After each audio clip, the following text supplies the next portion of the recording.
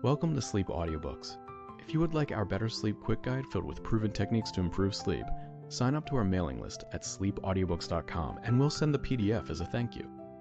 Subscribing and leaving a comment helps this channel more than you know, so please feel free to offer suggestions for future audiobooks or to just say hi.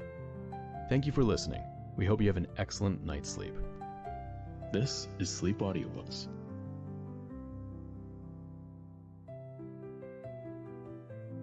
Treasure Island by Robert Louis Stevenson. This recording is by Mark Smith of Simpsonville, South Carolina. Dedication. To S.L.O., an American gentleman, in accordance with whose classic taste the following narrative has been designed, it is now, in return for numerous delightful hours, and with the kindest wishes, dedicated by his affectionate friend, the author. To the hesitating purchaser. If sailor tales to sailor tunes, storm and adventure, heat and cold, if schooners, islands, and maroons, and buccaneers and buried gold, and all the old romance retold exactly in the ancient way, can please, as me they pleased of old, the wiser youngsters of today, so be it, and fall on. If not, if studious youth no longer crave, his ancient appetites forgot, Kingston or Ballantyne the brave, or Cooper of the Wood and Wave, so be it also, and may I and all my pirates share the grave where these and their creations lie. Treasure Island. Part 1. The Old Buccaneer. Chapter 1. The Old Sea Dog at the Admiral Benbow.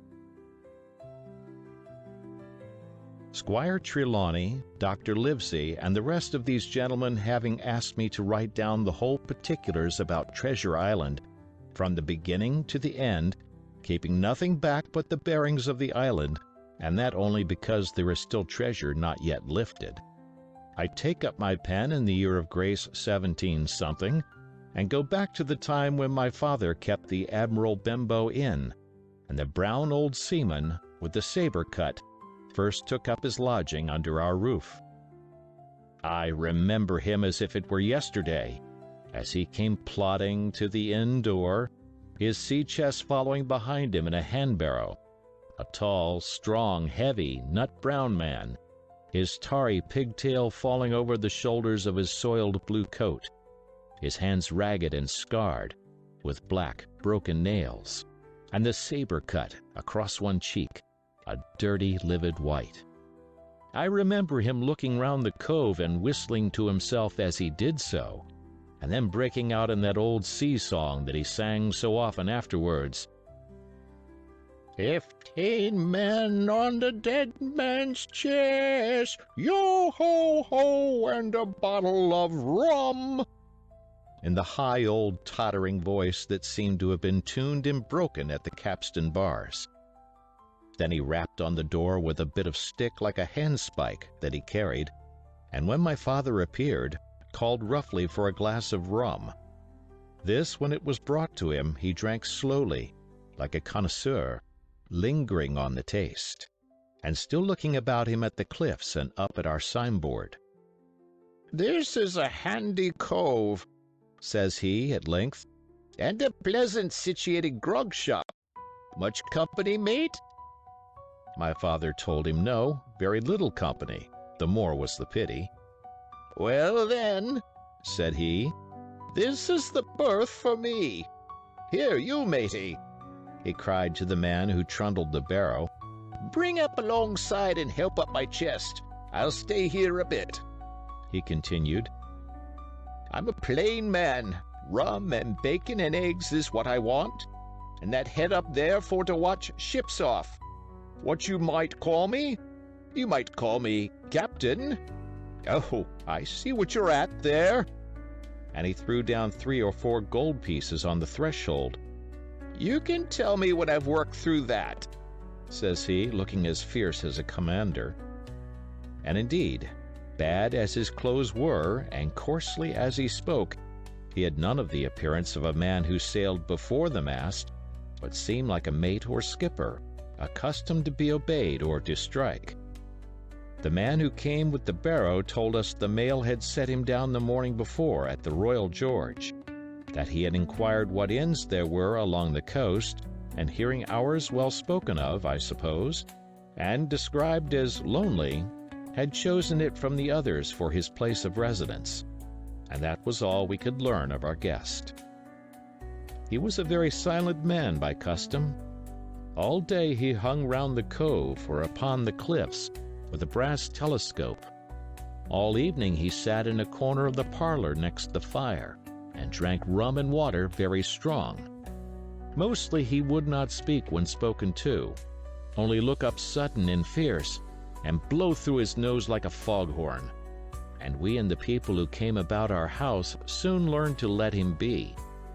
Every day, when he came back from his stroll, he would ask if any seafaring men had gone by along the road. At first we thought it was the want of company of his own kind that made him ask this question, but at last we began to see he was desirous to avoid them. When a seaman put up at the Admiral Benbow, as now and then some did, making by the coast road for Bristol, he would look in at him through the curtained door before he entered the parlor, and he was always sure to be as silent as a mouse when any such was present. For me, at least, there was no secret about the matter, for I was, in a way, a sharer in his alarms.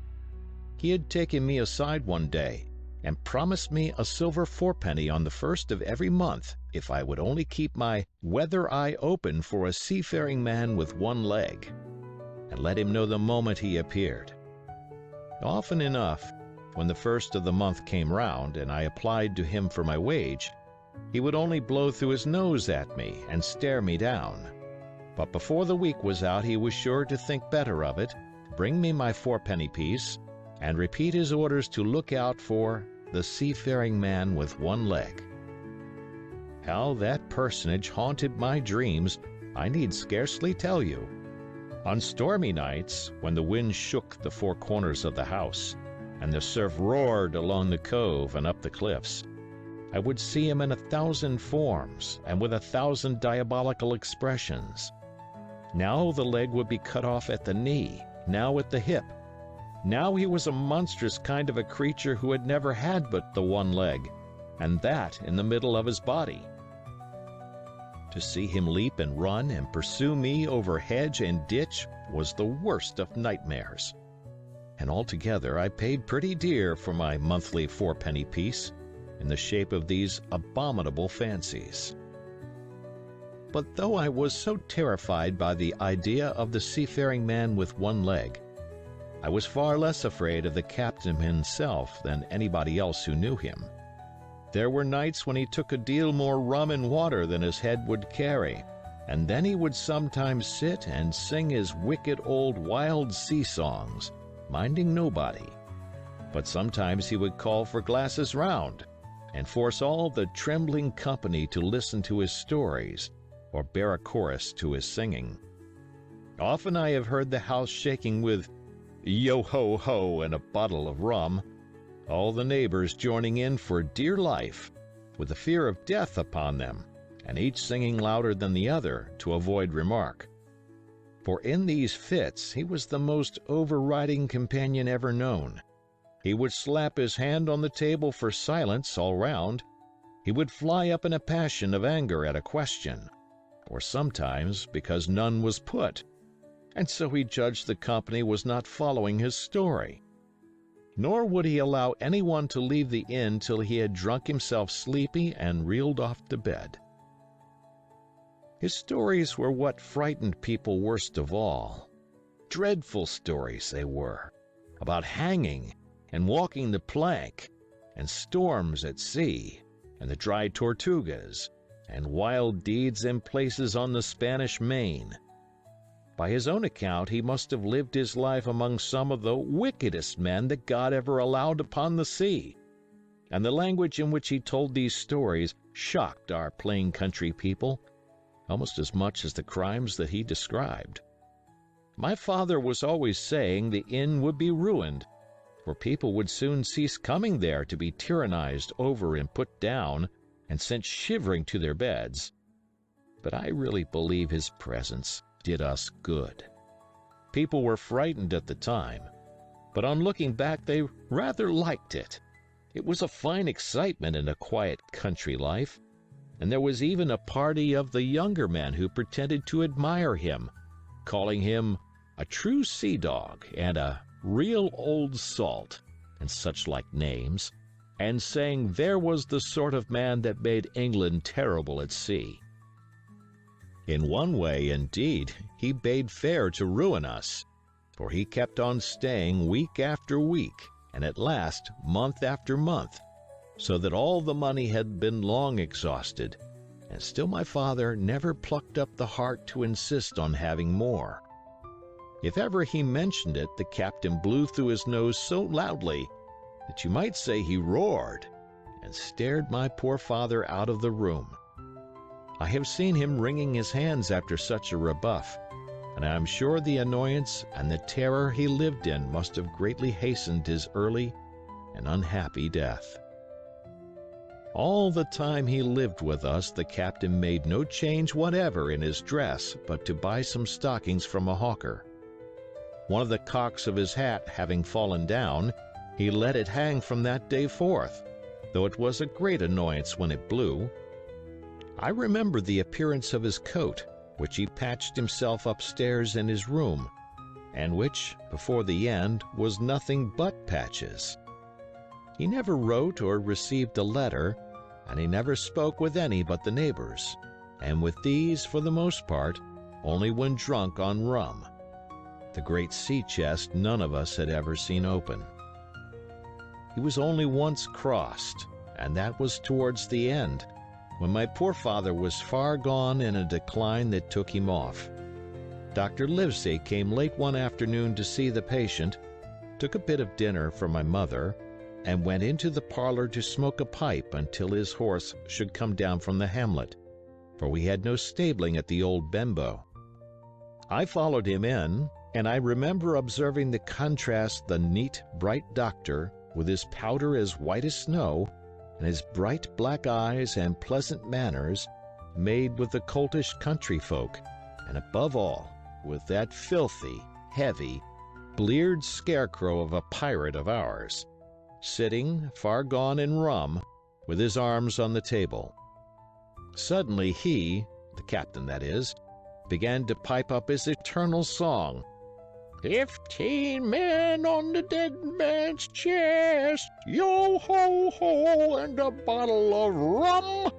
Drink and the devil have done for the rest, yo-ho-ho, and a bottle of rum. At first I had supposed the dead man's chest to be that identical big box of his upstairs in the front room, and the thought had been mingled in my nightmares with that of the one-legged seafaring man. But by this time we had all long ceased to pay any particular notice to the song.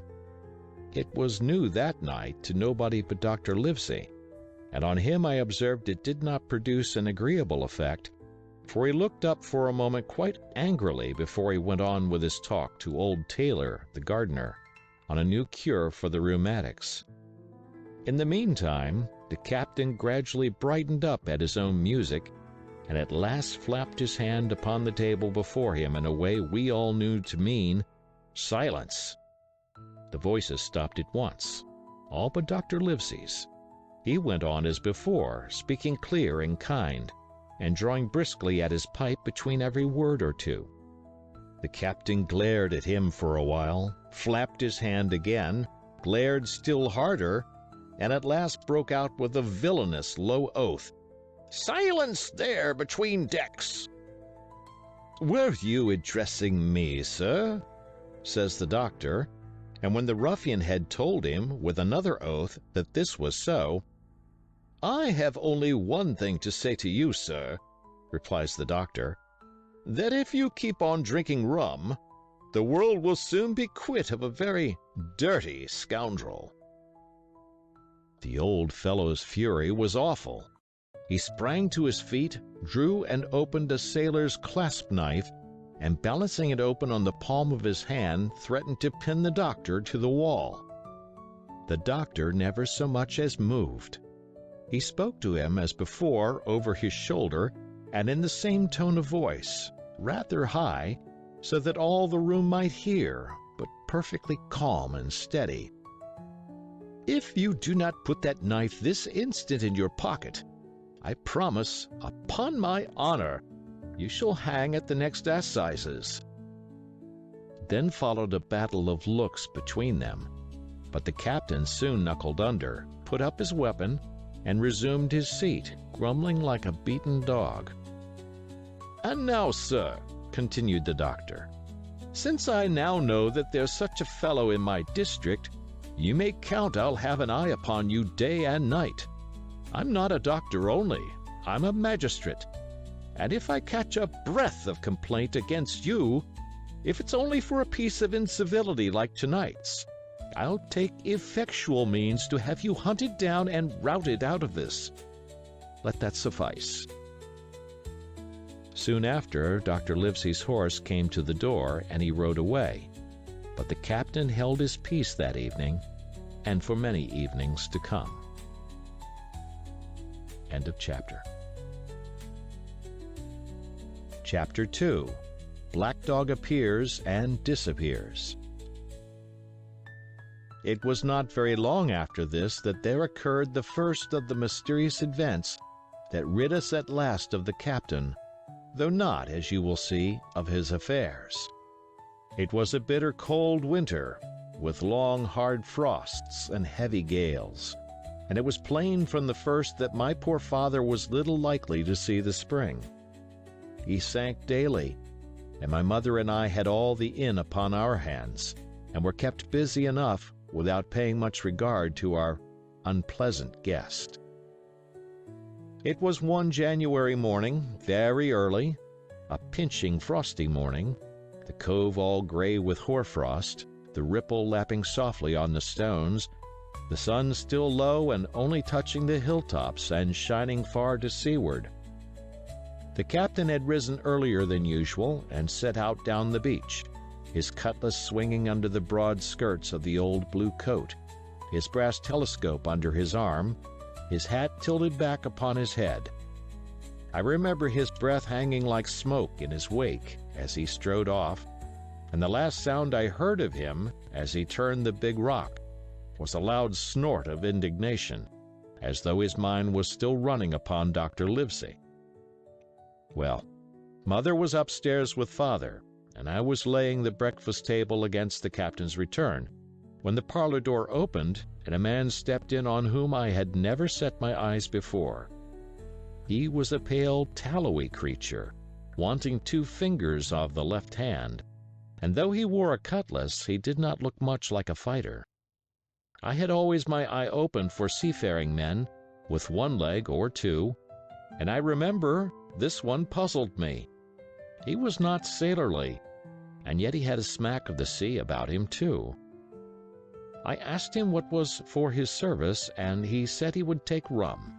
But as I was going out of the room to fetch it, he sat down upon a table and motioned me to draw near. I paused where I was with my napkin in my hand. "Come here, sonny," says he. "Come nearer here." I took a step nearer. "Is this here table for my mate, Bill?" he asked with a kind of leer. I told him I did not know his mate Bill, and this was for a person who stayed in our house, whom we called the captain. "Well," said he, "my mate Bill would be called the captain, as like as not. He has a cut on one cheek, and a mighty pleasant way with him, particularly in drink, has my mate Bill. We'll put it, for argument like, that your captain has a cut on one cheek, and we'll put it, if you like, that that cheek's the right one. Ah, well, I told you. Now, is my mate Bill in this here house?" I told him he was out walking. "Which way, sonny? Which way is he gone?" And when I had pointed out the rock and told him how the captain was likely to return, and how soon, and answered a few other questions, "Ah," said he, This'll be as good as drink to my mate, Bill." The expression of his face as he said these words was not at all pleasant, and I had my own reasons for thinking that the stranger was mistaken, even supposing he meant what he said. But it was no affair of mine, I thought, and besides, it was difficult to know what to do. The stranger kept hanging about just inside the inn door, peering around the corner like a cat waiting for a mouse. Once I stepped out myself into the road, but he immediately called me back, and as I did not obey quick enough for his fancy, a most horrible change came over his tallowy face, and he ordered me in, with an oath that made me jump. As soon as I was back again, he returned to his former manner, half fawning, half sneering, patted me on the shoulder, told me I was a good boy, and he had taken quite a fancy to me. "I have a son of my own," said he, "as like you as 2 blocks, and he's all the pride of my heart. But the great thing for boys is discipline, sonny, discipline. Now, if you had sailed along a Bill, you wouldn't have stood there to be spoke to twice, not you. That was never Bill's way, nor the way of such as sailed with him. And here, sure enough, is my mate Bill, with his spyglass under his arm, bless his old heart, to be sure. You and me'll just go back into the parlor, sonny, and get behind the door, and we'll give Bill a little surprise. Bless his heart, I say again." So saying, the stranger backed along with me into the parlor, and put me behind him in the corner, so that we were both hidden by the open door. I was very uneasy and alarmed, as you may fancy, and it rather added to my fears to observe that the stranger was certainly frightened himself. He cleared the hilt of his cutlass and loosened the blade in the sheath, and all the time we were waiting there he kept swallowing as if he felt what we used to call a lump in the throat. At last in strode the captain, slammed the door behind him, without looking to the right or left, and marched straight across the room to where his breakfast awaited him. "Bill," said the stranger, in a voice that I thought he had tried to make bold and big. The captain spun round on his heel and fronted us. All the brown had gone out of his face, and even his nose was blue. He had the look of a man who sees a ghost, or the evil one, or something worse, if anything can be. And, upon my word, I felt sorry to see him, all in a moment, turn so old and sick. "Come, Bill, you know me. You know an old shipmate, Bill, surely?" said the stranger. The captain made a sort of gasp. "Black Dog," said he. "And who else?" returned the other, getting more at his ease. "Black Dog as ever was, come for to see his old shipmate Billy at the Admiral Benbow Inn. Ah, Bill, Bill, we have seen a sight of times, us two, since I lost them 2 talons, holding up his mutilated hand. "Now look here," said the captain. "You've run me down. Here I am. Well then, speak up. What is it?" "That's you, Bill," returned Black Dog. "You're in the right of it, Billy. I'll have a glass of rum from this dear child here, as I've took such a liking to, and we'll sit down, if you please, and talk square, like old shipmates." When I returned with the rum, they were already seated on either side of the captain's breakfast table, Black Dog next to the door, and sitting sideways so as to have one eye on his old shipmate and one, as I thought, on his retreat. He bade me go and leave the door wide open. "None of your keyholes for me, sonny," he said, and I left them together and retired into the bar. For a long time, though, I certainly did my best to listen. I could hear nothing but a low gabbling. But at last the voices began to grow higher, and I could pick up a word or two, mostly oaths, from the captain. "No, no, no, no! and an end of it," he cried once. And again, "If it comes to swinging, swing all, say I." Then all of a sudden there was a tremendous explosion of oaths and other noises. The chair and table went over in a lump, a clash of steel followed, and then a cry of pain, and the next instant I saw Black Dog in full flight, and the captain hotly pursuing, both with drawn cutlasses, and the former streaming blood from the left shoulder. Just at the door, the captain aimed at the fugitive one last tremendous cut, which would certainly have split him to the chine had it not been intercepted by our big signboard of Admiral Benbow. You may see the notch on the lower side of the frame to this day. That blow was the last of the battle. Once out upon the road, Black Dog, in spite of his wound, showed a wonderful clean pair of heels and disappeared over the edge of the hill in half a minute. The captain, for his part, stood staring at the signboard like a bewildered man. Then he passed his hand over his eyes several times and at last turned back into the house. "Jim," says he, "rum!" And as he spoke, he reeled a little and caught himself with one hand against the wall. "Are you hurt?" cried I. "Rum," he repeated. "I must get away from here. Rum! Rum!"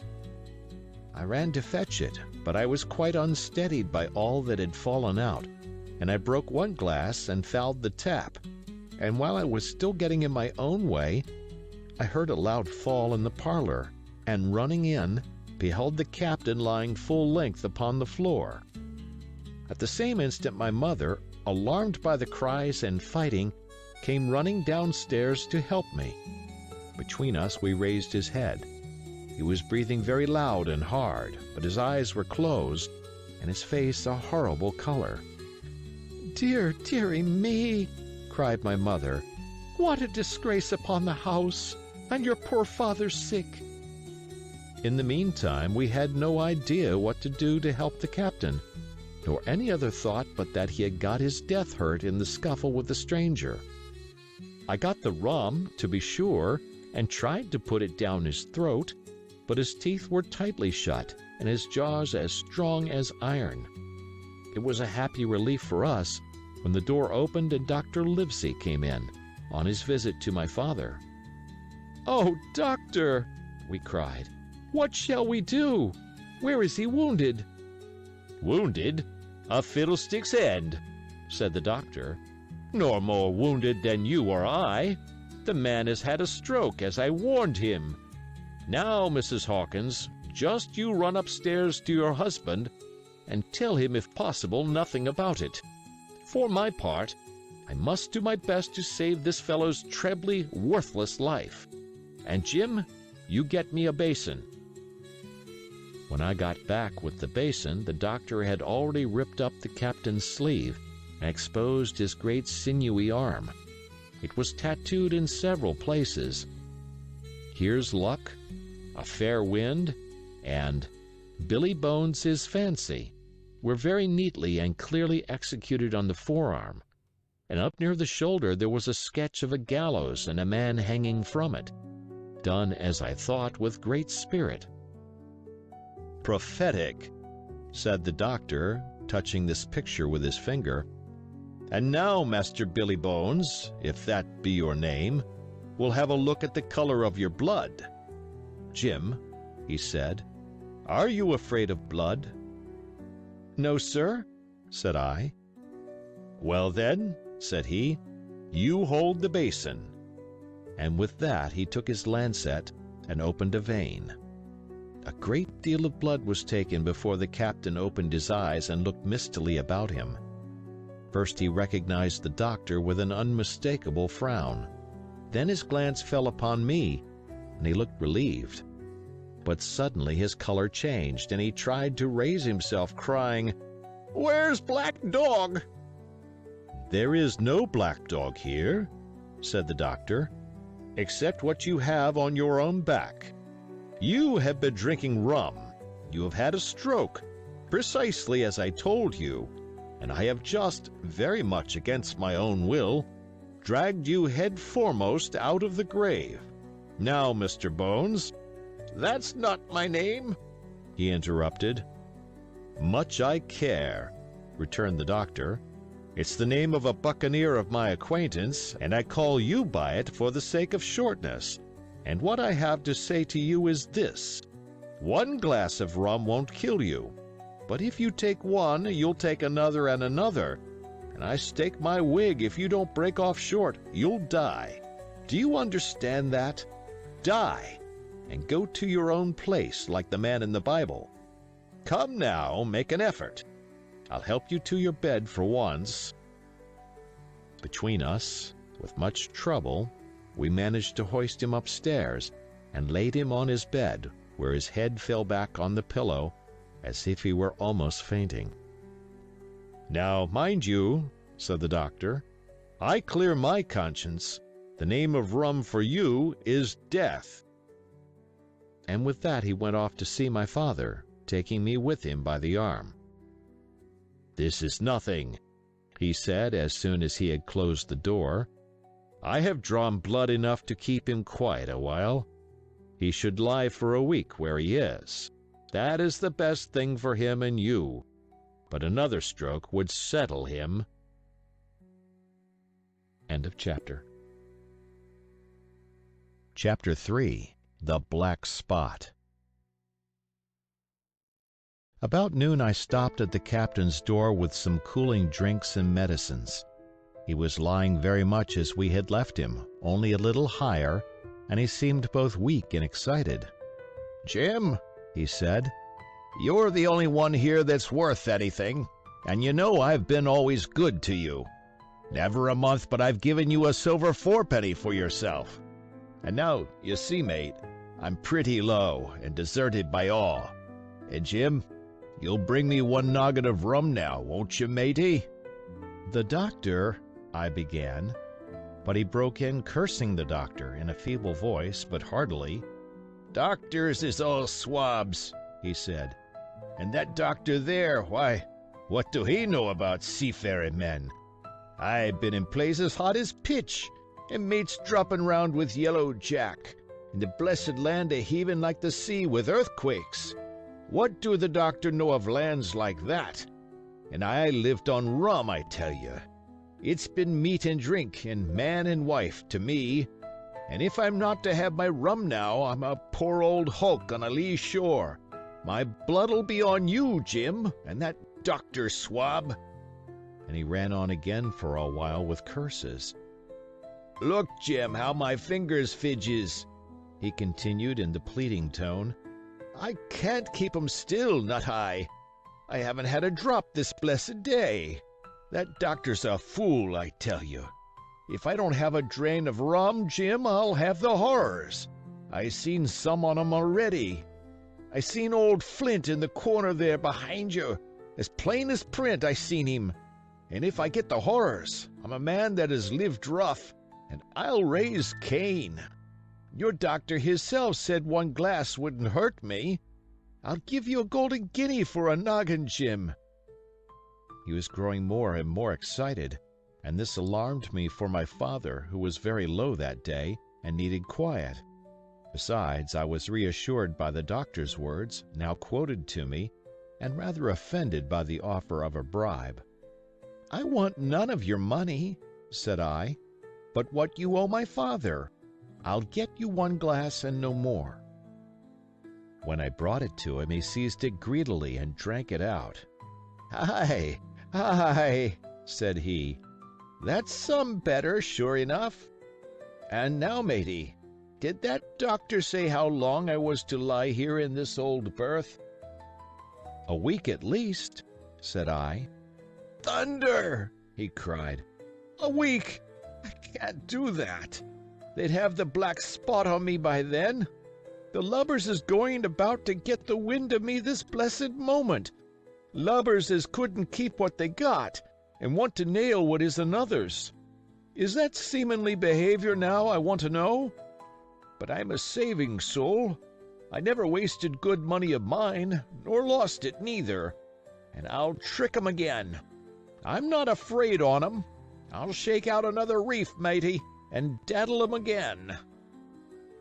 As he was thus speaking, he had risen from bed with great difficulty, holding to my shoulder with a grip that almost made me cry out, and moving his legs like so much dead weight. His words, spirited as they were in meaning, contrasted sadly with the weakness of the voice in which they were uttered. He paused when he had got into a sitting position on the edge. "That doctor's done me," he murmured. "My ears is singing. Lay me back." Before I could do much to help him, he had fallen back again to his former place, where he lay for a while silent. "Jim," he said at length, "you saw that seafaring man today?" "Black Dog?" I asked. "Ah, Black Dog," says he. "He's a bad 'un, but there's worse that put him on.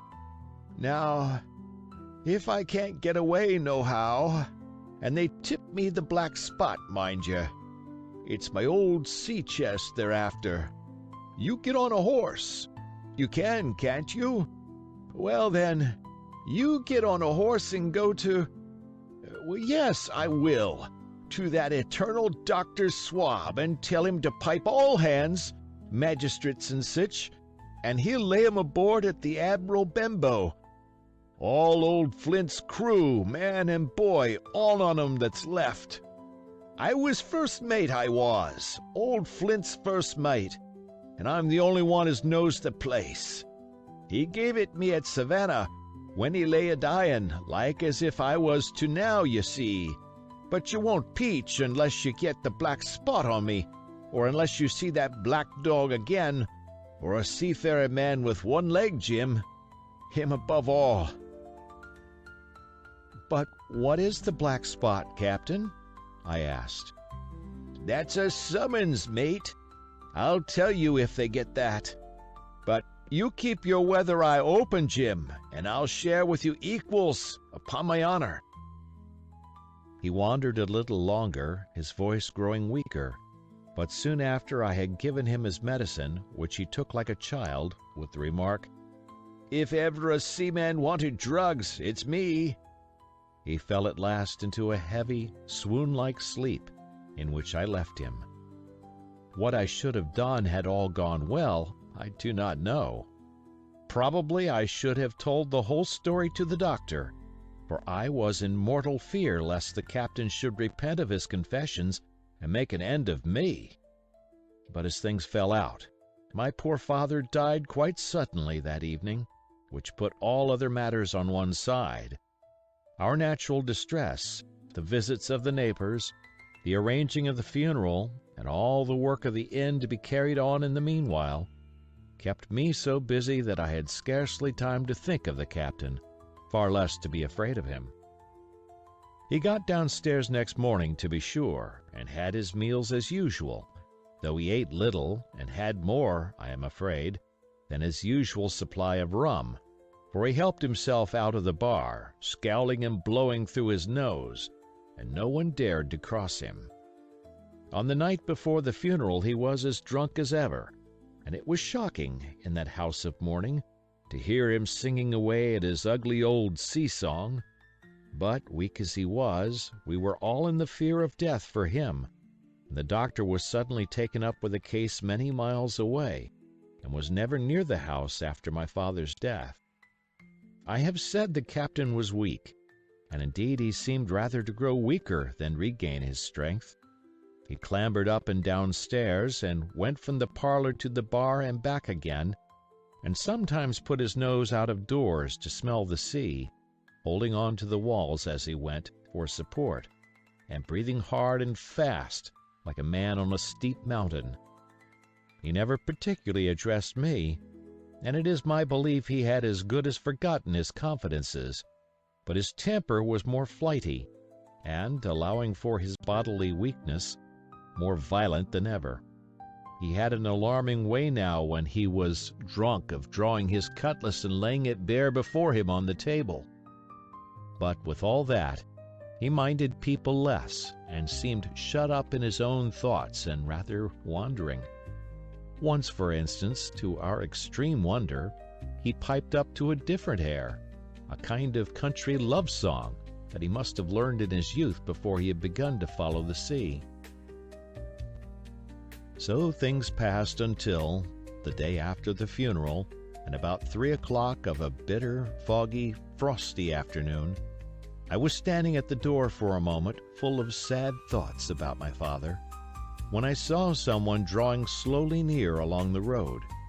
He was plainly blind, for he tapped before him with a stick, and wore a great green shade over his eyes and nose, and he was hunched, as if with age or weakness, and wore a huge old tattered sea cloak with a hood that made him appear positively deformed.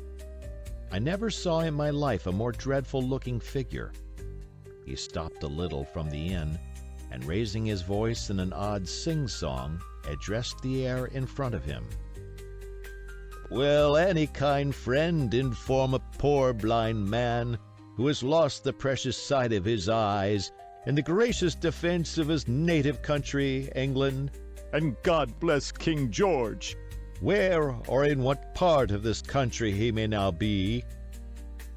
"You are at the Admiral Benbow, Black Hill Cove, my good man," said I. "I hear a voice," said he, "a young voice. Will you give me your hand, my kind young friend, and lead me in?" I held out my hand, and the horrible, soft-spoken, eyeless creature gripped it in a moment like a vice. I was so much startled that I struggled to withdraw, but the blind man pulled me close up to him with a single action of his arm. "Now, boy," he said, "take me in to the captain." "Sir," said I, "upon my word I dare not." "Oh," he sneered, "that's it. Take me straight in, or I'll break your arm." And he gave it, as he spoke, a wrench that made me cry out. "Sir," said I, "it is for yourself I mean. The captain is not what he used to be. He sits with a drawn cutlass. Another gentleman—" "Come now, march!" interrupted he, and I never heard a voice so cruel and cold and ugly as that blind man's. It cowed me more than the pain, and I began to obey him at once, walking straight in at the door and towards the parlor, where our sick old buccaneer was sitting, dazed with rum.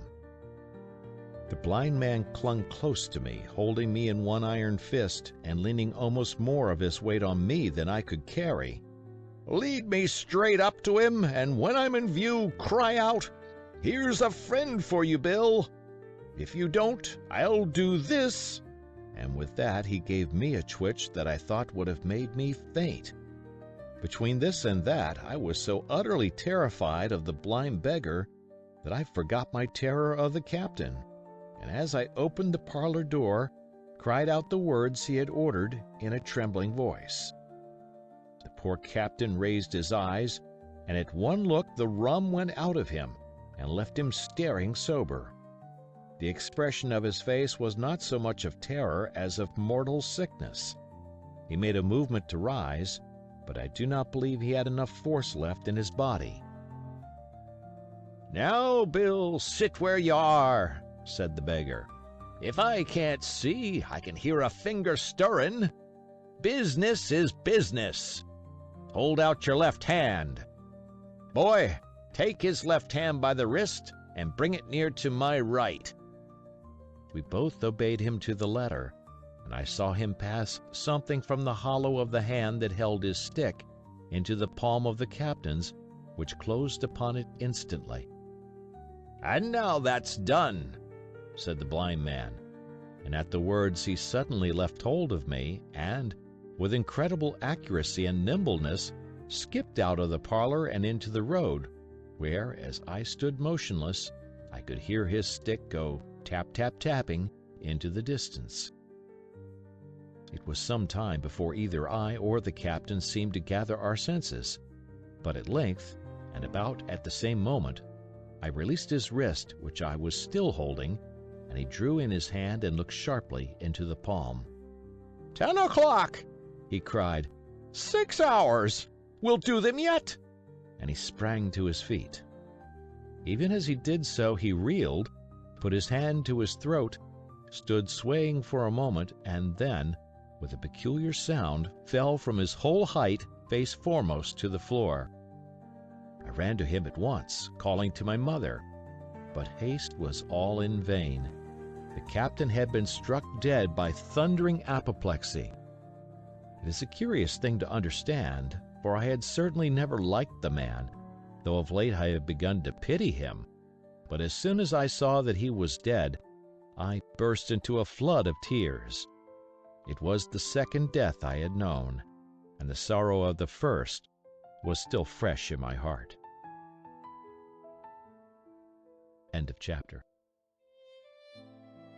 Chapter 4. The Sea Chest.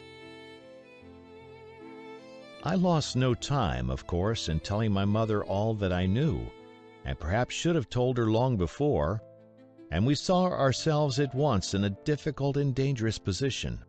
Some of the man's money, if he had any, was certainly due to us, but it was not likely that our captain's shipmates, above all the two specimens seen by me, Black Dog and the blind beggar, would be inclined to give up their booty in payment of the dead man's debts. The captain's order to mount at once and ride for Dr. Livesey would have left my mother alone and unprotected, which was not to be thought of. Indeed, it seemed impossible for either of us to remain much longer in the house. The fall of coals in the kitchen grate, the very ticking of the clock, filled us with alarms. The neighborhood, to our ears, seemed haunted by approaching footsteps, and what between the dead body of the captain on the parlor floor and the thought of that detestable blind beggar hovering near at hand and ready to return, there were moments when, as the saying goes, I jumped in my skin for terror. Something must speedily be resolved upon, and it occurred to us at last to go forth together and seek help in the neighboring hamlet. No sooner said than done. Bareheaded as we were, we ran out at once in the gathering evening and the frosty fog. The hamlet lay not many hundred yards away, though out of view, on the other side of the next cove, and what greatly encouraged me, it was in an opposite direction from that whence the blind man had made his appearance, and whither he had presumably returned. We were not many minutes on the road, though we sometimes stopped to lay hold of each other and hearken. But there was no unusual sound, nothing but the low wash of the ripple and the croaking of the inmates of the wood. It was already candlelight when we reached the hamlet, and I shall never forget how much I was cheered to see the yellow shine in doors and windows. But that, as it proved, was the best of the help we were likely to get in that quarter. For you would have thought men would have been ashamed of themselves. No soul would consent to return with us to the Admiral Benbow. The more we told of our troubles, the more, man, woman, and child, they clung to the shelter of their houses. The name of Captain Flint, though it was strange to me, was well enough known to some there, and carried a great weight of terror. Some of the men who had been to field work on the far side of the Admiral Benbow remembered, besides, to have seen several strangers on the road, and, taking them to be smugglers, to have bolted away, and one at least had seen a little lugger in what we called Kit's Hole. For that matter, anyone who was a comrade of the captain's was enough to frighten them to death. And the short and the long of the matter was, that while we could get several who were willing enough to ride to Dr. Livesey's, which lay in another direction, not one would help us to defend the inn. They say cowardice is infectious, but then argument is, on the other hand, a great emboldener. And so when each had said his say, my mother made them a speech. She would not, she declared, lose money that belonged to her fatherless boy. "If none of the rest of you dare," she said, "Jim and I dare. Back we will go, the way we came, and small thanks to you, big hulking, chicken-hearted men. We'll have that chest open if we die for it. And I'll thank you for that bag, Mrs. Crossley. to bring back our lawful money in. Of course, I said I would go with my mother, and of course they all cried out at our foolhardiness, but even then not a man would go along with us. All they would do was to give me a loaded pistol lest we were attacked, and to promise to have horses ready saddled in case we were pursued on our return, while one lad was to ride forward to the doctor's in search of armed assistance. My heart was beating finely when we two set forth in the cold night upon this dangerous venture. A full moon was beginning to rise and peered redly through the upper edges of the fog, and this increased our haste, for it was plain, before we came forth again, that all would be as bright as day, and our departure exposed to the eyes of any watchers. We slipped along the hedges, noiseless and swift, nor did we see or hear anything to increase our terrors, till, to our relief, the door of the Admiral Benbow had closed behind us. I slipped the bolt at once, and we stood and panted for a moment in the dark, alone in the house with the dead captain's body. Then my mother got a candle in the bar, and holding each other's hands, we advanced into the parlor. He lay as we had left him, on his back, with his eyes open, and one arm stretched out. "Draw down the blind, Jim," whispered my mother. "They might come and watch outside. And now," said she when I had done so, "we have to get the key off that. And who's to touch it, I should like to know?" And she gave a kind of sob as she said the words. I went down on my knees at once. On the floor close to his hand there was a little round of paper, blackened on the one side. I could not doubt that this was the Black Spot, and taking it up, I found written on the other side, in a very good, clear hand, this short message: "You have till 10 tonight." "He had till 10, Mother," said I, and just as I said it our old clock began striking. This sudden noise startled us shockingly, but the news was good, for it was only 6. "Now, Jim," she said, "that key." I felt in his pockets one after another.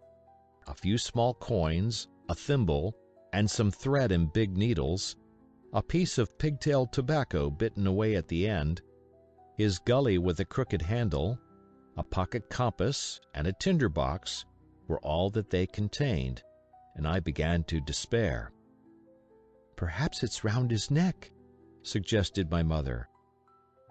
Overcoming a strong repugnance, I tore open his shirt at the neck, and there, sure enough, hanging to a bit of tarry string, which I cut with my own gully, we found the key.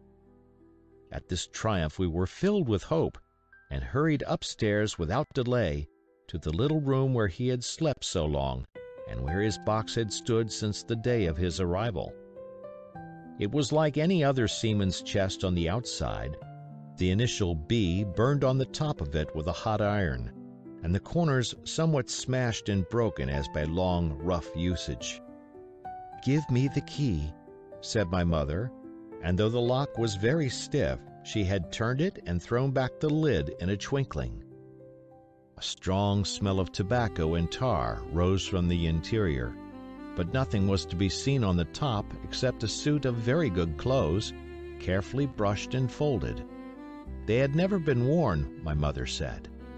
Under that, the miscellany began: a quadrant, a tin cannikin, several sticks of tobacco, 2 brace of very handsome pistols, a piece of bar silver, an old Spanish watch, and some other trinkets of little value and mostly of foreign make, a pair of compasses mounted with brass, and 5 or 6 curious West Indian shells. I have often wondered since why he should have carried about these shells with him in his wandering, guilty, and hunted life. In the meantime, we had found nothing of any value but the silver and the trinkets, and neither of these were in our way. Underneath there was an old boat cloak, whitened with sea salt on many a harbor bar. My mother pulled it up with impatience, and there lay before us the last things in the chest, a bundle tied up in oilcloth and looking like papers, and a canvas bag that gave forth at a touch the jingle of gold. "I'll show these rogues that I'm an honest woman," said my mother. "I'll have my dues and not a farthing over. Hold Mrs. Crossley's bag." And she began to count over the amount of the captain's score from the sailor's bag into the one that I was holding. It was a long, difficult business, for the coins were of all countries and sizes, doubloons and louis d'or, and guineas and pieces of 8, and I know not what besides, all shaken together at random. The guineas, too, were about the scarcest, and it was with these only that my mother knew how to make her count. When we were about halfway through, I suddenly put my hand upon her arm, for I had heard in the silent, frosty air a sound that brought my heart into my mouth, the tap-tapping of the blind man's stick upon the frozen road. It drew nearer and nearer while we sat holding our breath. Then it struck sharp on the inn door, and then we could hear the handle being turned, and the bolt rattling as the wretched being tried to enter, and then there was a long time of silence both within and without. At last the tapping recommenced, and to our indescribable joy and gratitude, died slowly away again until it ceased to be heard. "Mother," said I, "take the whole and let's be going," for I was sure the bolted door must have seemed suspicious, and would bring the whole hornet's nest about our ears, though how thankful I was that I had bolted it, none could tell who had never met that terrible blind man. But my mother, frightened as she was, would not consent to take a fraction more than was due to her, and was obstinately unwilling to be content with less. It was not yet 7, she said, by a long way. She knew her rights, and she would have them, and she was still arguing with me when a little low whistle sounded a good way off upon the hill. That was enough and more than enough for both of us. "I'll take what I have," she said, jumping to her feet. "And I'll take this to square the count," said I, picking up the oilskin packet. Next moment we were both groping downstairs, leaving the candle by the empty chest, and the next we had opened the door and were in full retreat. We had not started a moment too soon. The fog was rapidly dispersing. Already the moon shone quite clear on the high ground on either side, and it was only in the exact bottom of the dell and round the tavern door that a thin veil still hung unbroken to conceal the first steps of our escape. Far less than halfway to the hamlet, very little beyond the bottom of the hill, we must come forth into the moonlight. Nor was this all, for the sound of several footsteps running came already to our ears, and as we looked back in their direction, a light tossing to and fro and still rapidly advancing showed that one of the newcomers carried a lantern. "My dear," said my mother suddenly, "take the money and run on. I am going to faint." This was certainly the end for both of us, I thought. How I cursed the cowardice of the neighbors, how I blamed my poor mother for her honesty and her greed, for her past foolhardiness and present weakness. We were just at the little bridge, by good fortune, and I helped her, tottering as she was, to the edge of the bank, where, sure enough, she gave a sigh and fell on my shoulder. I do not know how I found the strength to do it at all, and I am afraid it was roughly done, but I managed to drag her down the bank and a little way under the arch. Farther I could not move her, for the bridge was too low to let me do more than crawl below it. So there we had to stay, my mother almost entirely exposed, and both of us within earshot of the inn. End of chapter. Chapter 5. The Last of the Blind Man. My curiosity, in a sense, was stronger than my fear, for I could not remain where I was, but crept back to the bank again, whence, sheltering my head behind a bush of broom, I might command the road before our door. I was scarcely in position ere my enemies began to arrive, 7 or 8 of them, running hard, their feet beating out of time along the road, and the man with the lantern some paces in front. 3 men ran together, hand in hand, and I made out, even through the mist, that the middle man of this trio was the blind beggar. The next moment his voice showed me that I was right. "Down with the door!" he cried. "Aye, aye, sir," answered 2 or 3, and a rush was made upon the Admiral Benbow, the lantern-bearer following, and then I could see them pause, and hear speeches passed in a lower key, as if they were surprised to find the door open. But the pause was brief, for the blind man again issued his commands. His voice sounded louder and higher, as if he were afire with eagerness and rage. "In, in, in!" he shouted, and cursed them for their delay. 4 or 5 of them obeyed at once, 2 remaining on the road with the formidable beggar. There was a pause, then a cry of surprise, and then a voice shouting from the house, "Bill's dead!" But the blind man swore at them again for their delay. "Search him, some of you shirking lubbers, and the rest of you aloft and get the chest!" he cried. I could hear their feet rattling up our old stairs, so that the house must have shook with it. Promptly afterwards, fresh sounds of astonishment arose. The window of the captain's room was thrown open with a slam and a jingle of broken glass, and a man leaned out into the moonlight, head and shoulders, and addressed the blind beggar on the road below him. "Pew!" he cried. "They've been before us. Someone's turned the chest out alow in the loft." "Is it there?" roared Pew. "The money's there." The blind man cursed the money. "Flint's fist, I mean!" he cried. "We don't see it here nohow," returned the man. "Here, you below there, is it on Bill?" cried the blind man again. At that, another fellow, probably him who had remained below to search the captain's body, came to the door of the inn. "Bill's been overhauled already," said he. "Nothing left." "It's these people of the inn. It's that boy. I wish I had put his eyes out," cried the blind man, Pew. "They were here no time ago. They had the door bolted when I tried it. Scatter, lads, and find 'em." "Sure enough, they left their glim here," said the fellow from the window. "Scatter and find 'em. Rout the house out," reiterated Pew, striking with his stick upon the road. Then there followed a great to-do through all our old inn, heavy feet pounding to and fro, furniture thrown over, doors kicked in, until the very rocks re-echoed, and the men came out again, one after another, on the road, and declared that we were nowhere to be found. And just then the same whistle that had alarmed my mother and myself over the dead captain's money was once more clearly audible through the night, but this time twice repeated. I had thought it to be the blind man's trumpet, so to speak, summoning his crew to the assault, but I now found that it was a signal from the hillside towards the hamlet, and, from its effect upon the buccaneers, a signal to warn them of approaching danger. "There's Dirk again," said one. "Twice. We'll have to budge, mates." "Budge, you skulk!" cried Pew.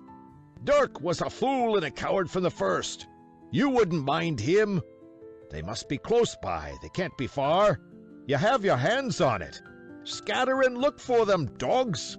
Oh, shiver my soul," he cried, "if I had eyes." This appeal seemed to produce some effect, for 2 of the fellows began to look here and there among the lumber, but half-heartedly, I thought, and with half an eye to their own danger all the time, while the rest stood irresolute on the road. "You have your hands on thousands, you fools, and you hang a leg. You'd be as rich as kings if you could find it, and you know it's here, and you stand there skulking. There wasn't one of you dared face Bill, and I did it, a blind man. And I'm to lose my chance for you. I'm to be a poor crawling beggar sponging for rum when I might be rolling in a coach. If you had the pluck of a weevil and a biscuit, you would catch them still." "Hang it, Pew, we've got the doubloons," grumbled one. "They might have hid the blessed thing," said another. "Take the Georges, Pew, and don't stand here squalling." Squalling was the word for it. Pew's anger rose so high at these objections, till at last, his passion completely taking the upper hand, he struck at them right and left in his blindness, and his stick sounded heavily on more than one. Those, in their turn, cursed back at the blind miscreant, threatened him in horrid terms, and tried in vain to catch the stick and wrest it from his grasp.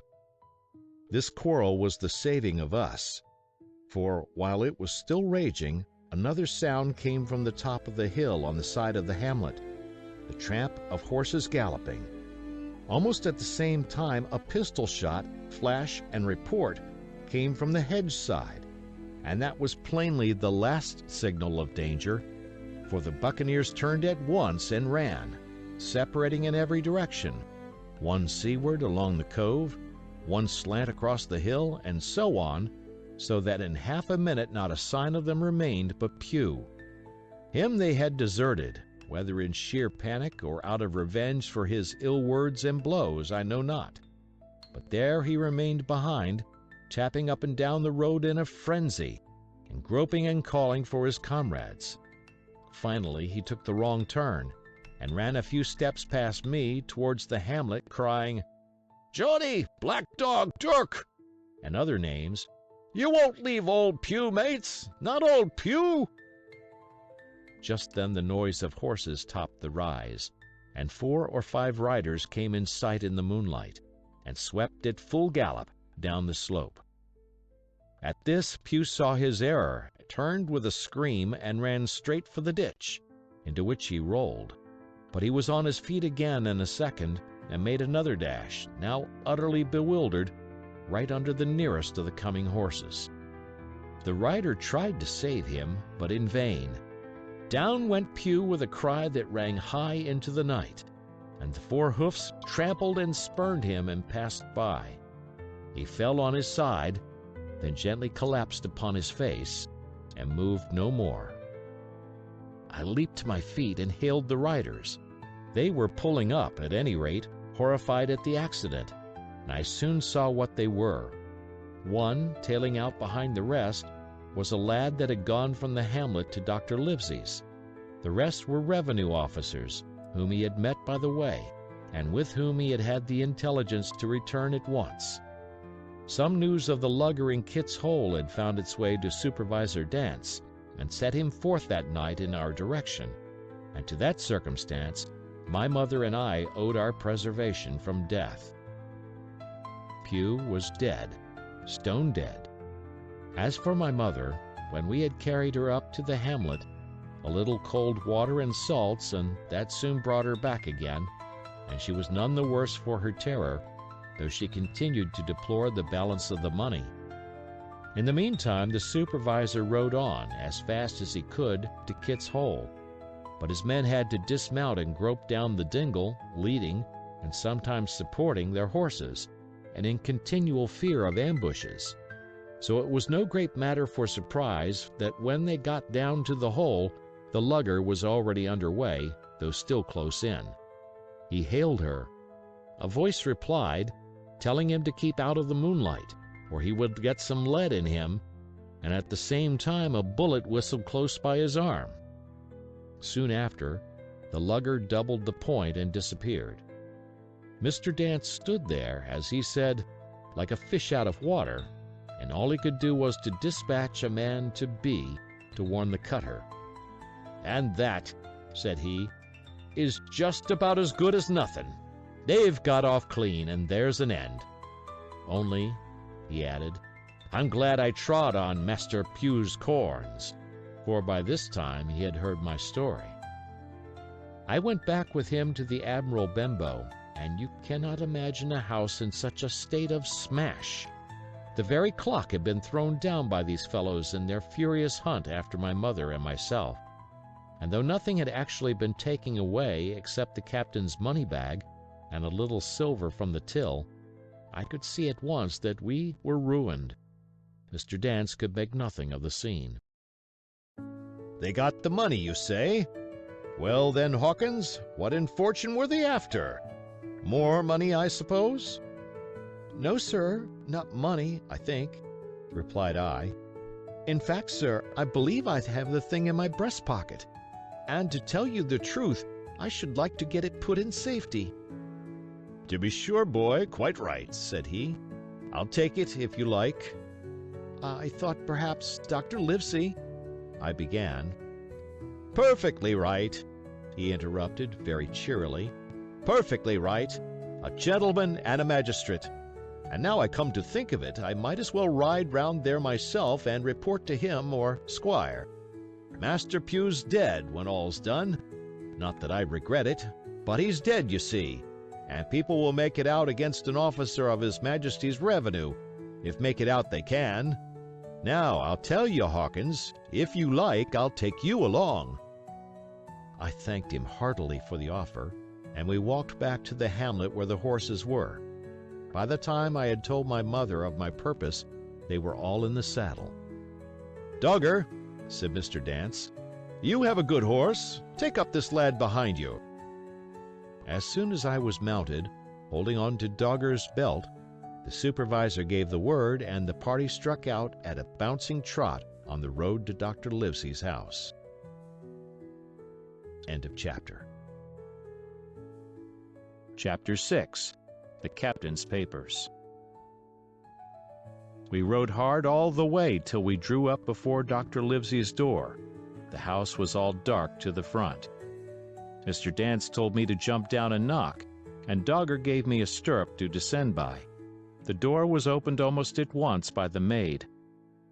"Is Dr. Livesey in?" I asked. No, she said, he had come home in the afternoon, but had gone up to the hall to dine and pass the evening with the squire. "So there we go, boys," said Mr. Dance. This time, as the distance was short, I did not mount, but ran with Dogger's stirrup leather to the lodge gates and up the long, leafless, moonlit avenue to where the white line of the hall buildings looked on either hand on great old gardens. Here Mr. Dance dismounted, and, taking me along with him, was admitted at a word into the house. The servant led us down a matted passage and showed us at the end into a great library, all lined with bookcases and busts upon the top of them, where the squire and Dr. Livesey sat, pipe in hand, on either side of a bright fire. I had never seen the squire so near at hand. He was a tall man, over 6 feet high, and broad in proportion, and he had a bluff, rough-and-ready face, all roughened and reddened and lined in his long travels. His eyebrows were very black and moved readily, and this gave him a look of some temper, not bad, you would say, but quick and high. "Come in, Mr. Dance," says he, very stately and condescending. "Good evening, Dance," says the doctor with a nod. "And good evening to you, friend Jim. What good wind brings you here?" The supervisor stood up straight and stiff and told his story like a lesson, and you should have seen how the two gentlemen leaned forward and looked at each other, and forgot to smoke in their surprise and interest. When they heard how my mother went back to the inn, Dr. Livesey fairly slapped his thigh, and the squire cried, "Bravo!" and broke his long pipe against the grate. Long before it was done, Mr. Trelawney, that, you will remember, was the squire's name, had got up from his seat and was striding about the room, and the doctor, as if to hear the better, had taken off his powdered wig and sat there looking very strange indeed, with his own close-cropped black poll. At last Mr. Dance finished the story. "Mr. Dance," said the squire, "you are a very noble fellow, and as for riding down that black, atrocious miscreant, I regard it as an act of virtue, sir, like stamping on a cockroach. This lad Hawkins is a trump, I perceive. Hawkins, will you ring that bell? Mr. Dance must have some ale." And so, Jim, said the doctor. "You have the thing that they were after, have you?" "Here it is, sir," said I, and gave him the oilskin packet. The doctor looked it all over, as if his fingers were itching to open it, but instead of doing that, he put it quietly in the pocket of his coat. "Squire," said he, "when Dance has had his ale, he must, of course, be off on his Majesty's service. But I mean to keep Jim Hawkins here to sleep at my house, and with your permission, I propose we should have up the cold pie and let him sup." "As you will, Livesey," said the squire.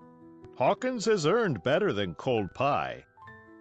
So a big pigeon pie was brought in and put on a side table, and I made a hearty supper, for I was as hungry as a hawk, while Mr. Dance was further complimented and at last dismissed. "And now, squire," said the doctor. "And now, Livesey," said the squire in the same breath. "One at a time, one at a time," laughed Dr. Livesey. "You have heard of this Flint, I suppose?" "Heard of him?" cried the squire. "Heard of him, you say? He was the bloodthirstiest buccaneer that sailed. Blackbeard was a child to Flint. The Spaniards were so prodigiously afraid of him that I tell you, sir, I was sometimes proud he was an Englishman. I've seen his topsails with these eyes off Trinidad, and the cowardly son of a rum puncheon that I sailed with put back, sir, into port of Spain." "Well, I've heard of him myself in England," said the doctor. "But the point is, had he money?" "Money!" cried the squire. "Have you heard the story?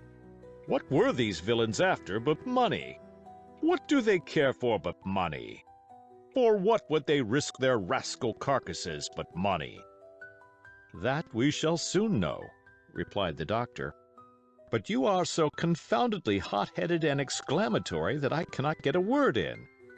What I want to know is this: supposing that I have here in my pocket some clue to where Flint buried his treasure, will that treasure amount to much?" "Amount, sir!" cried the squire. "It will amount to this. If we have the clue you talk about, I fit out a ship in Bristol dock and take you and Hawkins here along, and I'll have that treasure if I search a year." "Very well," said the doctor. "Now then, if Jim is agreeable, we'll open the packet." And he laid it before him on the table. The bundle was sewn together, and the doctor had to get out his instrument case and cut the stitches with his medical scissors. It contained two things, a book and a sealed paper.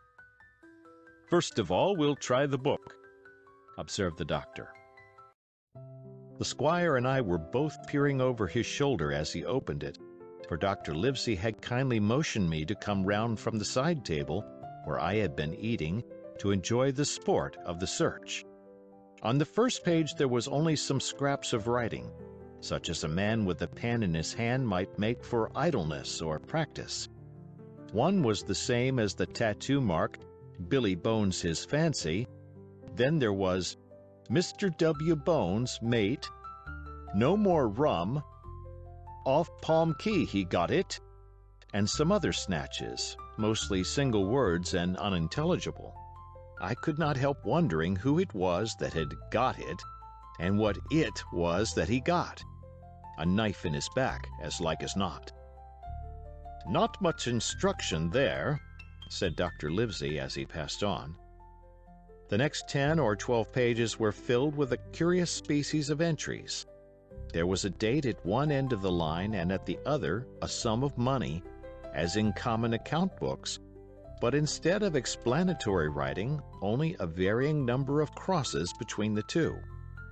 On the 12th of June, 1745, for instance, a sum of £70 had plainly become due to someone, and there was nothing but 6 crosses to explain the cause.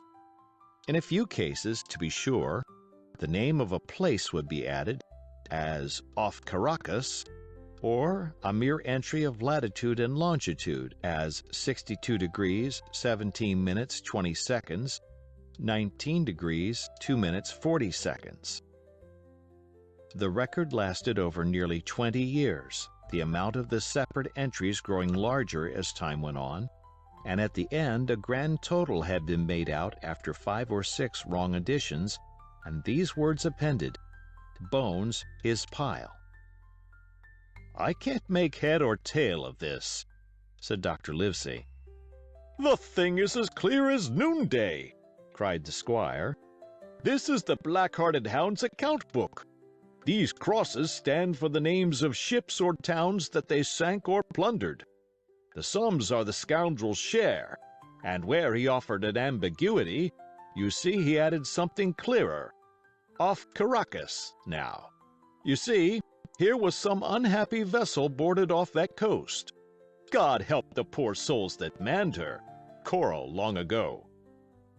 "Right," said the doctor. "See what it is to be a traveler. Right. And the amounts increase, you see, as he rose in rank."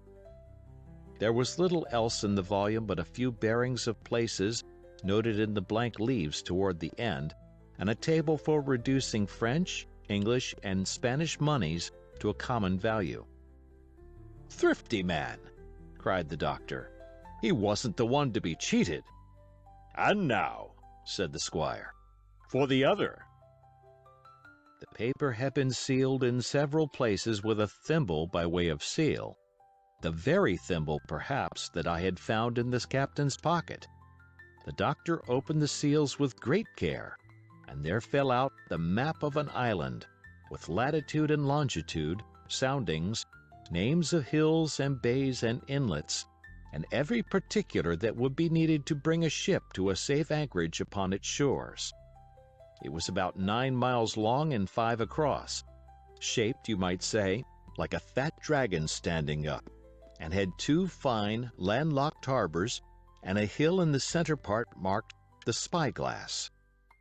There were several editions of a later date, but above all, 3 crosses of red ink, 2 on the north part of the island, 1 in the southwest, and beside this last, in the same red ink, and in a small, neat hand, very different from the captain's tottery characters, these words: "Bulk of treasure here."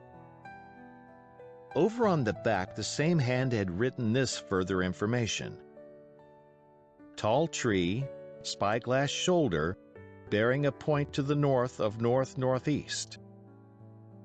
Skeleton Island, east-southeast and by east. 10 feet. The bar silver is in the north cache. You can find it by the trend of the east hummock, 10 fathoms south of the black crag with the face on it. The arms are easy found in the sandhill, north point of North Inlet Cape, bearing east and a quarter north. J.F." That was all, but brief as it was, and to me incomprehensible, it filled the squire and Dr. Livesey with delight. "Livesey," said the squire, "you will give up this wretched practice at once. Tomorrow I start for Bristol. In 3 weeks' time, 3 weeks, 2 weeks, 10 days, we'll have the best ship, sir, and the choicest crew in England. Hawkins shall come as cabin boy. You'll make a famous cabin boy, Hawkins. You, Livesey, are ship's doctor. I am admiral. We'll take Redruth, Joyce, and Hunter. We'll have favorable winds, a quick passage, and not the least difficulty in finding the spot, and money to eat, to roll in, to play duck and drake with ever after." "Trelawney," said the doctor, "I'll go with you, and I'll go bail for it, so will Jim, and be a credit to the undertaking. There's only one man I'm afraid of." "And who's that?" cried the squire. "Name the dog, sir." "You," replied the doctor, "for you cannot hold your tongue. We are not the only men who know of this paper. These fellows who attacked the inn tonight, bold, desperate blades for sure, and the rest who stayed aboard that lugger, and more, I dare say, not far off, are, one and all, through thick and thin, bound that they'll get that money. We must none of us go alone till we get to sea. Jim and I shall stick together in the meanwhile. You'll take Joyce and Hunter when you ride to Bristol, and from first to last, not one of us must breathe a word of what we found." "Livesey," returned the squire, "you were always in the right of it. I'll be as silent as the grave." End of chapter. Part 2. The Sea Cook. Chapter 7. I Go to Bristol. It was longer than the squire imagined ere we were ready for the sea, and none of our first plans, not even Dr. Livesey's, of keeping me beside him, could be carried out as we intended. The doctor had to go to London for a physician to take charge of his practice. The squire was hard at work at Bristol, and I lived on at the Hall under the charge of old Redruth, the gamekeeper, almost a prisoner, but full of sea dreams and the most charming anticipations of strange islands and adventures. I brooded by the hour together over the map, all the details of which I well remembered. Sitting by the fire in the housekeeper's room, I approached that island in my fancy from every possible direction. I explored every acre of its surface. I climbed 1,000 times to that tall hill they call the Spyglass, and from the top enjoyed the most wonderful and changing prospects. Sometimes the isle was thick with savages, with whom we fought, sometimes full of dangerous animals that hunted us. But in all my fancies, nothing occurred to me so strange and tragic as our actual adventures. So the weeks passed on, till one fine day there came a letter addressed to Dr. Livesey with this addition, to be opened, in the case of his absence, by Tom Redruth or young Hawkins. Obeying this order, we found, or rather I found, for the gamekeeper was a poor hand at reading anything but print, the following important news. Old Anchor Inn, Bristol, March 1st. Dear Livesey, as I do not know whether you are at the Hall or still in London, I send this in double to both places. The ship is bought and fitted. She lies at anchor, ready for sea. You never imagined a sweeter schooner. A child might sail her. 200 tons. Name? Hispaniola. I got her through my old friend Blandley, who has proved himself throughout the most surprising trump. The admirable fellow literally slaved in my interest, and so, I may say, did everyone in Bristol, as soon as they got wind of the port we sailed for. Treasure, I mean. Redruth, said I, interrupting the letter, Dr. Livesey will not like that. The squire has been talking after all. Well, who's the better right? Growled the gamekeeper. A pretty rum go if squire ain't to talk for Dr. Livesey, I should think. At that, I gave up all attempts at commentary and read straight on. Blandley himself found the Hispaniola, and by the most admirable management got her for the merest trifle. There is a class of men in Bristol monstrously prejudiced against Blandley. They go the length of declaring that this honest creature would do anything for money, that the Hispaniola belonged to him, and that he sold it me absurdly high. The most transparent calumnies. None of them dare, however, to deny the merits of the ship. So far there was not a hitch. The workpeople, to be sure, riggers and what not, were most annoyingly slow, but time cured that. It was the crew that troubled me. I wished a round score of men, in case of natives, buccaneers, or the odious French, and I had the worry of the deuce itself to find so much as half a dozen, till the most remarkable stroke of fortune brought me the very man that I required. I was standing on the dock when, by the merest accident, I fell in talk with him. I found he was an old sailor, kept a public house, knew all the seafaring men in Bristol, had lost his health ashore, and wanted a good berth as cook to get to sea again. He had hobbled down there that morning, he said, to get a smell of the salt. I was monstrously touched. So would you have been, and out of pure pity, I engaged him on the spot to be ship's cook. Long John Silver, he is called, and has lost a leg. But that I regarded as a recommendation, since he lost it in his country's service under the immortal Hawk. He has no pension, Livesey. Imagine the abominable age we live in. Well, sir, I thought I had only found a cook, but it was a crew I had discovered. Between Silver and myself, we got together in a few days a company of the toughest old salts imaginable. Not pretty to look at, but fellows, by their faces, of the most indomitable spirit. I declare we could fight a frigate. Long John even got rid of 2 out of the 6 or 7 I had already engaged. He showed me in a moment that they were just the sort of freshwater swabs we had to fear in an adventure of importance. I am in the most magnificent health and spirits, eating like a bull, sleeping like a tree. Yet I shall not enjoy a moment till I hear my old tarpaulins tramping round the capstan. Seaward, ho! Hang the treasure! It's the glory of the sea that has turned my head. So now, Livesey, come post. Do not lose an hour, if you respect me. Let young Hawkins go at once to see his mother, with Redruth for a guard, and then both come full speed to Bristol. John Trelawney. Postscript.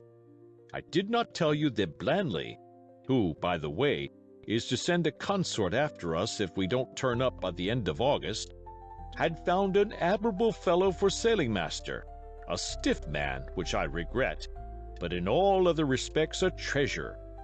Long John Silver unearthed a very competent man for a mate, a man named Arrow. I have a boatswain who pipes, Livesey, so things shall go man-o'-war fashion on board the good ship Hispaniola. I forgot to tell you that Silver is a man of substance.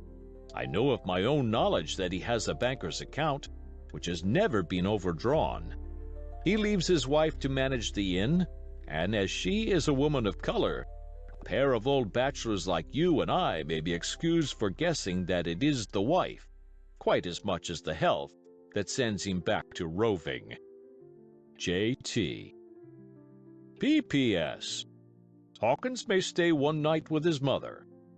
J.T. You can fancy the excitement into which that letter put me. I was half beside myself with glee, and if ever I despised a man, it was old Tom Redruth, who could do nothing but grumble and lament. Any of the under gamekeepers would gladly have changed places with him, but such was not the squire's pleasure, and the squire's pleasure was like law among them all. Nobody but old Redruth would have dared so much as even to grumble. The next morning he and I set out on foot for the Admiral Benbow, and there I found my mother in good health and spirits. The captain, who had so long been a cause of so much discomfort, was gone where the wicked cease from troubling. The squire had had everything repaired, and the public rooms and the sign repainted, and had added some furniture. Above all, a beautiful armchair for mother in the bar. He had found her a boy as an apprentice also, so that she should not want help while I was gone. It was on seeing that boy that I understood for the first time my situation. I had thought up to that moment of the adventures before me, not at all of the home that I was leaving, and now, at sight of this clumsy stranger, who was to stay here in my place beside my mother, I had my first attack of tears. I am afraid I led that boy a dog's life, for as he was new to the work, I had 100 opportunities of setting him right and putting him down, and I was not slow to profit by them. The night passed, and the next day, after dinner, Redruth and I were afoot again and on the road. I said goodbye to Mother and the cove where I had lived since I was born, and the dear old Admiral Benbow, since he was repainted, no longer quite so dear. One of my last thoughts was of the captain, who had so often strode along the beach with his cocked hat, his saber-cut cheek, and his old brass telescope. Next moment we had turned the corner, and my home was out of sight. The mail picked us up about dusk at the Royal George on the Heath. I was wedged in between Redruth and a stout old gentleman, and in spite of the swift motion and the cold night air, I must have dozed a great deal from the very first, and then slept like a log uphill and down dale through stage after stage, for when I was awakened at last it was by a punch in the ribs, and I opened my eyes to find that we were standing still before a large building in the city street, and that the day had already broken a long time. "Where are we?" I asked. "Bristol," said Tom. "Get down." Mr. Trelawney had taken up his residence at an inn far down the docks to superintend the work upon the schooner. Thither we had now to walk, and our way, to my great delight, lay along the quays and beside the great multitude of ships of all sizes and rigs and nations. In one, sailors were singing at their work.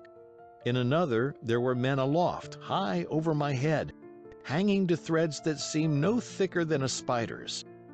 Though I had lived by the shore all my life, I seemed never to have been near the sea till then. The smell of tar and salt was something new. I saw the most wonderful figureheads that had all been far over the ocean. I saw besides many old sailors with rings in their ears and whiskers curled in ringlets and tarry pigtails and their swaggering, clumsy sea walk. And if I had seen as many kings or archbishops, I could not have been more delighted. And I was going to sea myself, to sea in a schooner, with a piping boatswain and pigtailed singing seaman, to sea, bound for an unknown island, and to seek for buried treasure. While I was still in this delightful dream, we came suddenly in front of a large inn and met Squire Trelawney, all dressed out like a sea officer, in stout blue cloth, coming out of the door with a smile on his face and a capital imitation of a sailor's walk. "Here you are," he cried, "and the doctor came last night from London. Bravo! The ship's company complete." "Oh, sir," cried I, "when do we sail?" "Sail," says he. "We sail tomorrow." End of chapter.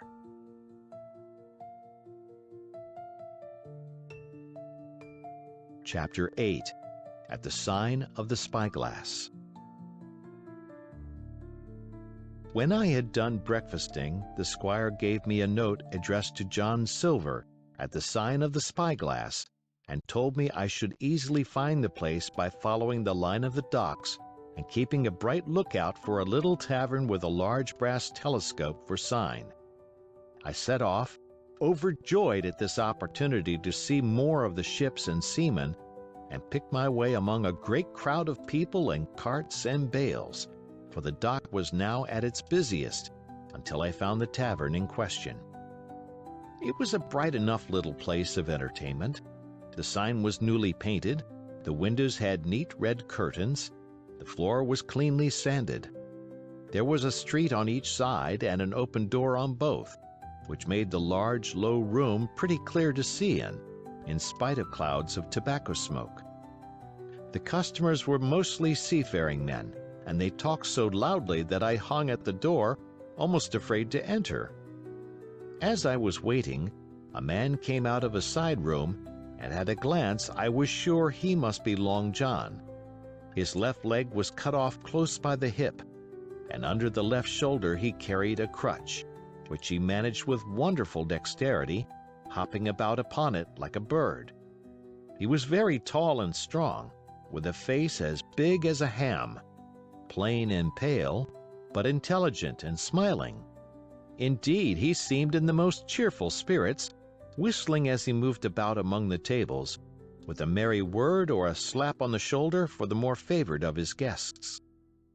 Now, To tell you the truth, from the very first mention of Long John in Squire Trelawney's letter, I had taken a fear in my mind that he might prove to be the very one-legged sailor whom I had watched for so long at the old Benbow. But one look at the man before me was enough. I had seen the captain, and Black Dog, and the blind man Pew, and I thought I knew what a buccaneer was like. A very different creature, according to me, from this clean and pleasant-tempered landlord. I plucked up courage at once, crossed the threshold, and walked right up to the man where he stood, propped on his crutch, talking to a customer. "Mr. Silver, sir?" I asked, holding out the note. "Yes, my lad," said he. "Such is my name, to be sure. And who may you be?" And then, as he saw the squire's letter, he seemed to me to give something almost like a start. "Oh," said he quite loud, and offering his hand. "I see. You are our new cabin boy. Pleased I am to see you." And he took my hand in his large, firm grasp. Just then one of the customers at the far side rose suddenly and made for the door. It was close by him, and he was out in the street in a moment. But his hurry had attracted my notice, and I recognized him at glance.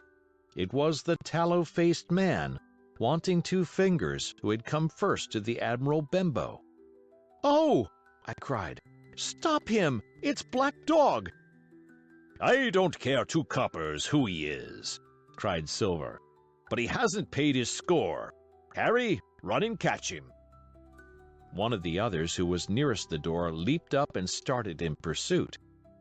"If he were Admiral Hawke, he shall pay his score," cried Silver, and then, relinquishing my hand, "Who did you say he was?" he asked. "Black what?" "Dog, sir," said I. "Has Mr. Trelawney not told you of the buccaneers? He was one of them." "So," cried Silver, "in my house. Ben, run and help Harry. One of those swabs, was he? Was that you drinking with him, Morgan? Step up here." The man whom he called Morgan, an old, gray-haired, mahogany-faced sailor, came forward pretty sheepishly, rolling his quid. "Now, Morgan," said Long John very sternly, "you never clapped your eyes on that black dog before, did you now?" "Not I, sir," said Morgan with a salute. "You didn't know his name, did you?" "No, sir." "By the powers, Tom Morgan, it's as good for you," exclaimed the landlord. "If you had been mixed up with the like of that, you would never have put another foot in my house, you may lay to that. And what was he saying to you?" "I don't rightly know, sir," answered Morgan. "Do you call that a head on your shoulders, or a blessed dead-eye?" cried Long John. "Don't rightly know, don't you? Perhaps you don't happen to rightly know who you was speaking to, perhaps. Come now, what was he jawing? Voyages, captains, ships? Pipe up! What was it?" "He was talking of keel-hauling," answered Morgan. "Keel-hauling, was you? And a mighty suitable thing, too, and you may lay to that. Get back to your place for a lubber, Tom." And then, as Morgan rolled back to his seat, Silver added to me in a confidential whisper that was very flattering, as I thought, "He's quite an honest man, Tom Morgan, only stupid. And now," he ran on again, aloud, "let's see, Black Dog. No, I don't know the name, not I. Yet I kind of think Yes, I've seen the swab. He used to come here with a blind beggar, he used." "That he did, you may be sure," said I. "I knew that blind man, too. His name was Pew." "It was!" cried Silver, now quite excited. "Pew! That was his name for certain. Ah, he looked a shark, he did. If we run down this Black Dog now, there'll be news for Captain Trelawney. Ben's a good runner. Few seamen run better than Ben. He should run him down, hand over hand, by the powers. He talked to keel-hauling, did he? I'll keel-haul him. All the time he was jerking out these phrases, he was stumping up and down the tavern on his crutch, slapping tables with his hand, and giving such a show of excitement as would have convinced an Old Bailey judge or a Bow Street runner. My suspicions had been thoroughly reawakened on finding Black Dog at the spyglass, and I watched the cook narrowly. But he was too deep and too ready and too clever for me, and by the time the two men had come back out of breath and confessed that they had lost the track in a crowd and been scolded like thieves, I would have gone bail for the innocence of Long John Silver. "See here now, Hawkins," said he. "Here's a blessed hard thing on a man like me, now, ain't it? There's Captain Trelawney. What's he to think?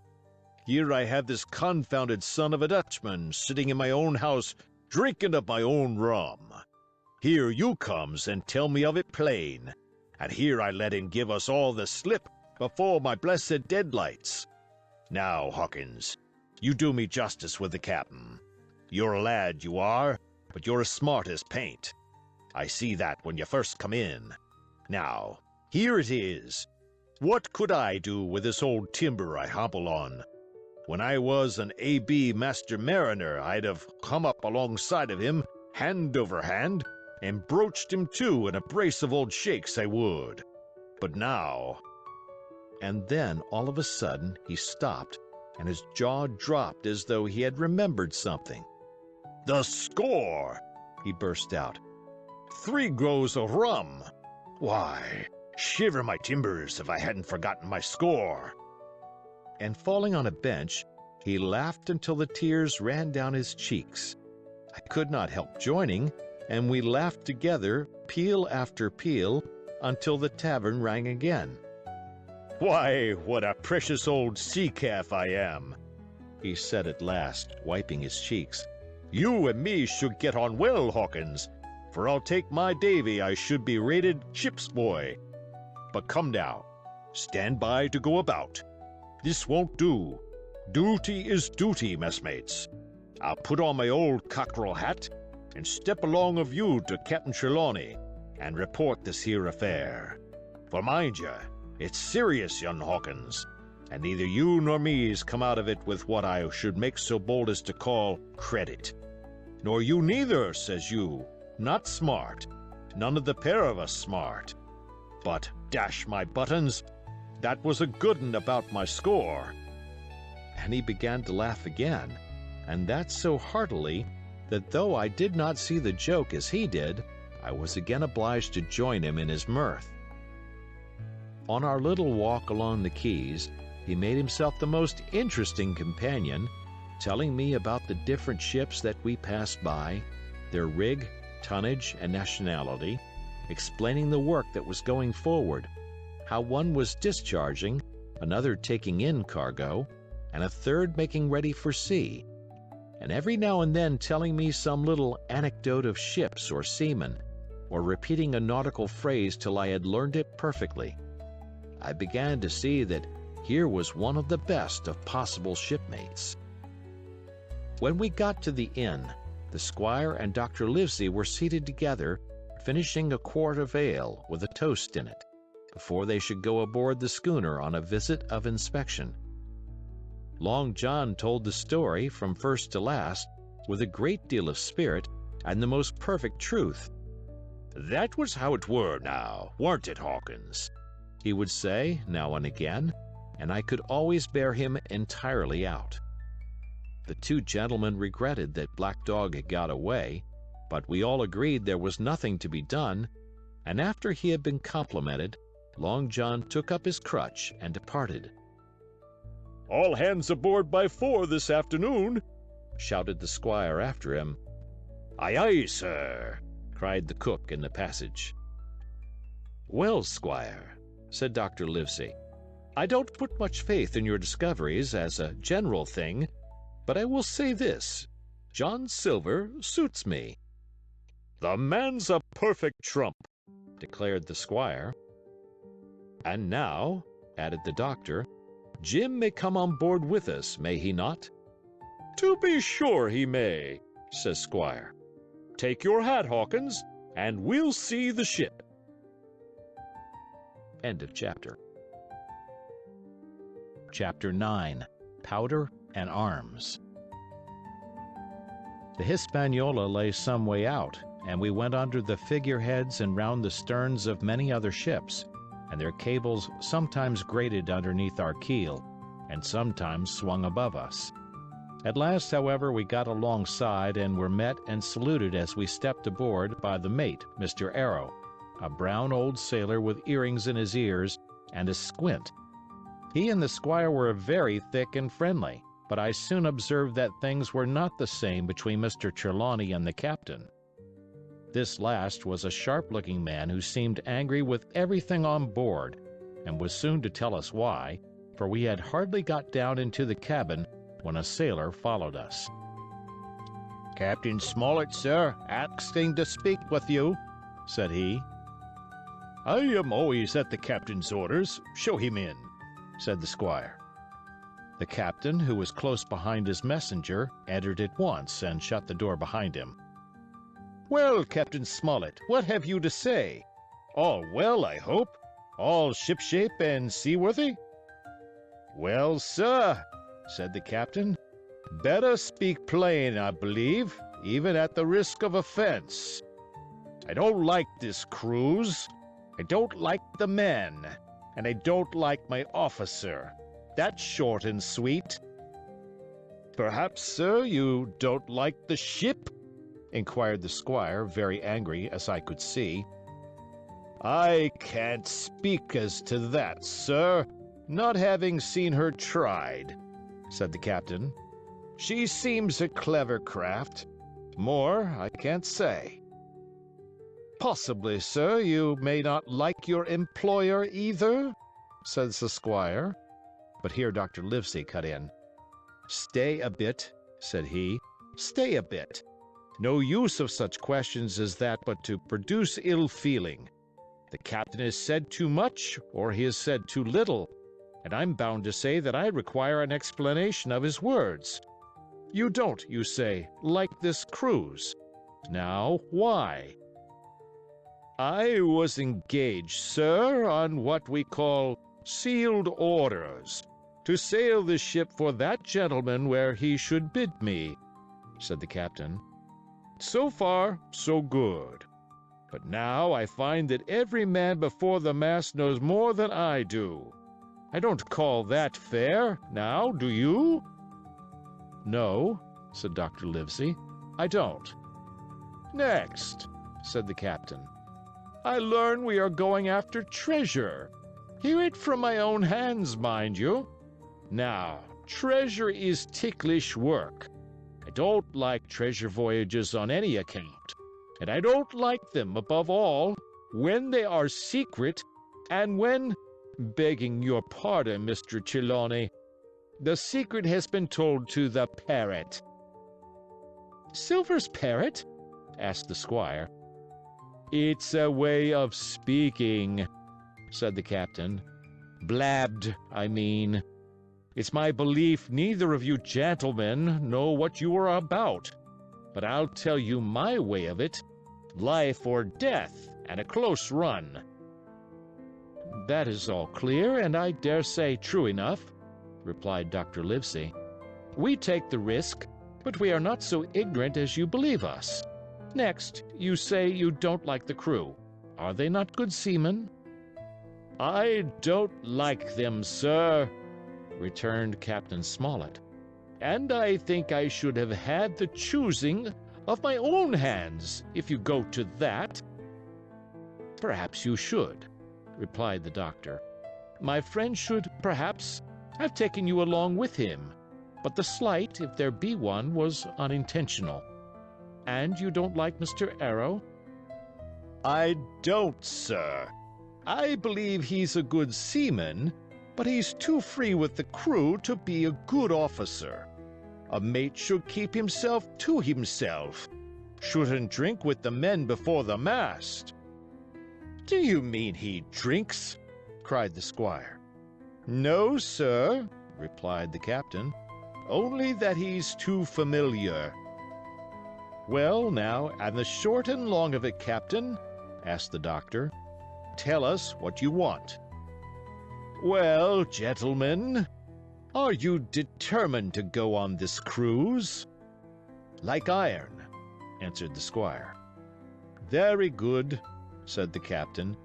"Then, as you've heard me very patiently, saying things that I could not prove, hear me a few words more. They are putting the powder and the arms in the forehold.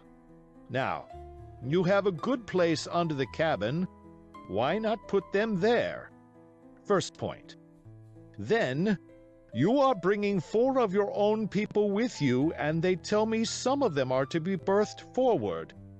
Why not give them the berths here beside the cabin? Second point." "Any more?" asked Mr. Trelawney. "One more," said the captain. "There's been too much blabbing already."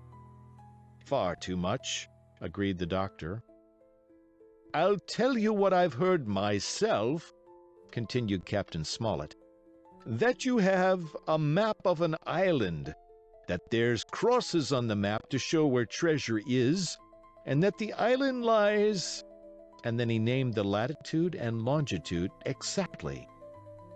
"I never told that," cried the squire, "to a soul." "The hands know it, sir," returned the captain. "Livesey, that must have been you or Hawkins," cried the squire. "It doesn't much matter who it was," replied the doctor, and I could see that neither he nor the captain paid much regard to Mr. Trelawney's protestations. Neither did I, to be sure, he was so loose a talker. Yet in this case I believe he was really right, and that nobody had told the situation of the island. "Well, gentlemen," continued the captain, "I don't know who has this map, but I make it a point. It shall be kept secret even from me and Mr. Arrow. Otherwise I would ask you to let me resign." "I see," said the doctor. "You wish us to keep this matter dark, and to make a garrison of the stern part of the ship, manned with my friend's own people, and provided with all the arms and powder on board. In other words, you fear a mutiny." "Sir," said Captain Smollett, "with no intention to take offense, I deny your right to put words into my mouth. No captain, sir, would be justified in going to sea at all, if he had ground enough to say that. As for Mr. Arrow, I believe him thoroughly honest. Some of the men are the same. All may be for what I know, but I am responsible for the ship's safety and the life of every man jack aboard of her. I see things going, as I think, not quite right. And I ask you to take certain precautions, or let me resign my berth. And that's all." "Captain Smollett," began the doctor with a smile, "did ever you hear the fable of the mountain and the mouse? You'll excuse me, I dare say, but you remind me of that fable. When you came in here, I'll stake my wig, you meant more than this." "Doctor," said the captain, "you are smart. When I came in here, I meant to get discharged. I had no thought that Mr. Trelawney would hear a word." "No more I would," cried the squire. "Had Livesey not been here, I should have seen you to the deuce. As it is, I have heard you. I will do as you desire, but I think the worse of you." "That's as you please, sir," said the captain. "You'll find I do my duty." And with that he took his leave. "Trelawney," said the doctor, "contrary to all my notions, I believed you have managed to get 2 honest men on board with you, that man and John Silver." "Silver, if you like," cried the squire. "But as for that intolerable humbug, I declare I think his conduct unmanly, unsailorly, and downright un-English." "Well," says the doctor, We shall see.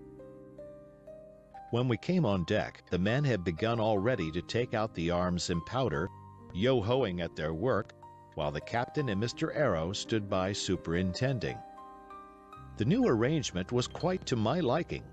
The whole schooner had been overhauled.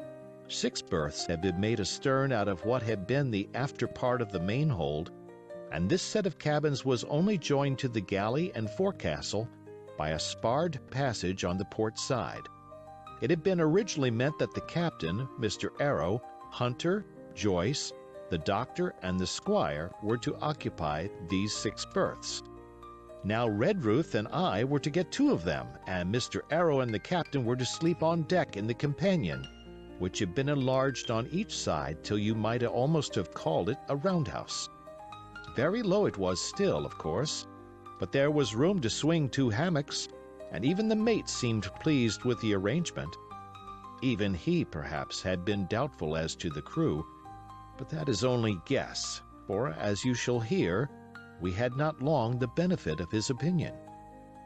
We were all hard at work, changing the powder and the berths, when the last man or 2, and Long John along with them, came off in a shore boat. The cook came up the side like a monkey for cleverness, and as soon as he saw what was doing, "So ho, mates," says he. "What's this?" "We're a changing of the powder, Jack," answers one. "Why, by the powers," cried Long John, "if we do, we'll miss the morning tide." "My orders," said the captain shortly. "You may go below, my man. Hands will want supper."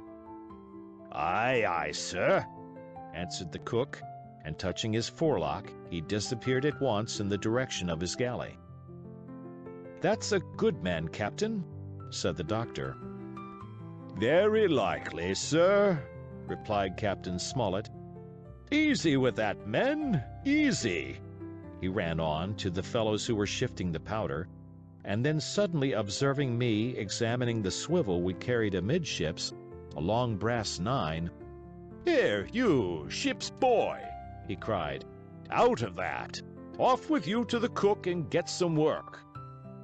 And then as I was hurrying off, I heard him say, quite loudly, to the doctor, "I'll have no favorites on my ship." I assure you I was quite of the squire's way of thinking, and hated the captain deeply. End of chapter. Chapter 10. The Voyage. All that night we were in a great bustle getting things stowed in their place, and boatfuls of the squire's friends, Mr. Blandley and the like, coming off to wish him a good voyage and a safe return. We never had a night at the Admiral Benbow when I had half the work, and I was dog-tired when, a little before dawn, the boatswain sounded his pipe and the crew began to man the capstan bars. I might have been twice as weary, yet I would not have left the deck, all was so new and interesting to me. The brief commands, the shrill note of the whistle, the men bustling to their places in the glimmer of the ship's lanterns. "Now, Barbecue, tip us a stave!" cried one voice. "The old one!" cried another. "Aye, aye, mates!" said Long John, who was standing by, with his crutch under his arm, and at once broke out in the air in words I knew so well. 50 men on the dead man's chest!" And then the whole crew bore chorus. "Yo-ho-ho and a bottle of rum!" And at the third ho drove the bars before them with a will. Even at that exciting moment, it carried me back to the old Admiral Benbow in a second, and I seemed to hear the voice of the captain piping in the chorus. But soon the anchor was short up, soon it was hanging dripping at the bows, soon the sails began to draw, and the land and shipping to flit by on either side, and before I could lie down to snatch an hour of slumber, the Hispaniola had begun her voyage to the Isle of Treasure. I am not going to relate that voyage in detail. It was fairly prosperous. The ship proved to be a good ship. The crew were capable seamen, and the captain thoroughly understood his business. But before we came the length of Treasure Island, 2 or 3 things had happened which require to be known. Mr. Arrow, first of all, turned out even worse than the captain had feared. He had no command among the men, and people did what they pleased with him. But that was by no means the worst of it, for after a day or 2 at sea he began to appear on deck with hazy eye, red cheeks, stuttering tongue, and other marks of drunkenness. Time after time he was ordered below in disgrace. Sometimes he fell and cut himself. Sometimes he lay all day long in his little bunk at one side of the companion. Sometimes for a day or 2 he would be almost sober and attend to his work at least passably. In the meantime, we could never make out where he got the drink. That was the ship's mystery. Watch him as we pleased, we could do nothing to solve it. And when we asked him to his face, he would only laugh if he were drunk, and if he were sober, deny solemnly that he had ever tasted anything but water. He was not only useless as an officer and a bad influence amongst the men, but it was plain that at this rate he must soon kill himself outright, so nobody was much surprised, nor very sorry, when one dark night, with a head sea, he disappeared entirely and was seen no more. "Overboard," said the captain. "Well, gentlemen, that saves the trouble of putting him in irons." But there we were, without a mate, and it was necessary, of course, to advance one of the men. The boatswain, Job Anderson, was the likeliest man aboard, and though he kept his old title, he served in a way as mate. Mr. Trelawney had followed the sea, and his knowledge made him very useful, for he often took a watch himself in easy weather. And the coxswain, Israel Hands, was a careful, wily, old, experienced seaman who could be trusted at a pinch with almost anything. He was a great confidant of Long John Silver, and so the mention of his name leads me on to speak of our ship's cook, Barbecue, as the men called him. Aboard ship he carried his crutch by a lanyard round his neck, to have both hands as free as possible. It was something to see him wedge the foot of the crutch against the bulkhead, and propping against it, yielding to every movement of the ship, get on with his cooking like someone safe ashore. Still more strange was it to see him in the heaviest of weather cross the deck. He had a line or 2 rigged up to help him across the widest spaces, Long John's earrings they were called, and he would hand himself from one place to another, now using the crutch, now trailing it alongside by the lanyard, as quickly as another man could walk. Yet some of the men who had sailed with him before expressed their pity to see him so reduced. "He's no common man, Barbecue," said the coxswain to me. "He had good schooling in his young days and can speak like a book when so minded. And brave? A lion's nothing alongside of Long John. I seen him grapple 4 and knock their heads together, him unarmed." All the crew respected and even obeyed him. He had a way of talking to each and doing everybody some particular service. To me he was unweariedly kind, and always glad to see me in the galley, which he kept as clean as a new pin, the dishes hanging up burnished, and his parrot in a cage in one corner. "Come away, Hawkins," he would say. "Come and have a yarn with John. Nobody more welcome than yourself, my son. Sit you down and hear the news. Here's Captain Flint. I call my parrot Captain Flint after the famous buccaneer. Here's Captain Flint predicting success to our voyage. Wasn't you, Captain?" And the parrot would say with great rapidity, "Paces of 8, paces of 8, paces of 8. So you wondered that it was not out of breath, or till John threw his handkerchief over the cage. "Now, that bird," he would say, "is maybe 200 years old, Hawkins. They live forever, mostly, and if anybody's seen more wickedness, it must be the devil himself. She sailed with England the great Captain England, the pirate. She's been at Madagascar, and at Malabar, and Suriname, and Providence, and Portobello. She was at the fishing up of the wrecked plate ships. It's there she learned pieces of eight, and little wonder. 350,000 of 'em, Hawkins. She was at the boarding of the Viceroy of the Indies out of Goa, she was. And to look at her, you would think she was a babby. But you smelt powder, didn't you, Captain? Stand by to go about, The parrot would scream. Ah, she's a handsome craft, she is, the cook would say, and give her sugar from his pocket.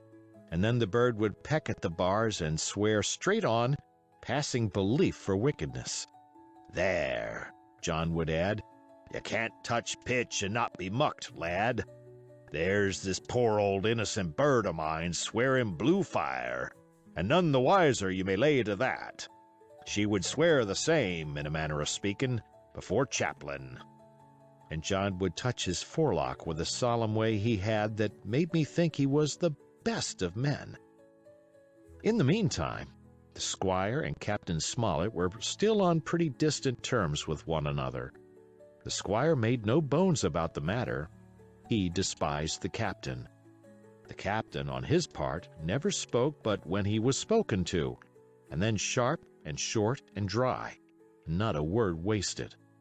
He owned, when driven into a corner, that he seemed to have been wrong about the crew, that some of them were as brisk as he wanted to see, and all had behaved fairly well. As for the ship, he had taken a downright fancy to her. She'll lie a point nearer the wind than a man has a right to expect of his own married wife, sir. But, he would add, all I say is we're not home again, and I don't like the cruise. The squire, at this, would turn away and march up and down the deck, chin in air. A trifle more of that man, he would say, and I shall explode. We had some heavy weather, which only proved the qualities of the Hispaniola. Every man on board seemed well content, and they must have been hard to please if they had been otherwise, for it is my belief there was never a ship's company so spoiled since Noah put to sea. Double grog was going on the least excuse. There was duff on odd days, as for instance, if the squire heard it was any man's birthday, and always a barrel of apples standing broached in the waist for anyone to help himself that had a fancy. Never knew good come of it yet, the captain said to Dr. Livesey. Spoiled forecastle hands make devils. That's my belief. But good did come of the apple barrel, as you shall hear, for if it had not been for that, we should have had no note of warning, and might all have perished by the hand of treachery. This was how it came about. We had run up the trades to get the wind of the island we were after. I am not allowed to be more plain. And now we were running down for it with a bright lookout day and night. It was about the last day of our outward voyage by the largest computation. Sometime that night, or at latest before noon of the morrow, we should sight the treasure island. We were heading south-southwest, and had a steady breeze abeam and a quiet sea. The Hispaniola rolled steadily, dipping her bowsprit now and then with a whiff of spray. All was drawing alow and aloft. Everyone was in the bravest spirits because we were now so near an end of the first part of our adventure. Now, just after sundown, when all my work was over and I was on my way to my berth, it occurred to me that I should like an apple. I ran on deck. The watch was all forward looking out for the island. The man at the helm was watching the luff of the sail and whistling away gently to himself, and that was the only sound excepting the swish of the sea against the bows and around the sides of the ship. In I got bodily into the apple barrel, and found there was scarce an apple left. But sitting down there in the dark, what with the sound of the waters and the rocking movement of the ship, I had either fallen asleep or was on the point of doing so when a heavy man sat down with rather a clash close by. The barrel shook as he leaned his shoulders against it, and I was just about to jump up when the man began to speak. It was Silver's voice, and before I had heard a dozen words, I would not have shown myself for all the world, but lay there trembling and listening in the extreme of fear and curiosity. For from these dozen words I understood that the lives of all the honest men aboard depended upon me alone. End of chapter. Chapter 11. What I Heard in the Apple Barrel. "No, not I," said Silver. "Flint was captain. I was quartermaster along of my timber leg.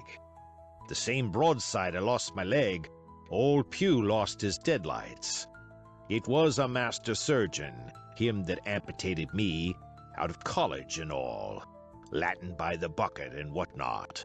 But he was hanged like a dog, and sun-dried like the rest at Corso Castle. That was Robert's men, that was, and come to changing names to their ships, Royal Fortune and so on. Now, what a ship was christened, so let her stay, I says. So it was with the Cassandra, as brought us all safe home from Malabar, after England took the Viceroy of the Indies. So it was with the old Walrus, Flint's old ship, as I've seen amuck with the red blood and fit to sink with gold." "Ah!"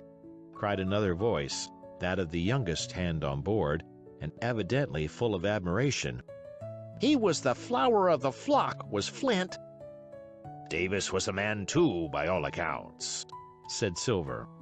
"I never sailed along of him. First with England, then with Flint, that's my story. And now here on my own account, in a manner of speaking. I laid by 900 safe from England, and 2,000 after Flint. That ain't bad for a man before the mast, all safe in bank. 'Tain't earning now, it's saving does it, you may lay to that. Where's all England's men now? I don't know. Where's Flint's? Why, most on 'em aboard here, and glad to get the duff. Been begging before that, some on 'em. Old Pew, as had lost his sight, and might have thought shame, spends £1,200 in a year, like a lord in Parliament. Where is he now? Well, he's dead now and under hatches. But for 2 years before that, shiver my timbers, the man was starving. He begged, and he stole, and he cut throats, and starved at that by the powers." "Well, it ain't much use after all," said the young seaman. "'Tain't much use for fools, you may lay to it. That or nothing," cried Silver. "But now, you look here. You're young, you are, but you're as smart as paint. I see that when I set my eyes on you, and I'll talk to you like a man." You may imagine how I felt when I heard this abominable old rogue addressing another in the very same words of flattery as he had used to myself. I think, if I had been able, that I would have killed him through the barrel. Meantime he ran on, little supposing he was overheard. "Here it is about gentlemen of fortune. They lives rough, and they risk swinging, but they eat and drink like fighting cocks. And when a cruise is done, why, it's hundreds of pounds instead of hundreds of farthings in their pockets. Now, the most goes for rum and a good fling, and to sea again in their shirts. But that's not the course I lay. I puts it all away. Some here, some there, and none too much anywheres, by reason of suspicion. I'm 50, mark ya. Once back from this cruise, I set up gentlemen in earnest. Time enough too, says you. Ah, but I've lived easy in the meantime, never denied myself a nothing heart desires, and slept soft and ain't dainty all my days but when at sea. And how did I begin? Before the mast, like you. Well, said the other, but all the other money's gone now, ain't it? You daren't show face in Bristol after this. Why, where might you suppose it was? Asked Silver derisively. At Bristol, in banks and places? Answered his companion. It were, said the cook. It were when we weighed anchor. But my old missus has it all by now. And the spyglass is sold, lease and goodwill and rigging. And the old girl's off to meet me. I would tell you where, for I trust you, but it'd make jealousy among the mates. And can you trust your missus? Asked the other. Gentlemen of fortune, returned the cook, usually trust little among themselves, and right they are, you may lay to it. But I have a way with me, I have. When a mate brings a slip on his cable, one as knows me, I mean, it won't be in the same world with old John. There was some that was feared of Pew, and some that was feared of Flint. But Flint his own self was feared of me. Feared he was, and proud. They was the roughest crew afloat, was Flint's. The devil himself would have feared to go to sea with them. Well, now, I tell you, I'm not a boasting man, and you seen yourself how easy I keep company. But when I was quartermaster, lambs wasn't the word for Flint's old buccaneers. Ah, you may be sure of yourself in old John's ship. Well, I tell you now, replied the lad, I didn't half a quarter like the job till I had this talk with you, John. But there's my hand on it now. And a brave lad you were, and smart, too, answered Silver, shaking hands so heartily that all the barrels shook. And a finer figurehead for a gentleman of fortune I never clapped my eyes on. By this time I had begun to understand the meaning of their terms. By a gentleman of fortune they plainly meant neither more nor less than a common pirate. And the little scene that I had overheard was the last act in the corruption of one of the honest hands, perhaps of the last one left aboard. But on this point I was soon to be relieved, for Silver giving a little whistle, a third man strolled up and sat down by the party. Dick's square, said Silver. Oh, I know Dick was square, returned the voice of the coxswain, Israel Hands. He's no fool, is Dick. And he turned his quid and spat. But look here, he went on. Here's what I want to know, Barbecue. How long are we going to stand off and on like a blessed bumboat? I've had almost enough of Captain Smollett. He's hazed me long enough, by thunder. I want to go into that cabin, I do. I want their pickles and wines and that. Israel, said Silver, your head ain't much account, nor ever was. But you're able to hear, I reckon. Leastways, your ears is big enough. Now, here's what I say. You'll berth forward, and you'll live hard, and you'll speak soft, and you'll keep sober till I give the word, and you may lay to that, my son. Well, I don't say no, do I? Growled the coxswain. What I say is when. That's what I say. When? By the powers! Cried Silver. Well, now, if you want to know, I'll tell you when. The last moment I can manage, and that's when. Here's a first-rate seaman, Captain Smollett, sails the blessed ship for us. Here's this squire and doctor with a map and such. I don't know where it is, do I? No more do you, says you. Well, then, I mean this squire and doctor shall find the stuff and help us to get it aboard, by the powers. Then we'll see. If I was sure of you all, sons of double Dutchmen, I'd have Captain Smollett navigate us halfway back again before I struck. Why, we're all seamen aboard here, I should think, said the lad Dick. We're all forecastle hands, you mean, snapped Silver.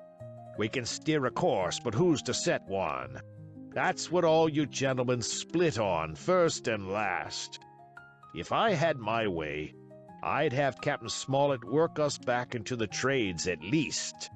Then we'd have no blessed miscalculations and a spoonful of water a day.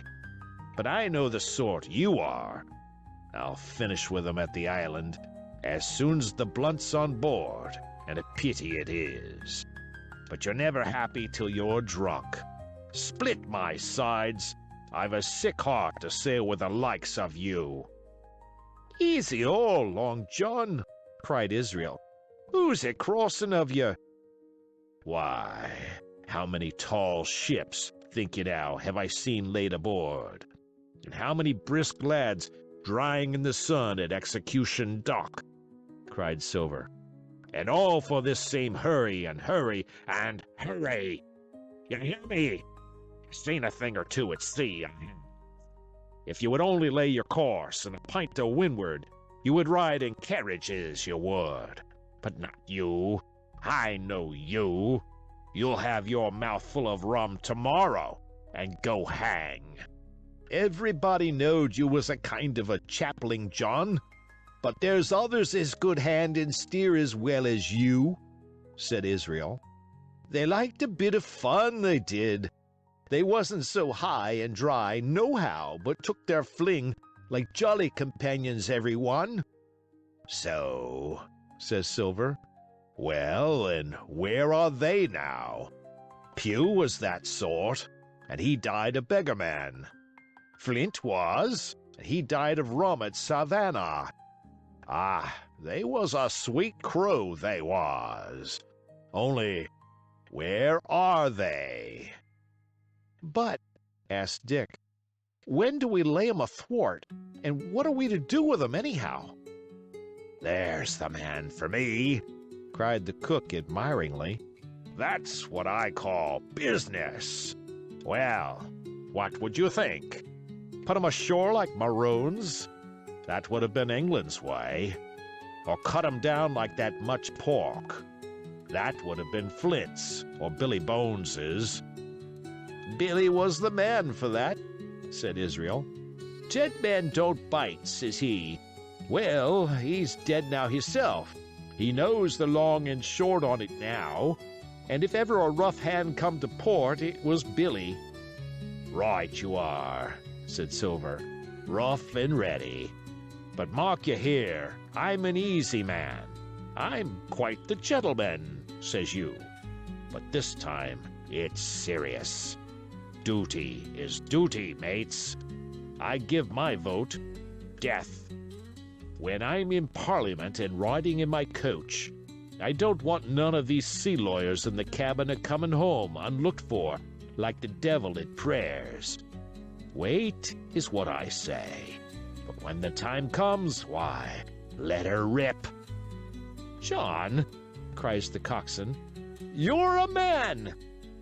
"You'll say so, Israel, when you see," said Silver. "Only one thing I claim. I claim Trelawney. I'll wring his calf's head off his body with these hands. Dick," he added, breaking off, "you just jump up like a sweet lad and get me an apple to wet my pipe like." You may fancy the terror I was in. I should have leaped out and run for it if I had found the strength, but my limbs and heart alike misgave me. I heard Dick begin to rise, and then someone seemingly stopped him, and the voice of Hans exclaimed, "Oh, stow that! Don't you get sucking of that bilge, John. Let's have a go of the rum." "Dick," said Silver, "I trust you. I've a gauge on the keg, mind. There's the key. You fill a pannikin and bring it up." Terrified as I was, I could not help thinking to myself that this must have been how Mr. Arrow got the strong waters that destroyed him.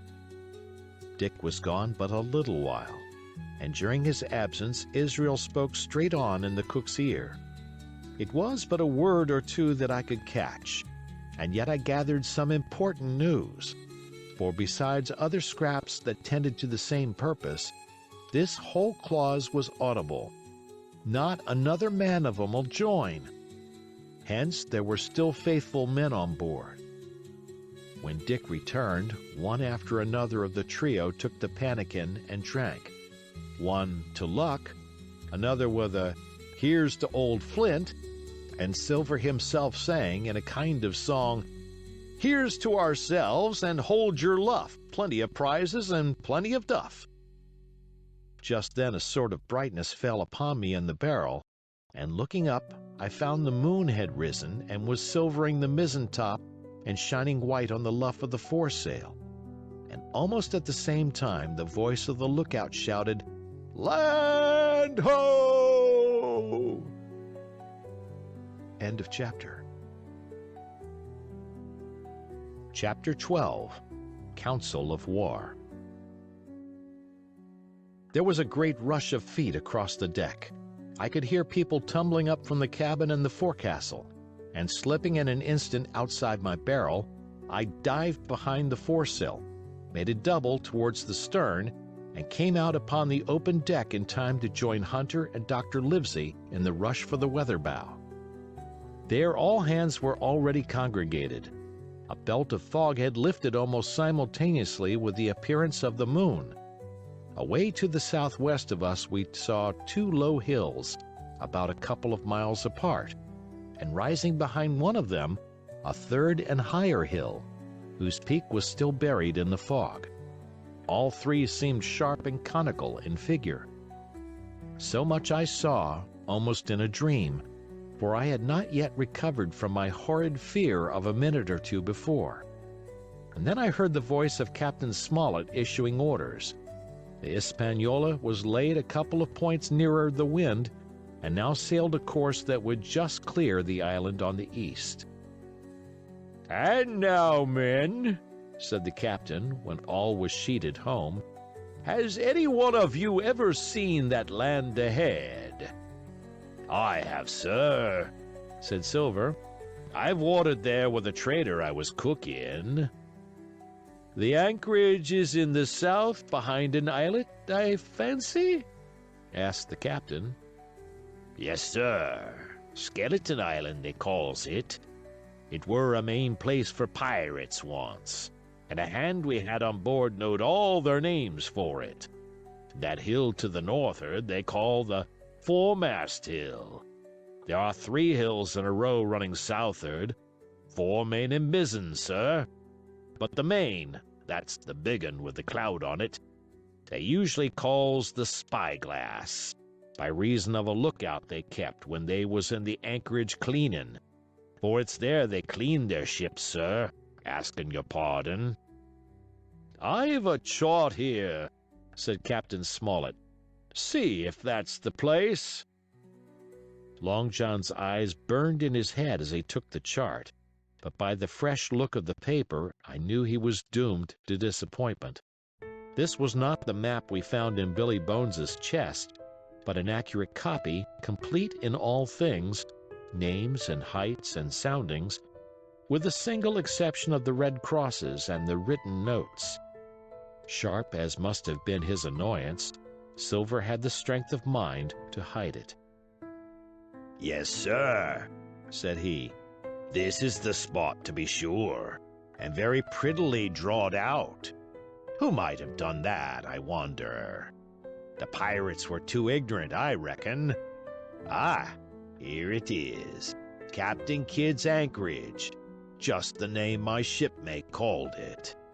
There's a strong current runs along the south, and then away north'ard up the west coast. Right you was, sir," says he, "to haul your wind and keep the weather of the island. Leastways, if such was your intention as to enter and careen, and there ain't no better place for that in these waters." "Thank you, my man," said Captain Smollett. "I'll ask you later on to give us a help. You may go." I was surprised at the coolness with which John avowed his knowledge of the island, and I own I was half frightened when I saw him drawing nearer to myself.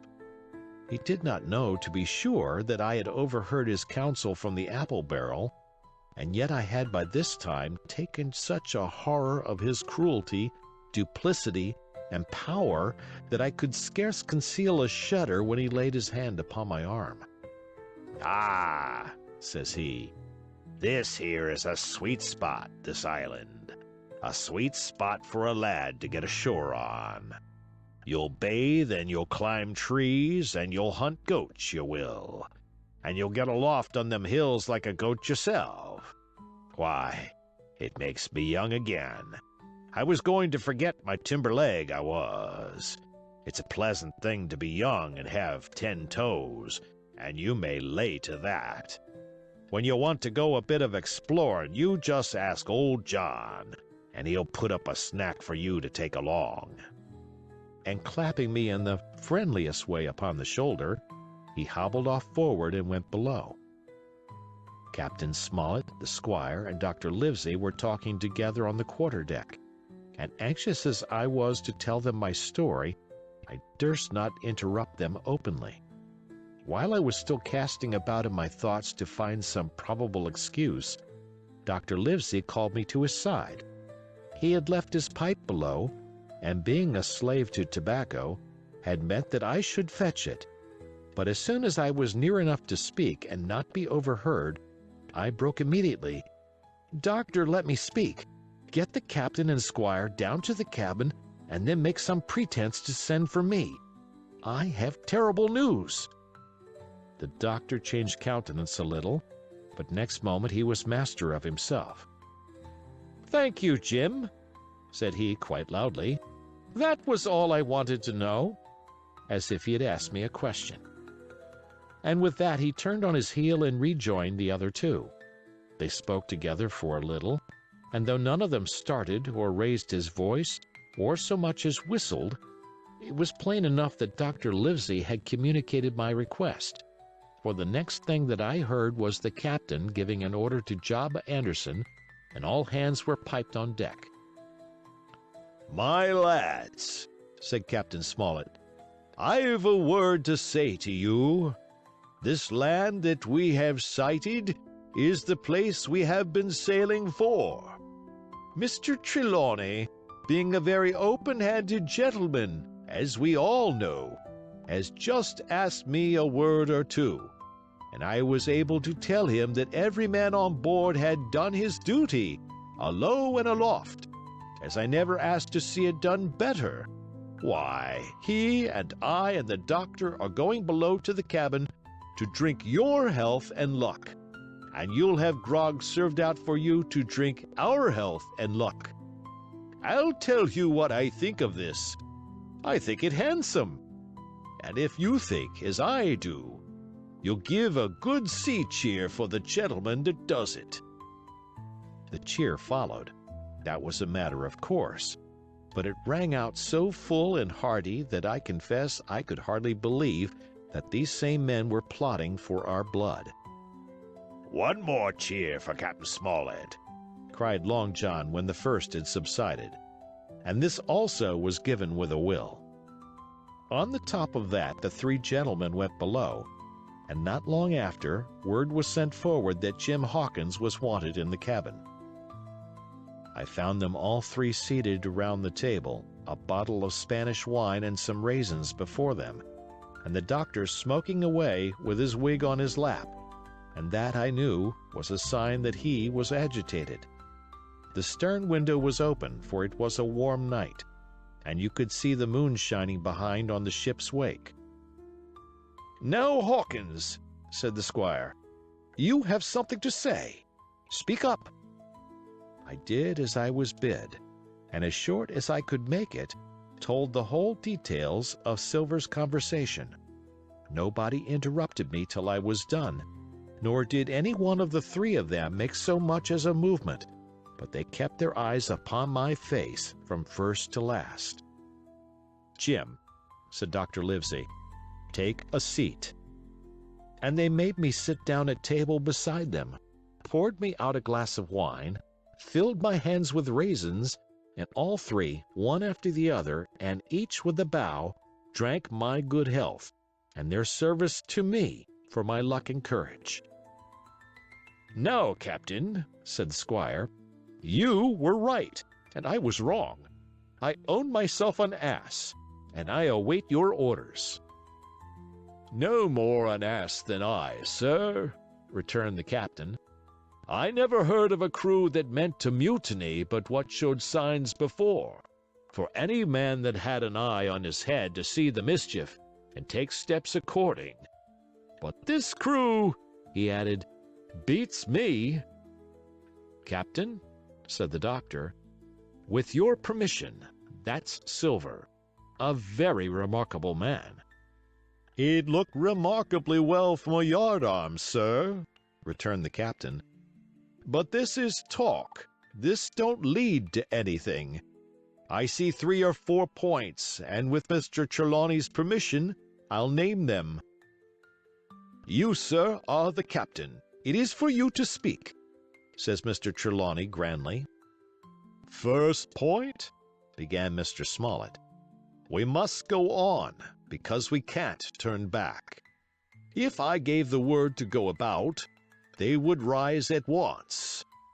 Second point, we have time before us, at least until this treasure's found. Third point, there are faithful hands.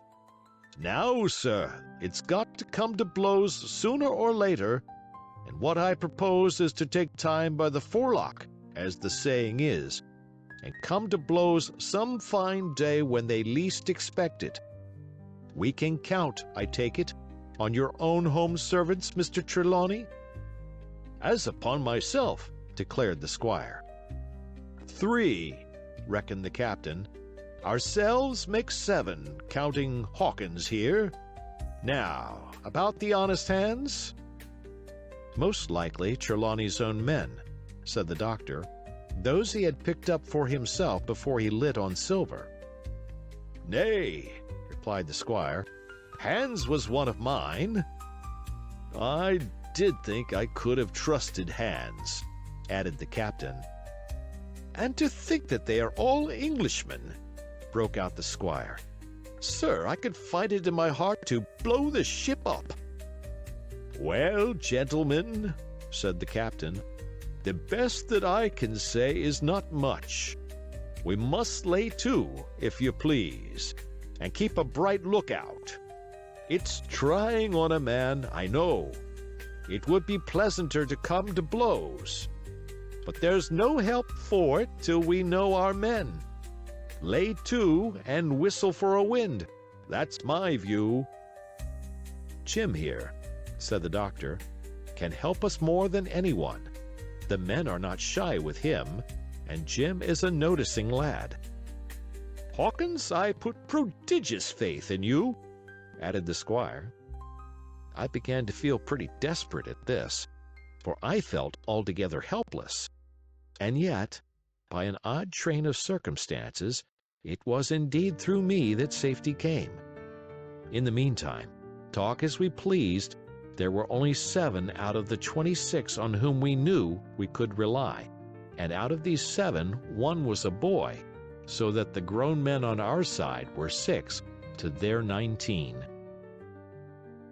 End of chapter. Part 3, My Shore Adventure. Chapter 13, How My Shore Adventure Began. The appearance of the island when I came on deck next morning was altogether changed. Although the breeze had now utterly ceased, we had made a great deal of way during the night, and were now lying becalmed about half a mile to the southeast of the low eastern coast. Gray-colored woods covered a large part of the surface.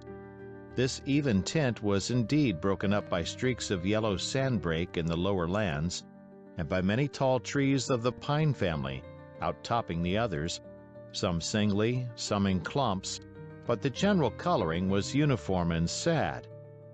The hills ran up clear above the vegetation in spires of naked rock.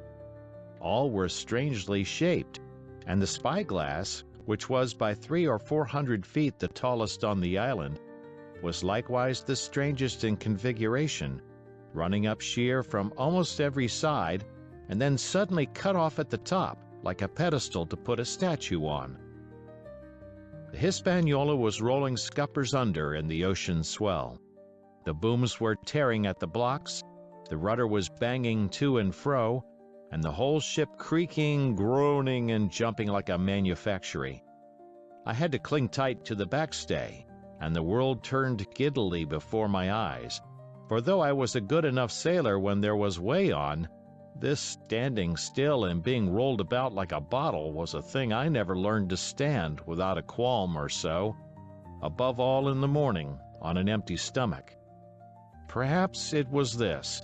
Perhaps it was the look of the island, with its gray, melancholy woods and wild stone spires, and the surf that we could both see and hear foaming and thundering on the steep beach. At least, although the sun shone bright and hot, and the shore birds were fishing and crying all around us, and you would have thought anyone would have been glad to get to land after being so long at sea, my heart sank, as the saying is, into my boots, and from the first look onward, I hated the very thought of Treasure Island. We had a dreary morning's work before us, for there was no sign of any wind, and the boats had to be got out and manned, and the ship warped 3 or 4 miles round the corner of the island and up the narrow passage to the haven behind Skeleton Island. I volunteered for one of the boats, where I had, of course, no business. The heat was sweltering, and the men grumbled fiercely over their work. Anderson was in command of my boat, and instead of keeping the crew in order, he grumbled as loud as the worst. "Well," he said with an oath, "it's not forever." I thought this was a very bad sign, for up to that day the men had gone briskly and willingly about their business, but the very sight of the island had relaxed the cords of discipline. All the way in, Long John stood by the steersman and conned the ship. He knew the passage like the palm of his hand, and though the man in the chains got everywhere more water than was down in the chart, John never hesitated once. "There's a strong scour with the ebb," he said, "and this here passage has been dug out, in a manner of speaking, with a spade."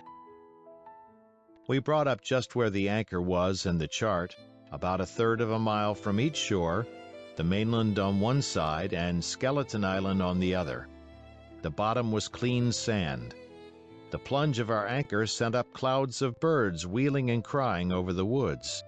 But in less than a minute they were down again and all was once more silent.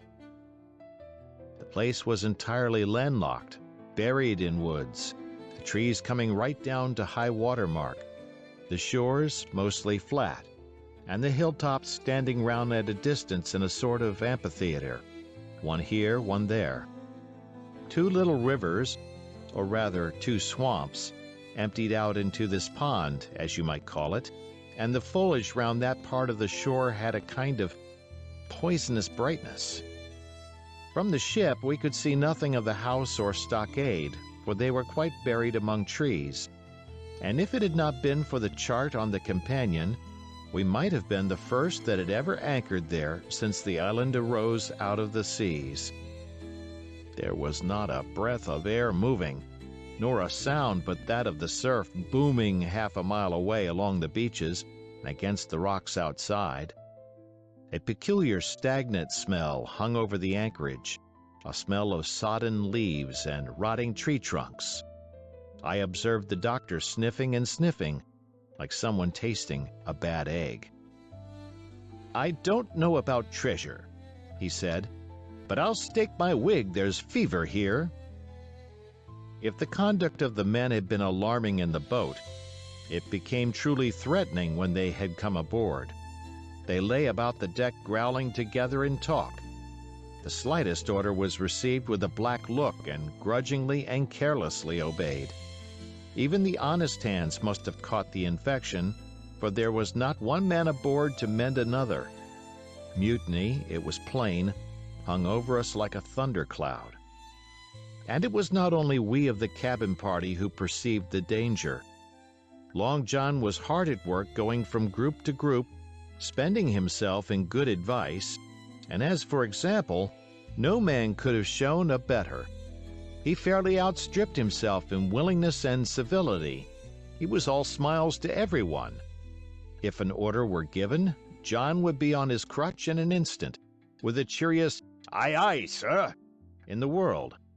And when there was nothing else to do, he kept up one song after another, as if to conceal the discontent of the rest. Of all the gloomy features of that gloomy afternoon, this obvious anxiety on the part of Long John appeared the worst. We held a council in the cabin. "Sir," said the captain, "if I risk another order, the whole ship will come about our ears by the run. You see, sir, here it is. I get a rough answer, do I not? Well, if I speak back, pikes will be going in 2 shakes. If I don't, Silver will see there's something under that, and the game's up. Now, we've only one man to rely on." "And who is that?" asked the squire. "Silver, sir," returned the captain. "He's as anxious as you and I to smother things up. This is a tiff. He'd soon talk 'em out of it if he had the chance. And what I propose to do is to give him the chance. Let's allow the men an afternoon ashore. If they all go, well, we'll fight the ship. If they none of them go, well then, we hold the cabin, and God defend the right. If some go, you mark my words, sir, Silver'll bring 'em aboard again as mild as lambs." It was so decided. Loaded pistols were served out to all the sure men. Hunter, Joyce, and Redruth were taken into our confidence, and received the news with less surprise and a better spirit than we had looked for. And then the captain went on deck and addressed the crew. "My lads," said he, "we've had a hot day and are all tired and out of sorts. A turn ashore'll hurt nobody. The boats are still in the water. You can take the gigs, and as many as please may go ashore for the afternoon. I'll fire a gun half an hour before sundown." I believe the silly fellows must have thought they would break their shins over treasure as soon as they were landed, for they all came out of their sulks in a moment, and gave a cheer that started the echo in a faraway hill, and sent the birds once more flying and squalling round the anchorage. The captain was too bright to be in the way. He whipped out of sight in a moment, leaving Silver to arrange the party, and I fancy it was as well he did so. Had he been on deck, he could no longer so much as have pretended not to understand the situation. It was as plain as day. Silver was the captain, and a mighty rebellious crew he had of it. The honest hands, and I was soon to see it proved that there were such on board, must have been very stupid fellows. Or rather, I suppose the truth was this, that all hands were disaffected by the example of the ringleaders, only some more, some less, and a few, being good fellows in the main, could neither be led nor driven any further. It is one thing to be idle and sulk, and quite another to take a ship and murder a number of innocent men. At last, however, the party was made up. 6 fellows were to stay on board, and the remaining 13, including Silver, began to embark. Then it was that there came into my head the first of the mad notions that contributed so much to save our lives. If 6 men were left by Silver, it was plain our party could not take and fight the ship. And since only 6 were left, it was equally plain that the cabin party had no present need of my assistance. It occurred to me at once to go ashore.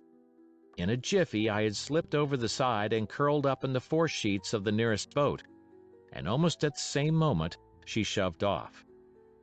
No one took notice of me, only the bow oar saying, "Is that you, Jim? Keep your head down." But Silver, from the other boat, looked sharply over and called out to know if that were me, and from that moment I began to regret what I had done. The crews raced for the beach.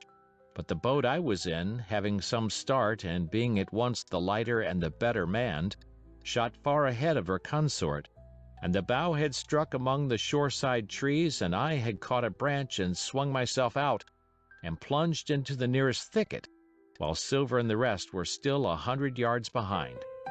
"Jim! Jim!" I heard him shouting. But you may suppose I paid no heed. Jumping, ducking, and breaking through, I ran straight before my nose till I could run no longer. End of chapter. Chapter 14. The First Blow. I was so pleased at having given the slip to Long John that I began to enjoy myself and look around me with some interest on the strange land that I was in. I had crossed a marshy tract full of willows, bulrushes, and odd outlandish swampy trees, and I had now come out upon the skirts of an open piece of undulating, sandy country, about a mile long, dotted with a few pines and a great number of contorted trees, not unlike the oak in growth, but pale in the foliage, like willows. On the far side of the open stood one of the hills, with two quaint, craggy peaks shining vividly in the sun. I now felt for the first time the joy of exploration. The isle was uninhabited, my shipmates I had left behind, and nothing lived in front of me but dumb brutes and fowls. I turned hither and thither among the trees. Here and there were flowering plants, unknown to me.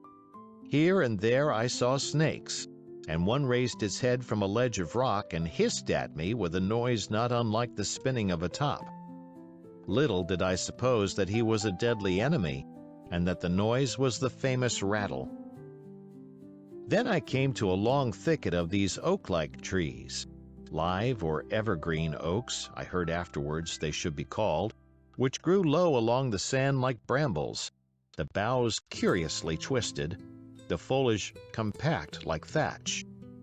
The thicket stretched down from the top of one of the sandy knolls, spreading and growing taller as it went, until it reached the margin of the broad, reedy fen, through which the nearest of the little rivers soaked its way into the anchorage. The marsh was steaming in the strong sun, and the outline of the spyglass trembled through the haze. All at once there began to go a sort of bustle among the bulrushes. A wild duck flew up with a quack. Another followed, and soon over the whole surface of the marsh a great cloud of birds hung screaming and circling in the air. I judged at once that some of my shipmates must be drawing near along the borders of the fen. Nor was I deceived, for soon I heard the very distant and low tones of a human voice, which, as I continued to give ear, grew steadily louder and nearer. This put me in a great fear, and I crawled under cover of the nearest live oak and squatted there, hearkening, as silent as a mouse. Another voice answered, and then the first voice, which I now recognized to be Silver's, once more took up the story and ran on for a long while in a stream, only now and again interrupted by the other. By the sound, they must have been talking earnestly and almost fiercely, but no distinct word came to my hearing. At last the speakers seemed to have paused and perhaps to have sat down, for not only did they cease to draw any nearer, but the birds themselves began to grow more quiet and to settle again to their places in the swamp. And now I began to feel that I was neglecting my business, that since I had been so foolhardy as to come ashore with these desperadoes, the least I could do was to overhear them at their councils, and that my plain and obvious duty was to draw as close as I could manage, under the favorable ambush of the crouching trees. I could tell the direction of the speakers pretty exactly, not only by the sound of their voices, but by the behavior of the few birds that still hung in alarm above the heads of the intruders. Crawling on all fours, I made steadily but slowly towards them, till at last, raising my head to an aperture among the leaves, I could see clear down into a little green dell beside the marsh, and closely set about with trees, where Long John Silver and another of the crew stood face to face in conversation. The sun beat full upon them. Silver had thrown his hat beside him on the ground, and his great smooth blond face, all shining with heat, was lifted to the other man's in a kind of appeal. Mate, He was saying, it's because I thinks gold dust of you. Gold dust, and you may lay to that. If I hadn't took to you like pitch, do you think I'd have been here a warning of you? All's up. You can't make nor mend. It's to save your neck that I'm a-speaking. And if one of the wild uns knew it, where'd I be, Tom? Now tell me, where'd I be? Silver, said the other man, and I observed he was not only red in the face, but spoke as hoarse as a crow, and his voice shook too like a taut rope. Silver, says he, you're old, and you're honest, or has the name for it, and you've money too, which lots of poor sailors hasn't, and you're brave or I'm mistook. And will you tell me you'll let yourself be led away with that kind of a mess of swabs? Not you. As sure as God sees me, I'd sooner lose my hand. If I turn again my duty. And then all of a sudden he was interrupted by a noise. I had found one of the honest hands. Well, here at that same moment came news of another. Far away out in the marsh there arose, all of a sudden, a sound like the cry of anger, then another on the back of it, and then one horrid, long-drawn scream. The rocks of the spyglass re-echoed it a score of times. The whole troop of marsh birds rose again, darkening heaven with a simultaneous whir. And long after that death yell was still ringing in my brain, silence had re-established its empire, and only the rustle of the redescending birds and the boom of the distant surges disturbed the languor of the afternoon. Tom had leaped at the sound like a horse at the spur, but Silver had not winked an eye. He stood where he was, resting lightly on his crutch, watching his companion like a snake about to spring. John, said the sailor, stretching out his hand. Hands off, cried Silver, leaping back a yard, as it seemed to me, with the speed and security of a trained gymnast. Hands off, if you like, John Silver, said the other. It's a black conscience that can make you feared of me. But in heaven's name, tell me, what was that?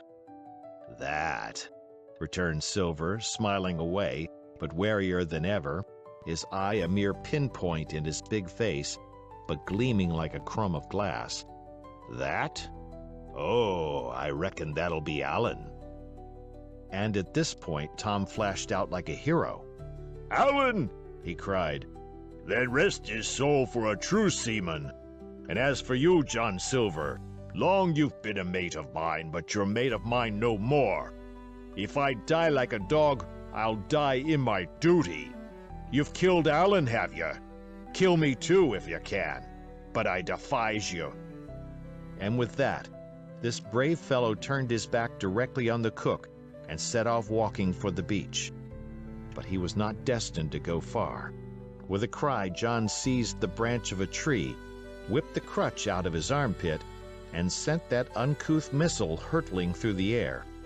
It struck poor Tom point foremost, and with stunning violence, right between the shoulders in the middle of his back. His hands flew up, he gave a sort of gasp, and fell. Whether he were injured much or little, none could ever tell. Like enough, to judge from the sound, his back was broken on the spot. But he had no time given him to recover.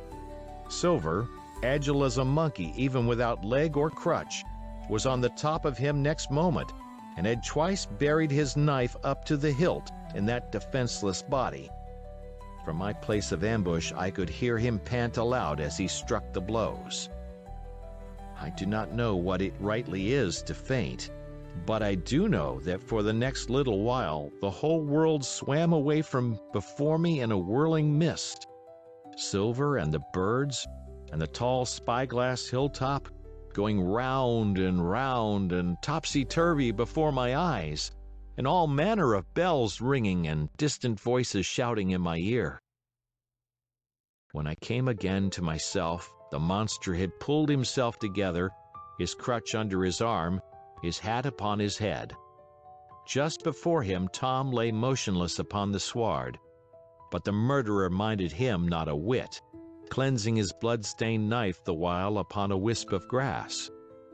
Everything else was unchanged, the sun still shining mercilessly on the steaming marsh and the tall pinnacle of the mountain, and I could scarce persuade myself that murder had been actually done and a human life cruelly cut short a moment since before my eyes. But now John put his hand into his pocket, brought out a whistle, and blew upon it several modulated blasts that rang far across the heated air. I could not tell, of course, the meaning of the signal, but it instantly awoke my fears. More men would be coming. I might be discovered. They had already slain 2 of the honest people. After Tom and Alan, might not I come next?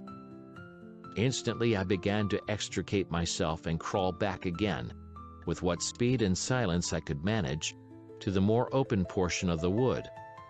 As I did so, I could hear hails coming and going between the old buccaneer and his comrades, and this sound of danger lent me wings. As soon as I was clear of the thicket, I ran as I never ran before, scarce minding the direction of my flight, so long as it led me from the murderers.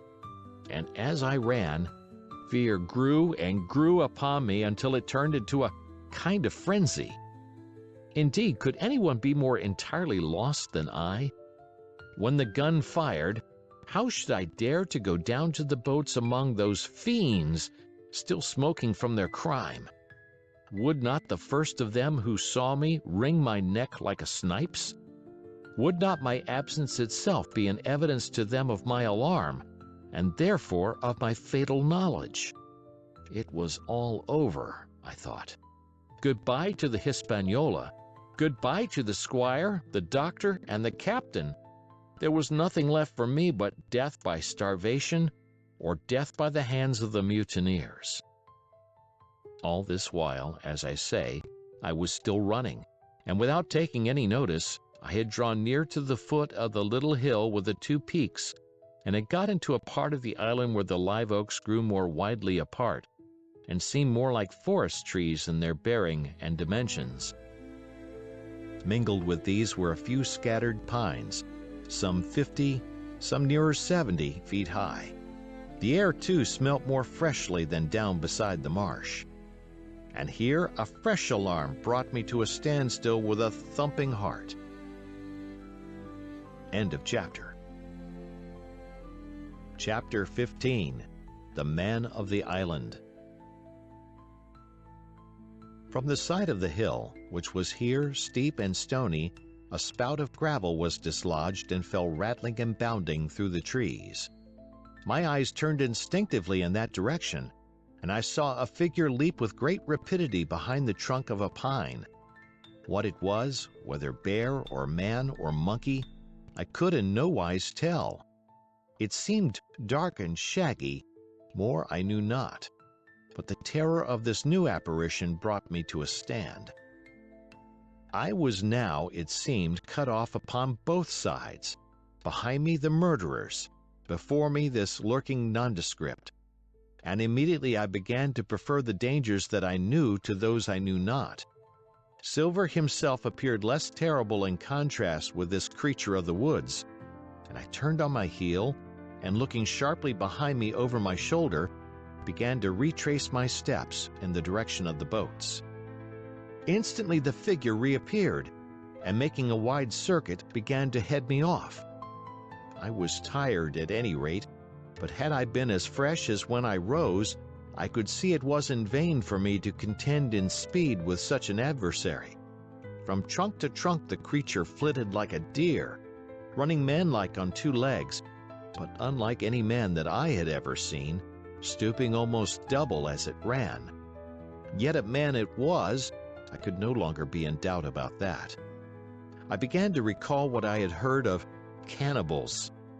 I was within an ace of calling for help, but the mere fact that he was a man, however wild, had somewhat reassured me, and my fear of silver began to revive in proportion.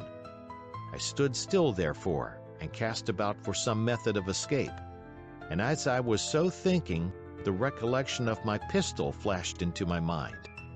As soon as I remembered I was not defenseless, courage glowed again in my heart, and I set my face resolutely for this man of the island and walked briskly towards him. He was concealed by this time behind another tree trunk, but he must have been watching me closely, for as soon as I began to move in his direction, he reappeared and took a step to meet me. Then he hesitated, drew back, came forward again, and at last, to my wonder and confusion, threw himself on his knees and held out his clasped hands in supplication. At that I once more stopped. "Who are you?" I asked. "Ben Gunn," he answered, and his voice sounded hoarse and awkward, like a rusty lock. "I'm poor Ben Gunn, I am, and I haven't spoke with a Christian these 3 years." I could now see that he was a white man like myself, and that his features were even pleasing. His skin, wherever it was exposed, was burnt by the sun. Even his lips were black, and his fair eyes looked quite startling in so dark a face. Of all the beggarmen that I had seen or fancied, he was the chief for raggedness. He was clothed with tatters of old ship's canvas and old sea cloth, and this extraordinary patchwork was all held together by a system of the most various and incongruous fastenings, brass buttons, bits of stick, and loops of tarry gaskin. About his waist he wore an old brass-buckled leather belt, which was the one thing solid in his whole accoutrement. 3 years!" I cried. "Were you shipwrecked?" "Nay, mate," said he, "marooned." I had heard the word, and I knew it stood for a horrible kind of punishment, common enough among the buccaneers, in which the offender is put ashore with a little powder and shot and left behind on some desolate and distant island. "Marooned 3 years agone," he continued, "and lived on goats since then, and berries and oysters. Wherever a man is, says I, a man can do for himself. But, mate, my heart is sore for Christian diet. You mightn't happen to have a piece of cheese about you now? No? Well, many's the long night I've dreamed of cheese, toasted mostly, and woke up again, and here I were." "If ever I can get aboard again," says I, "you shall have cheese by the stone." All this time he had been feeling the stuff of my jacket, smoothing my hands, looking at my boots, and generally, in the intervals of his speech, showing a childish pleasure in the presence of a fellow creature. But at my last words he perked up into a kind of startled slyness. "If ever you can get aboard again, says you?" he repeated. "Why now, what's to hinder you?" "Not you, I know," was my reply. "And right you was," he cried. "Now what do you call yourself, mate?" "Jim," I told him. "Jim, Jim," says he, quite pleased apparently. "Well now, Jim, I've lived that rough as you'd be ashamed to hear of. Now, for instance, you wouldn't think I had had a pious mother to look at me?" he asked. "Why, no, not in particular," I answered. "Ah, well," said he, "but I had. Remarkable pious. And I was a civil, pious boy, and could rattle off my catechism that fast as you couldn't tell one word from another. And here's what it come to, Jim, and it begun with Chuck Farthen on the blessed gravestones. That's what it begun with, but it went further than that, and so my mother told me, and predicted the whole, she did, the pious woman. But it were Providence that put me here. I've thought it all out in this here lonely island, and I'm back on piety. You don't catch me tasting rum so much, but just a thimbleful for luck, of course, the first chance I have. I'm bound I'll be good, and I see the way, too. And Jim," looking all round him and lowering his voice to a whisper, "I'm rich." I now felt sure that the poor fellow had gone crazy in his solitude, and I suppose I must have shown the feeling in my face, for he repeated the statement hotly.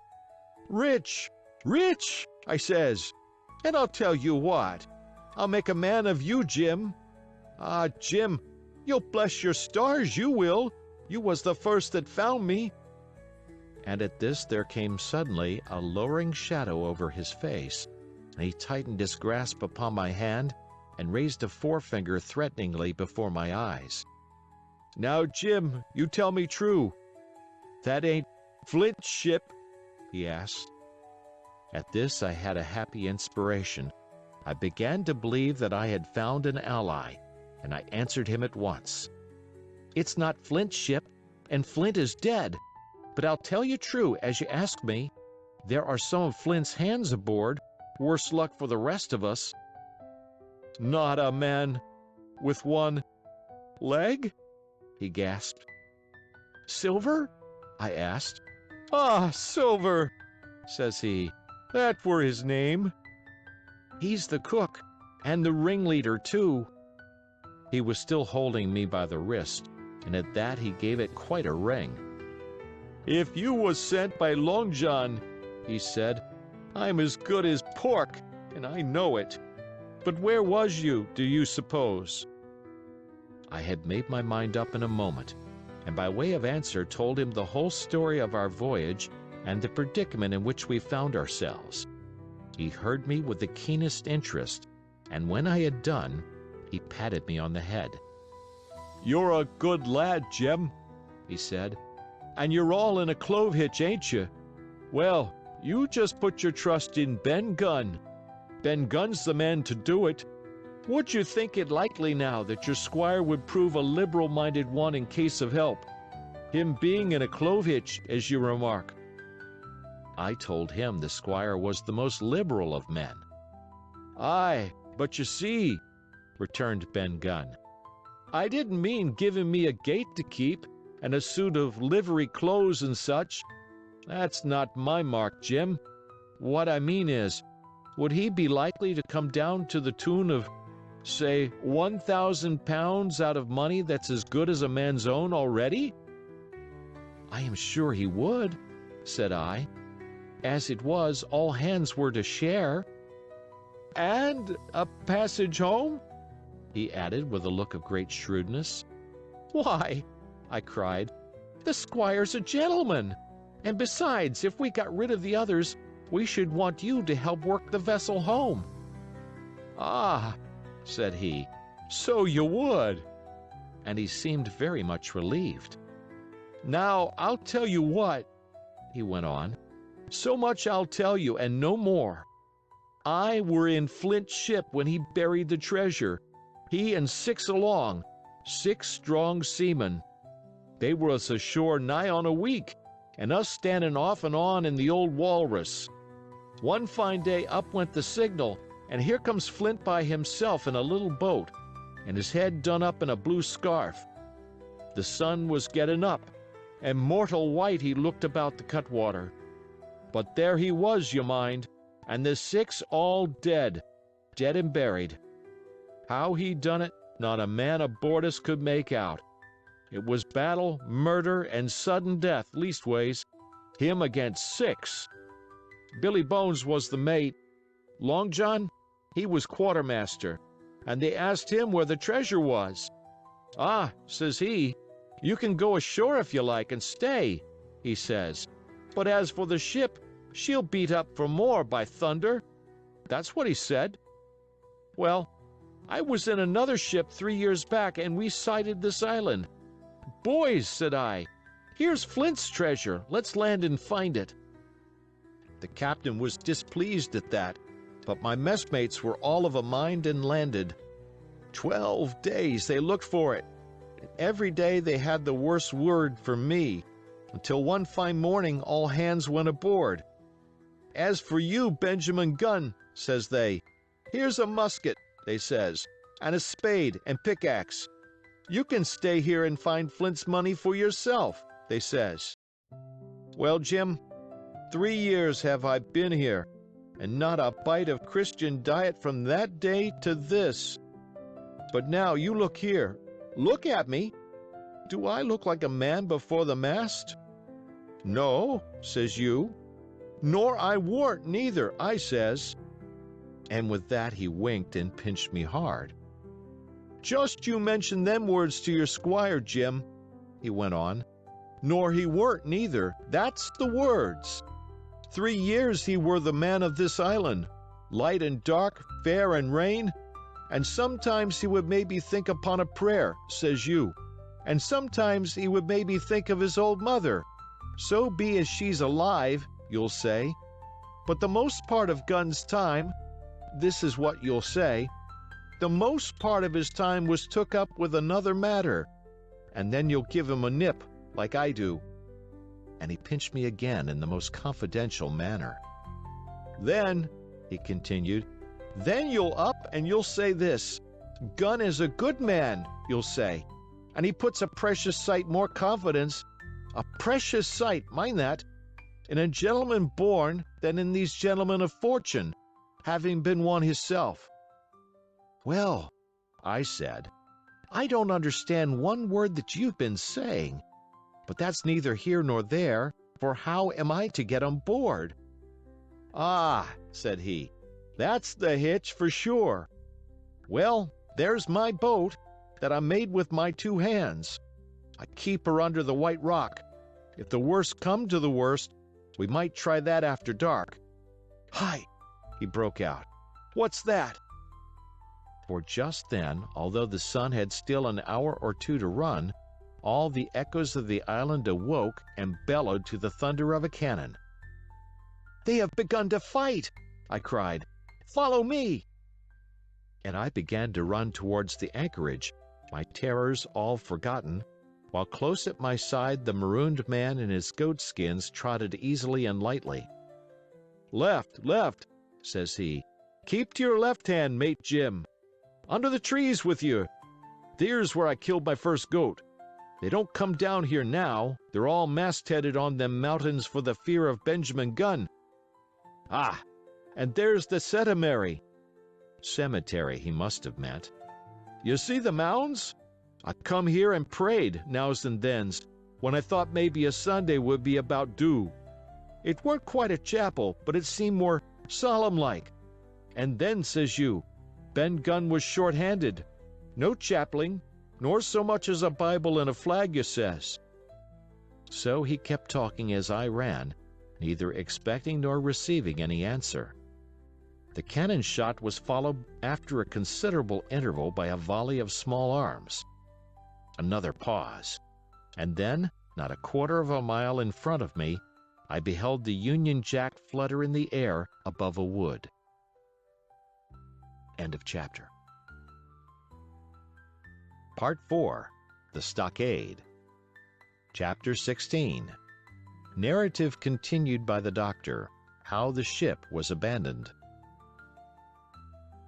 It was about 1:30, 3 bells in the sea phrase, that the 2 boats went ashore from the Hispaniola. The captain, the squire, and I were talking matters over in the cabin. Had there been a breath of wind, we should have fallen on the 6 mutineers who were left aboard with us, slipped our cable, and away to sea. But the wind was wanting, and to complete our helplessness, down came Hunter with the news that Jim Hawkins had slipped into a boat and was gone ashore with the rest. It never occurred to us to doubt Jim Hawkins, but we were alarmed for his safety. With the men in the temper they were in, it seemed an even chance if we should see the lad again. We ran on deck. The pitch was bubbling in the seams. The nasty stench of the place turned me sick. If ever a man smelt fever and dysentery, it was in that abominable anchorage. The 6 scoundrels were sitting grumbling under a sail in the forecastle. Ashore we could see the gigs made fast, and a man sitting in each, hard by where the river runs in. One of them was whistling Lilla Bolero. Waiting was a strain, and it was decided that Hunter and I should go ashore with the jolly boat in quest of information. The gigs had leaned to their right, but Hunter and I pulled straight in the direction of the stockade upon the chart. The two who were left guarding their boats seemed in a bustle at our appearance. Lillibullero stopped off, and I could see the pair discussing what they ought to do. Had they gone and told Silver, all might have turned out differently. But they had their orders, I suppose, and decided to sit quietly where they were and hark back again to Lillibullero. There was a slight bend in the coast, and I steered so as to put it between us. Even before we landed, we had thus lost sight of the gigs. I jumped out and came as near running as I durst, with a big silk handkerchief under my hat for coolness' sake, and a brace of pistols ready primed for safety. I had not gone 100 yards when I reached the stockade. This was how it was. A spring of clear water rose almost at the top of a knoll. Well, on the knoll, and enclosing the spring, they had clapped a stout log house fit to hold 20 of people on a pinch, and loopholed for musketry on either side. All round this they had cleared a wide space, and then the thing was completed by a paling 6 feet high, without door or opening, too strong to pull down without time and labor, and too open to shelter the besiegers. The people in the log house had them in every way. They stood quiet in shelter and shot the others like partridges. All they wanted was a good watch and food, for, short of a complete surprise, they might have held the place against a regiment. What particularly took my fancy was the spring, for though we had a good enough place of it in the cabin of the Hispaniola, with plenty of arms and ammunition and things to eat, and excellent wines, there had been one thing overlooked. We had no water. I was thinking this over when there came ringing over the island the cry of a man at the point of death. I was not new to violent death. I have served His Royal Highness the Duke of Cumberland, and got a wound myself at Fontenoy, but I know my pulse went dot in Carry One. Jim Hawkins is gone, was my first thought. It is something to have been an old soldier, but more still to have been a doctor. There is no time to dilly-dally in our work, and so now I made up my mind instantly, and with no time lost returned to the shore and jumped on board the jolly boat. By good fortune, Hunter pulled a good oar. We made the water fly, and the boat was soon alongside and I aboard the schooner. I found them all shaken, as was natural. The squire was sitting down as white as a sheet, thinking of the harm he had led us to, the good soul, and one of the 6 forecastle hands was little better. "There's a man," said Captain Smollett, nodding towards him, "new to this work. He came nigh hand fainting, doctor, when he heard the cry. Another touch of the rudder and that man would join us." I told my plan to the captain, and between us we settled on the details of its accomplishment. We put old Redruth in the gallery between the cabin and the forecastle, with 3 or 4 loaded muskets and a mattress for protection. Hunter brought the boat round under the stern port, and Joyce and I set to work loading her with powder tins, muskets, bags of biscuits, kegs of pork, a case of cognac, and my invaluable medicine chest. In the meantime, the squire and the captain stayed on deck, and the latter hailed the coxswain, who was the principal man aboard. "Mr. Hans," he said, "here are 2 of us with a brace of pistols each. If any one of you 6 make a signal of any description, that man's dead." They were a good deal taken aback, and after a little consultation, one and all tumbled down the fore companion, thinking no doubt to take us on the rear. But when they saw Redruth waiting for them in the sparred gallery, they went about ship at once, and a head popped out again on deck. "Down, dog!" cries the captain, and the head popped back again, and we heard no more, for the time, of these 6 very faint-hearted seamen. By this time, tumbling things in as they came, we had the jolly boat loaded as much as we dared. Joyce and I got out through the stern port, and we made for shore again as fast as oars could take us. This second trip fairly aroused the watchers along shore. Lily Bolero was dropped again, and just before we lost sight of them behind the little point, one of them whipped ashore and disappeared. I had half a mind to change my plan and destroy their boats, but I feared that Silver and the others might be close at hand, and all might very well be lost by trying for too much. We had soon touched land in the same place as before and set to provision the blockhouse. All three made the first journey, heavily laden, and tossed our stores over the palisade. Then, leaving Joyce to guard them, one man to be sure, but with half a dozen muskets, Hunter and I returned to the jolly boat and loaded ourselves once more. So we proceeded without pausing to take breath, till the whole cargo was bestowed, when the two servants took up their position in the blockhouse, and I, with all my power, sculled back to the Hispaniola. That we should have risked a second boatload seems more daring than it really was. They had the advantage of numbers, of course, but we had the advantage of arms. Not one of the men ashore had a musket, and before they could get within range for pistol shooting, we flattered ourselves we should be able to give a good account of a half-dozen at least.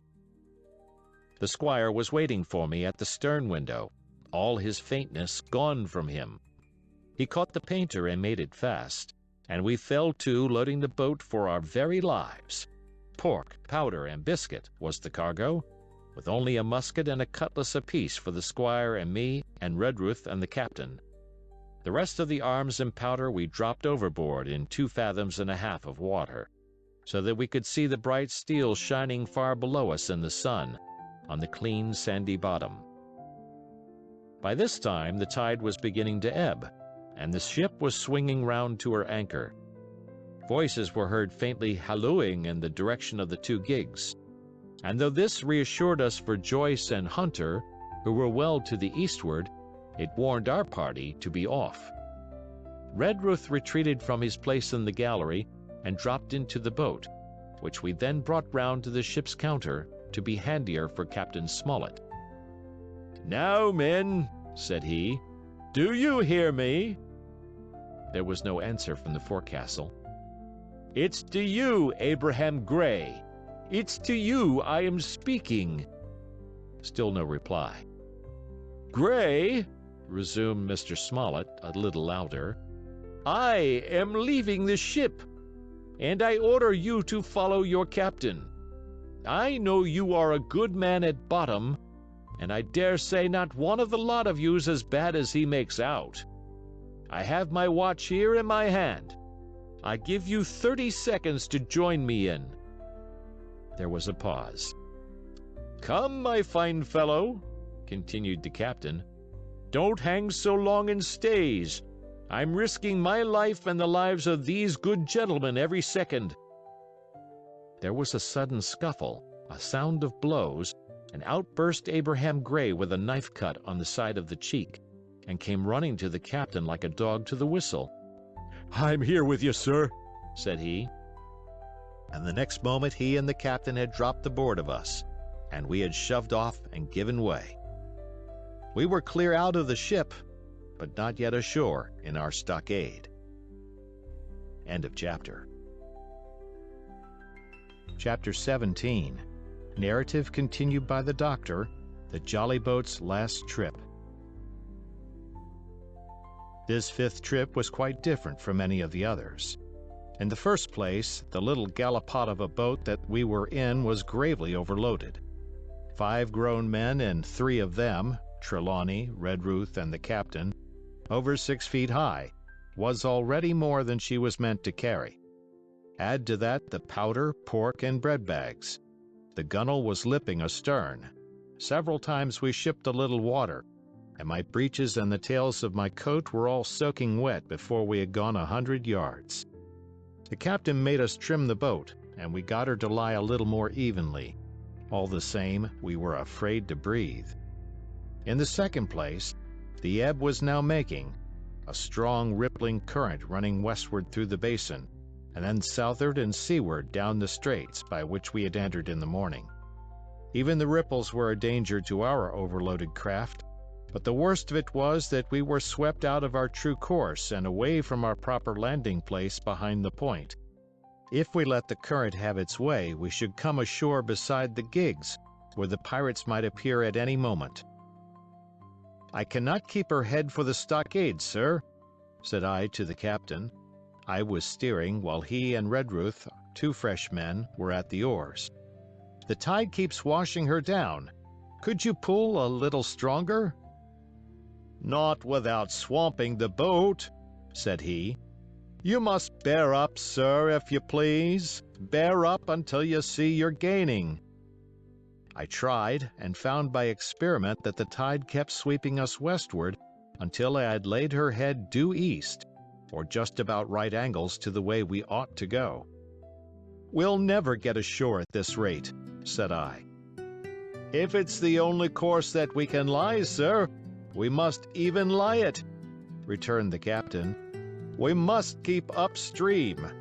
You see, sir," he went on, "if once we drop to leeward of the landing place, it's hard to say where we should get ashore, besides the chance of being boarded by the gigs, whereas the way we go the current must slacken, and then we can dodge back along the shore." "The current's less already, sir," said the man Gray, who was sitting in the foresheets. "You can ease her off a bit." "Thank you, my man," said I, quite as if nothing had happened, for we had all quietly made up our minds to treat him like one of ourselves. Suddenly the captain spoke up again, and I thought his voice was a little changed. "The gun," said he. "I have thought of that," said I, for I made sure he was thinking of a bombardment of the fort. "They could never get the gun ashore, and if they did, they could never haul it through the woods." "Look astern, Doctor," replied the captain.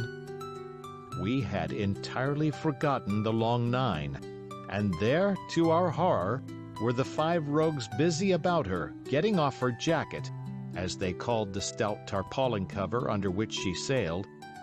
Not only that, but it flashed into my mind at the same moment that the round shot and the powder for the gun had been left behind, and a stroke with an axe would put it all in the possession of the evil ones aboard. "Israel was Flint's gunner," said Gray hoarsely. At any risk, we put the boat's head direct for the landing place. By this time we had got so far out of the run of the current that we kept steerage way even at our necessarily gentle rate of rowing, and I could keep her steady for the goal. But the worst of it was that, with the course I now held, we turned our broadside instead of our stern to the Hispaniola, and offered a target like a barn door. I could hear as well as see that brandy-faced rascal, Israel Hands, plumping down a round shot on the deck. "Who's the best shot?" asked the captain. "Mr. Trelawney, out and away," said I. "Mr. Trelawney, will you please pick me off one of these men, sir? Hands, if possible," said the captain. Trelawney was as cool as steel. He looked to the priming of his gun. "Now," cried the captain. "Easy with that gun, sir, or you'll swamp the boat. All hands stand by to trim her when he aims." The squire raised his gun, the rowing ceased, and we leaned over to the other side to keep the balance, and all was so nicely contrived that we did not ship a drop. They had the gun, by this time, slewed round upon the swivel, and Hans, who was at the muzzle with the rammer, was in consequence the most exposed. However, we had no luck, for just as Trelawney fired, down he stooped, the ball whistled over him, and it was one of the other 4 who fell. The cry he gave was echoed not only by his companions on board, but by a great number of voices from the shore, and looking in that direction I saw the other pirates trooping out from among the trees and tumbling into their places in the boats. "Here come the gigs, sir," said I. "Give way, then," cried the captain. We mustn't mind if we swamp her now. If we can't get ashore, all's up." "Only one of the gigs is being manned, sir," I added. "The crew of the other most likely going round by shore to cut us off." "They'll have a hot run, sir," returned the captain. "Jack ashore, you know. It's not them I mind, it's the round shot. Carpet bowls. My lady's maid couldn't miss. Tell us, squire, when you see the match, and we'll hold water." In the meanwhile, we had been making headway at a good pace for a boat so overloaded, and we had shipped but little water in the process. We were now close in, 30 or 40 strokes, and we should beach her, for the ebb had already disclosed a narrow belt of sand below the clustering trees. The gig was no longer to be feared. The little point had already concealed it from our eyes. The ebb tide, which had so cruelly delayed us, was now making reparation and delaying our assailants. The one source of danger was the gun. "If I durst," said the captain, "I'd stop and pick off another man." But it was plain that they meant nothing should delay their shot. They had never so much as looked at their fallen comrade, though he was not dead, and I could see him trying to crawl away. "Ready!" cried the squire. "Hold!" cried the captain, quick as an echo. And he and Redruth backed with a great heave that sent her astern bodily under water. The report fell in at the same instant of time. This was the first that Jim heard, the sound of the squire's shot not having reached him. Where the ball passed, not one of us precisely knew, but I fancy it must have been over our heads, and that the wind of it may have contributed to our disaster. At any rate, the boat sank by the stern quite gently in 3 feet of water, leaving the captain and myself facing each other on our feet. The other 3 took complete headers and came up again drenched and bubbling. So far there was no great harm. No lives were lost, and we could wade ashore in safety. But there were all our stores at the bottom, and to make things worse, only 2 guns out of 5 remained in a state for service. Mine I had snatched from my knees and held over my head, by a sort of instinct.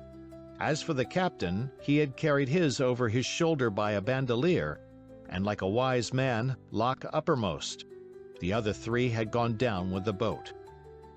To add to our concern, we heard voices already drawing near us in the woods along shore, and we had not only the danger of being cut off from the stockade in our half-crippled state, but the fear before us whether, if Hunter and Joyce were attacked by half a dozen, they would have the sense and conduct to stand firm. Hunter was steady, that we knew.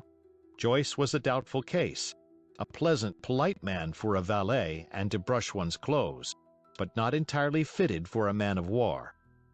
With all this in our minds, we waded ashore as fast as we could, leaving behind us the poor jolly boat and a good half of all our powder and provisions.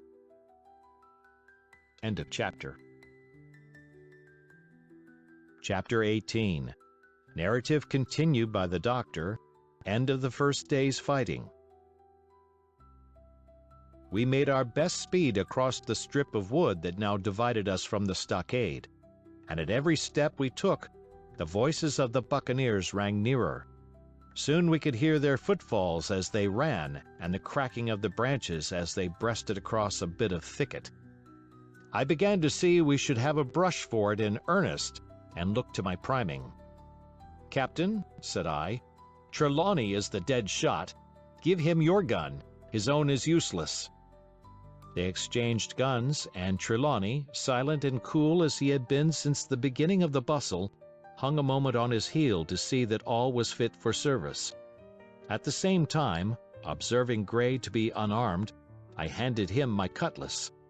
It did all our hearts good to see him spit in his hand, knit his brows, and make the blade sing through the air. It was plain from every line of his body that our new hand was worth his salt. 40 paces farther we came to the edge of the wood, and saw the stockade in front of us. We struck the enclosure about the middle of the south side, and almost at the same time, 7 mutineers, Job Anderson, the boatswain, at their head, appeared in full cry at the southwestern corner. They paused as if taken aback, and before they recovered, not only the squire and I, but Hunter and Joyce from the blockhouse had time to fire. The 4 shots came in rather a scattering volley, but they did the business. One of the enemy actually fell, and the rest, without hesitation, turned and plunged into the trees. After reloading, we walked down the outside of the palisade to see to the fallen enemy. He was stone dead, shot through the heart. We began to rejoice over our good success, when just at that moment a pistol cracked in the bush, a ball whistled close past my ear, and poor Tom Redruth stumbled and fell his length on the ground. Both the squire and I returned the shot, but as we had nothing to aim at, it is probable we only wasted powder. Then we reloaded and turned our attention to poor Tom. The captain and Gray were already examining him, and I saw with half an eye that all was over. I believe the readiness of our return volley had scattered the mutineers once more, for we were suffered without further molestation to get the poor old gamekeeper hoisted over the stockade and carried, groaning and bleeding, into the log house. Poor old fellow, he had not uttered one word of surprise, complaint, fear, or even acquiescence from the very beginning of our troubles till now, when we had laid him down in the log house to die. He had lain like a Trojan behind his mattress in the gallery. He had followed every order silently, doggedly, and well. He was the oldest of our party by a score of years. And now, sullen, old, serviceable servant, it was he that was to die. The squire dropped down beside him on his knees and kissed his hand, crying like a child. "Be I going, doctor?" he asked. "Tom, my man," said I, "you're going home." "I wish I'd had a lick at them with the gun first," he replied. "Tom," said the squire, "say you forgive me, won't you?" "Would that be respectful like, from me to you, squire?" was the answer. "Howsoever, so be it, amen." After a little while of silence, he said he thought somebody might read a prayer. "It's the custom, sir," he added apologetically, and not long afterward, without another word, he passed away. In the meantime, the captain, whom I had observed to be wonderfully swollen about the chest and pockets, had turned out a great many various stores: the British colors, a Bible, a coil of stoutish rope, pen, ink, the logbook, and pounds of tobacco. He had found a longish fir tree lying felled and trimmed in the enclosure, and with the help of Hunter, he had set it up at the corner of the log house where the trunks crossed and made an angle. Then, climbing on the roof, he had with his own hand bent and run up the colors. This seemed mightily to relieve him. He re-entered the log house and set about counting up the stores as if nothing else existed. But he had an eye on Tom's passage for all that, and as soon as all was over, came forward with another flag and reverently spread it on the body. "Don't you take on, sir," he said, shaking the squire's hand. "All's well with him. No fear for a hand that's been shot down in his duty to captain and owner. It mayn't be good divinity, but it's a fact." Then he pulled me aside. "Dr. Livesey," he said, "in how many weeks do you and Squire expect the consort?" I told him it was a question not of weeks but of months, that if we were not back by the end of August, Blandley was to send to find us, but neither sooner nor later. "You can calculate for yourself," I said. "Why, yes," returned the captain, scratching his head, "and making a large allowance, sir, for all the gifts of Providence, I should say we were pretty close-hauled." "How do you mean?" I asked. "It's a pity, sir, we lost that second load, that's what I mean," replied the captain. "As for powder and shot, we'll do, But the rations are short, very short. So short, Dr. Livesey, that we're perhaps as well without that extra mouth." And he pointed to the dead body under the flag. Just then, with a roar and a whistle, a round shot passed high above the roof of the log house and plumped far beyond us in the wood. "Ho, ho!" said the captain. "Blaze away! You've little enough powder already, my lads." At the second trial, the aim was better, and the ball descended inside the stockade, scattering a cloud of sand but doing no further damage. "Captain," said the squire, "the house is quite invisible from the ship. It must be the flag they are aiming at. Would it not be wiser to take it in?" "Strike my colors!" cried the captain. "No, sir, not I." And as soon as he had said the words, I think we all agreed with him, for it was not only a piece of stout, seemingly good feeling, it was good policy besides, and showed our enemies that we despised their cannonade. All through the evening they kept thundering away.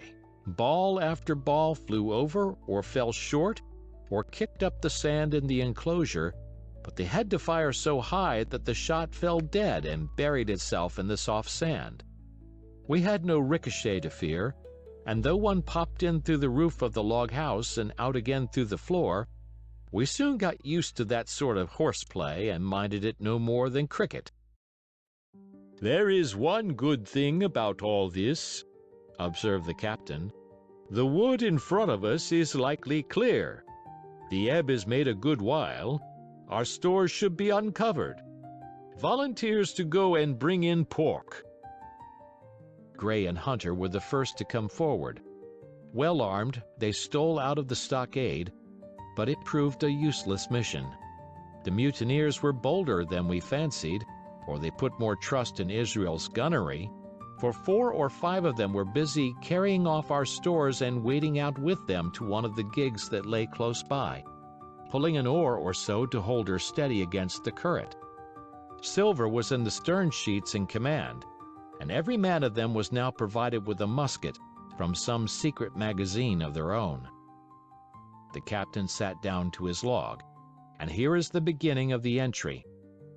Alexander Smollett, master. David Livesey, ship's doctor. Abraham Gray, carpenter's mate. John Trelawney, owner. John Hunter and Richard Joyce, owner's servants. Landsmen being all that is left faithful of the ship's company, with stores for 10 days at short rations, came ashore this day and flew British colors on the log house in Treasure Island. Thomas Redruth, owner's servant, landsman, shot by the mutineers. James Hawkins, cabin boy. And at the same time I was wondering over poor Jim Hawkins's fate. A hail on the land side. "Somebody hailing us," said Hunter, who was on guard. Doctor, squire, captain. Hello, Hunter, is that you? Came the cries, and I ran to the door in time to see Jim Hawkins, safe and sound, come climbing over the stockade. End of chapter. Chapter 19. Narrative resumed by Jim Hawkins. The garrison in the stockade. As soon as Ben Gunn saw the colors, he came to a halt, stopped me by the arm, and sat down. "Now," said he, "there's your friends, sure enough." "Far more likely it's the mutineers," I answered. "That!" he cried. "Why, in a place like this, where nobody puts in but gentlemen of fortune, Silver would fly the Jolly Roger. You don't make no doubt of that. No, that's your friends. There's been blows, too, and I reckon your friends has had the best of it. And here they are ashore in the old stockade, as was made years and years ago by Flint.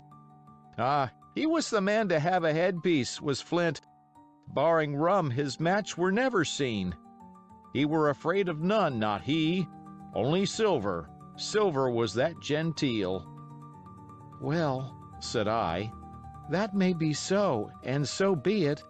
all the more reason that I should hurry on and join my friends." "Nay, mate," returned Ben, "not you.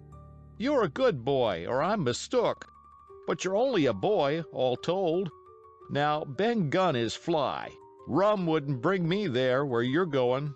Not rum wouldn't, till I see you're born gentleman and gets it on his word of honor. And you won't forget my words. A precious sight, that's what you'll say. A precious sight more confidence. And then nips him." And he pinched me the third time with the same air of cleverness. "And when Ben Gunn is wanted, you know where to find him, Jim. Just where you found him today.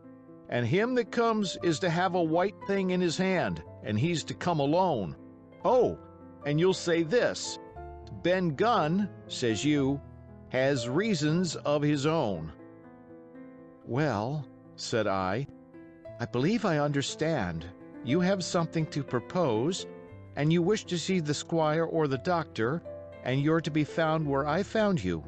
Is that all?" "And when, says you?" he added. "Why, from about noon observation to about 6 bells." "Good," said I. "And now, may I go?" "You won't forget?" he inquired anxiously. "Precious sight, and reasons of his own, says you. Reasons of his own, that's the mainstay, as between man and man. Well, then," still holding me, "I reckon you can go, Jim. And, Jim, if you was to see silver, you wouldn't go for to sell Ben Gunn. Wild horses wouldn't draw it from you. No, says you. And if them pirates camp ashore, Jim, what would you say but there be widders in the morning?" Here he was interrupted by a loud report, and a cannonball came tearing through the trees and pitched in the sand not 100 yards from where we two were talking. The next moment each of us had taken to his heels in a different direction. For a good hour to come, frequent reports shook the island, and balls kept crashing through the woods. I moved from hiding place to hiding place, always pursued, or so it seemed to me, by these terrifying missiles. But towards the end of the bombardment, though still I durst not venture in the direction of the stockade, where the balls fell oftenest, I had begun in a manner to pluck up my heart again, and after a long detour to the east, crept down among the shoreside trees. The sun had just set. The sea breeze was rustling and tumbling in the woods, and ruffling the gray surface of the anchorage. The tide, too, was far out, and great tracts of sand lay uncovered. The air, after the heat of the day, chilled me through my jacket. The Hispaniola still lay where she had anchored, but sure enough there was the Jolly Roger, the black flag of piracy, flying from her peak. Even as I looked, there came another red flash and another report that sent the echoes clattering, and one more round shot whistled through the air. It was the last of the cannonade. I lay for some time watching the bustle which succeeded the attack. Men were demolishing something with axes on the beach near the stockade. The poor jolly boat, I afterwards discovered. Away near the mouth of the river, a great fire was glowing among the trees, and between that point and the ship, one of the gigs kept coming and going. The men, whom I had seen so gloomy, shouting at the oars like children, but there was a sound in their voices which suggested rum. At length I thought I might return towards the stockade. I was pretty far down on the low sandy spit that encloses the anchorage to the east, and is joined at half water to Skeleton Island. And now, as I rose to my feet, I saw, some distance further down the spit, and rising from among low bushes, an isolated rock, pretty high, and peculiarly white in color. It occurred to me that this might be the white rock of which Ben Gunn had spoken, and that some day or other a boat might be wanted, and I should know where to look for one. Then I skirted among the woods until I had regained the rear, or shoreward side of the stockade, and was soon warmly welcomed by the faithful party. I had soon told my story and began to look about me. The log house was made of unsquared trunks of pine, roof, walls, and floor. The latter stood in several places as much as a foot or a foot and a half above the surface of the sand. There was a porch at the door, and under this porch, the little spring welled up into an artificial basin of a rather odd kind, no other than a great ship's kettle of iron, with the bottom knocked out, and sunk to her bearings, as the captain said, among the sand. Little had been left besides the framework of the house, but in one corner there was a stone slab laid down by way of hearth, and an old rusty iron basket to contain the fire. The slopes of the knoll and all the inside of the stockade had been cleared of timber to build the house, and we could see by the stumps what a fine and lofty grove had been destroyed. Most of the soil had been washed away or buried in drift after the removal of the trees. Only where the streamlet ran down from the kettle, a thick bed of moss and some ferns and little creeping bushes were still green among the sand. Very close around the stockade, too close for defense, they said, the wood still flourished high and dense, all of fir on the land side, but towards the sea with a large admixture of live oaks. The cold evening breeze of which I have spoken whistled through every chink of the rude building and sprinkled the floor with a continual rain of fine sand. There was sand in our eyes, sand in our teeth, sand in our suppers, sand dancing in the spring at the bottom of the kettle, for all the world like porridge beginning to boil. Our chimney was a square hole in the roof. It was but a little part of the smoke that found its way out, and the rest eddied about the house and kept us coughing and piping the eye. Add to this that Gray, the new man, had his face tied up in a bandage for a cut he had got in breaking away from the mutineers, and that poor old Tom Redruth, still unburied, lay along the wall, stiff and stark under the Union Jack. If we had been allowed to sit idle, we should all have fallen in the blues, but Captain Smollett was never the man for that. All hands were called up before him, and he divided us into watches. The doctor and Gray and I for one, the squire, Hunter, and Joyce upon the other. Tired though we all were, 2 were sent out for firewood, 2 more were set to dig a grave for Redruth. The doctor was named cook, I was put sentry at the door, and the captain himself went from one to another, keeping up our spirits and lending a hand wherever it was wanted. From time to time the doctor came to the door for a little air and to rest his eyes, which were almost smoked out of his head, and whenever he did so, he had a word for me.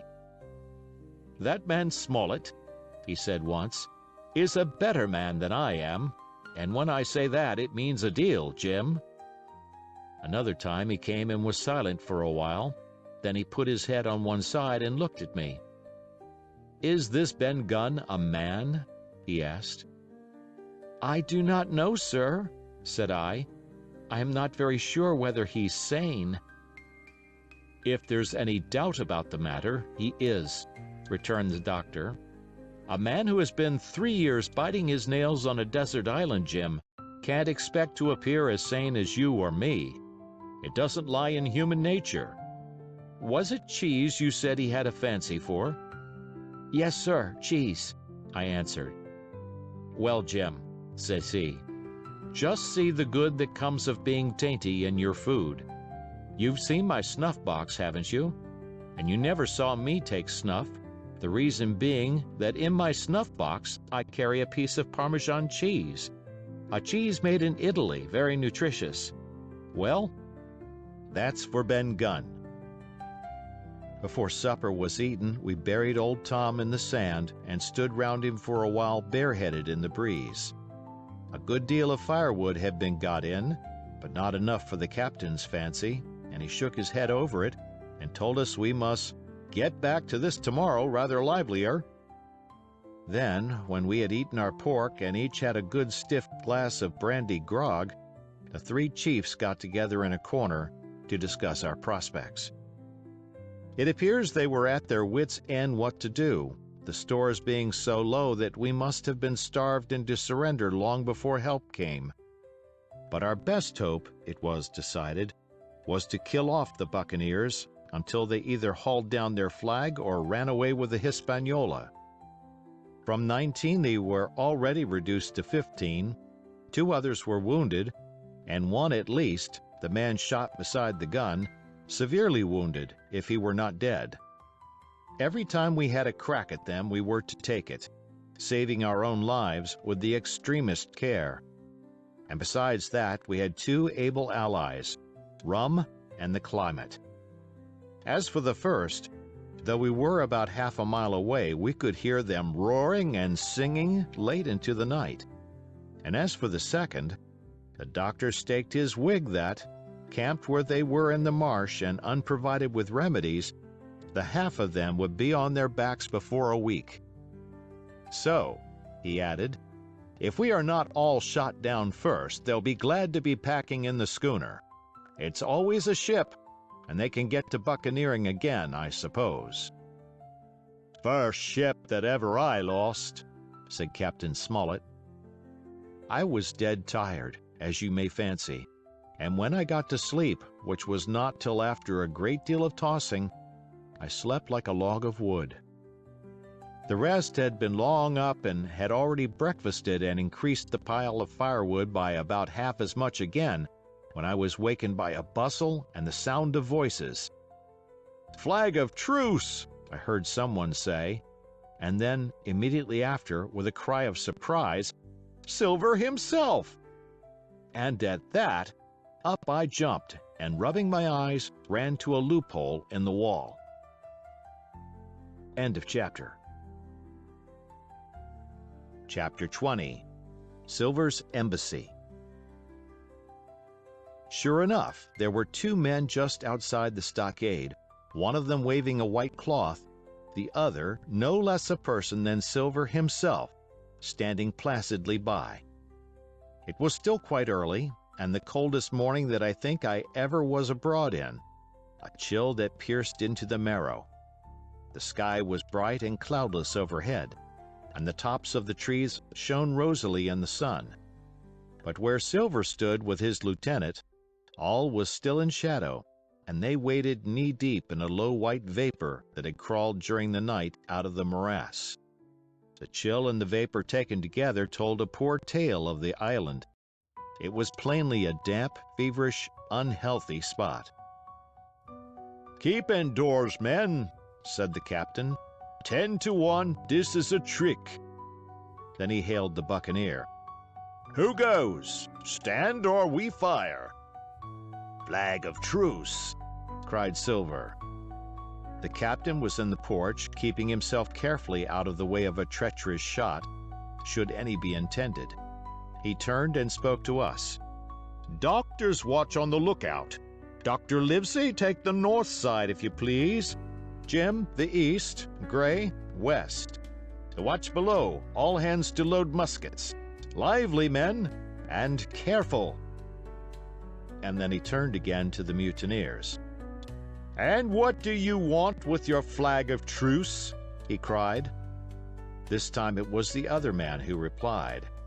"Captain Silver, sir, to come on board and make terms," he shouted.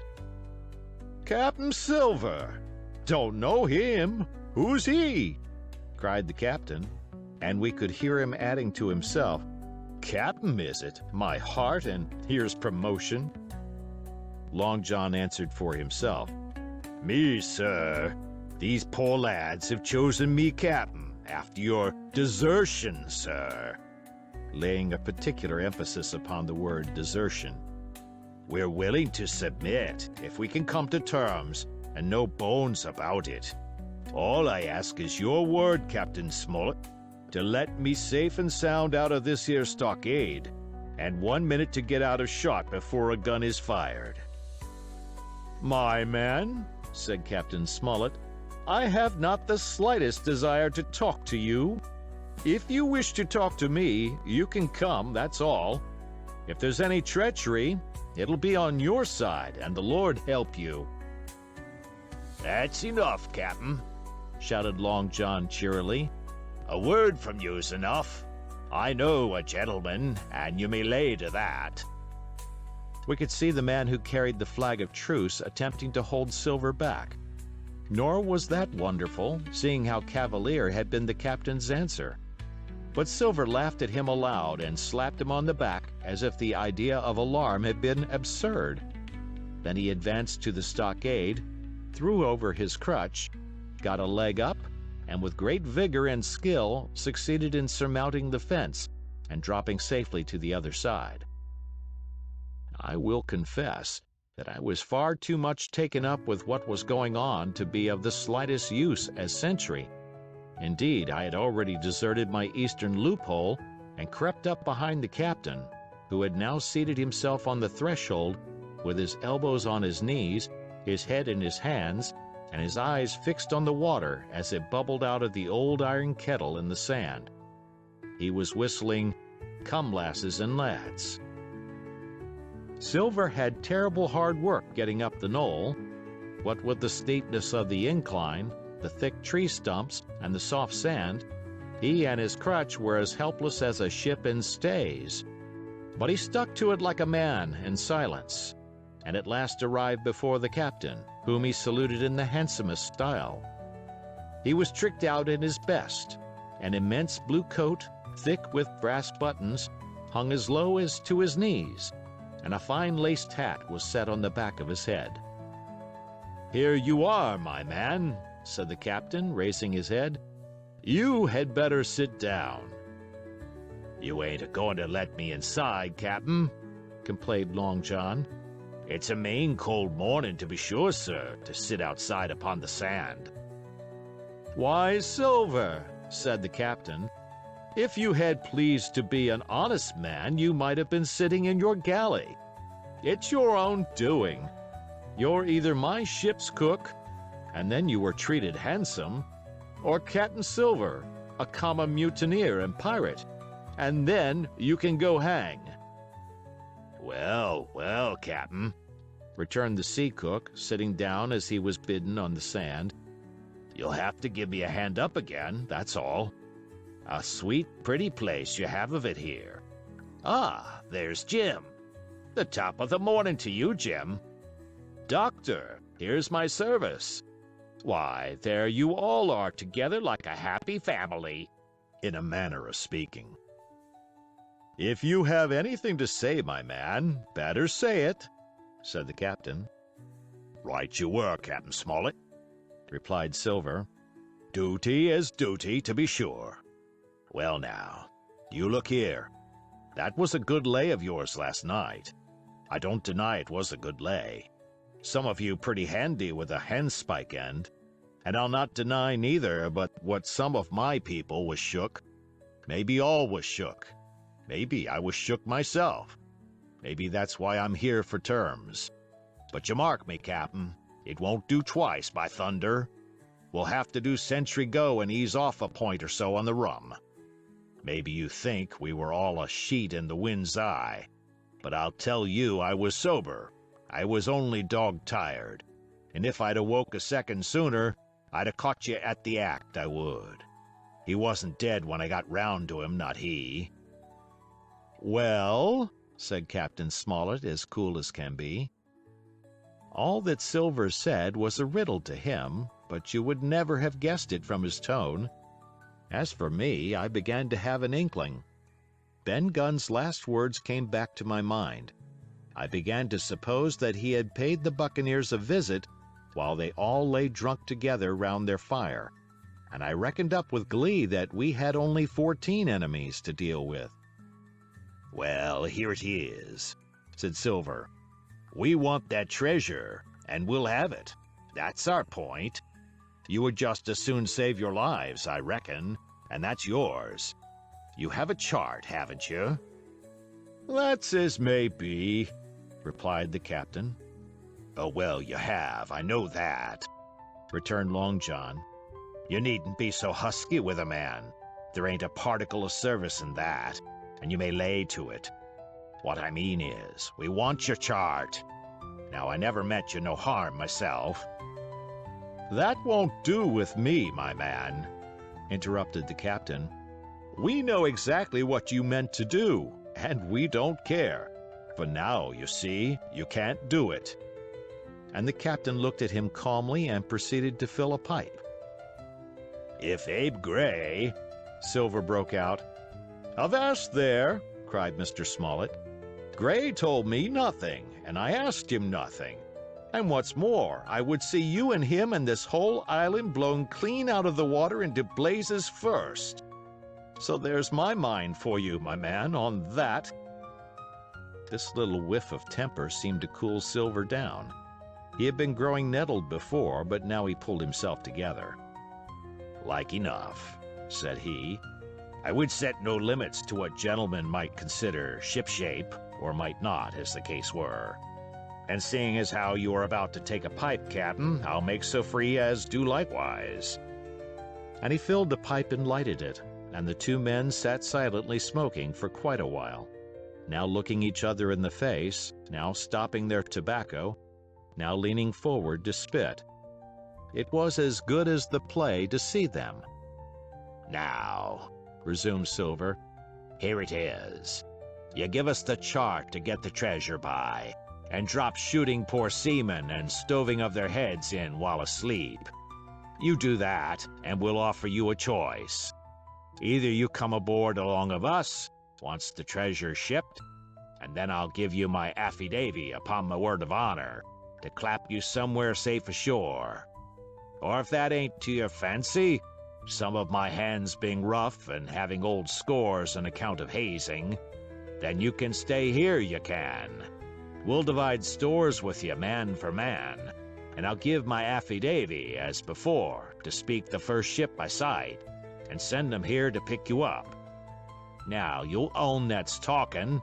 Handsomer you couldn't look to get, now could you?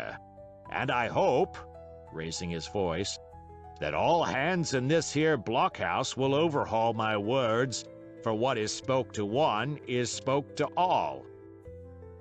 Captain Smollett rose from his seat and knocked out the ashes of his pipe in the palm of his left hand. "Is that all?" he asked. "Every last word, by thunder," answered John. "Refuse that, and you've seen the last of me but musket balls." "Very good," said the captain. "Now you'll hear me. If you'll come up one by one, unarmed, I'll engage to clap you all in irons and take you home to a fair trial in England. If you won't, my name is Alexander Smollett, I've flown my sovereign's colors, and I'll see you all to Davy Jones. You can't find the treasure. You can't sail the ship. There's not a man among you fit to sail the ship. You can't fight us. Gray there got away from 5 of you. Your ship's in irons, Master Silver. You're on a lee shore, and so you'll find. I stand here and tell you so, and they're the last good words you'll get from me, for in the name of heaven, I'll put a bullet in your back when next I meet you. Tramp, my lad, bundle out of this, please, hand over hand and double quick." Silver's face was a picture. His eyes started in his head with wrath. He shook the fire out of his pipe. "Give me a hand up," he cried. "Not I," returned the captain. "Who'll give me a hand up?" he roared. Not a man among us moved.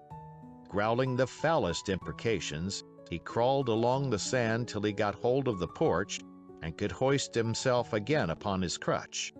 Then he spat into the spring. "There," he cried. "That's what I think of ye. Before an hour's out, I'll stove in your old blockhouse like a rum puncheon. Laugh, by thunder, laugh. Before an hour's out, you'll laugh upon the other side. Then the die'll be the lucky ones."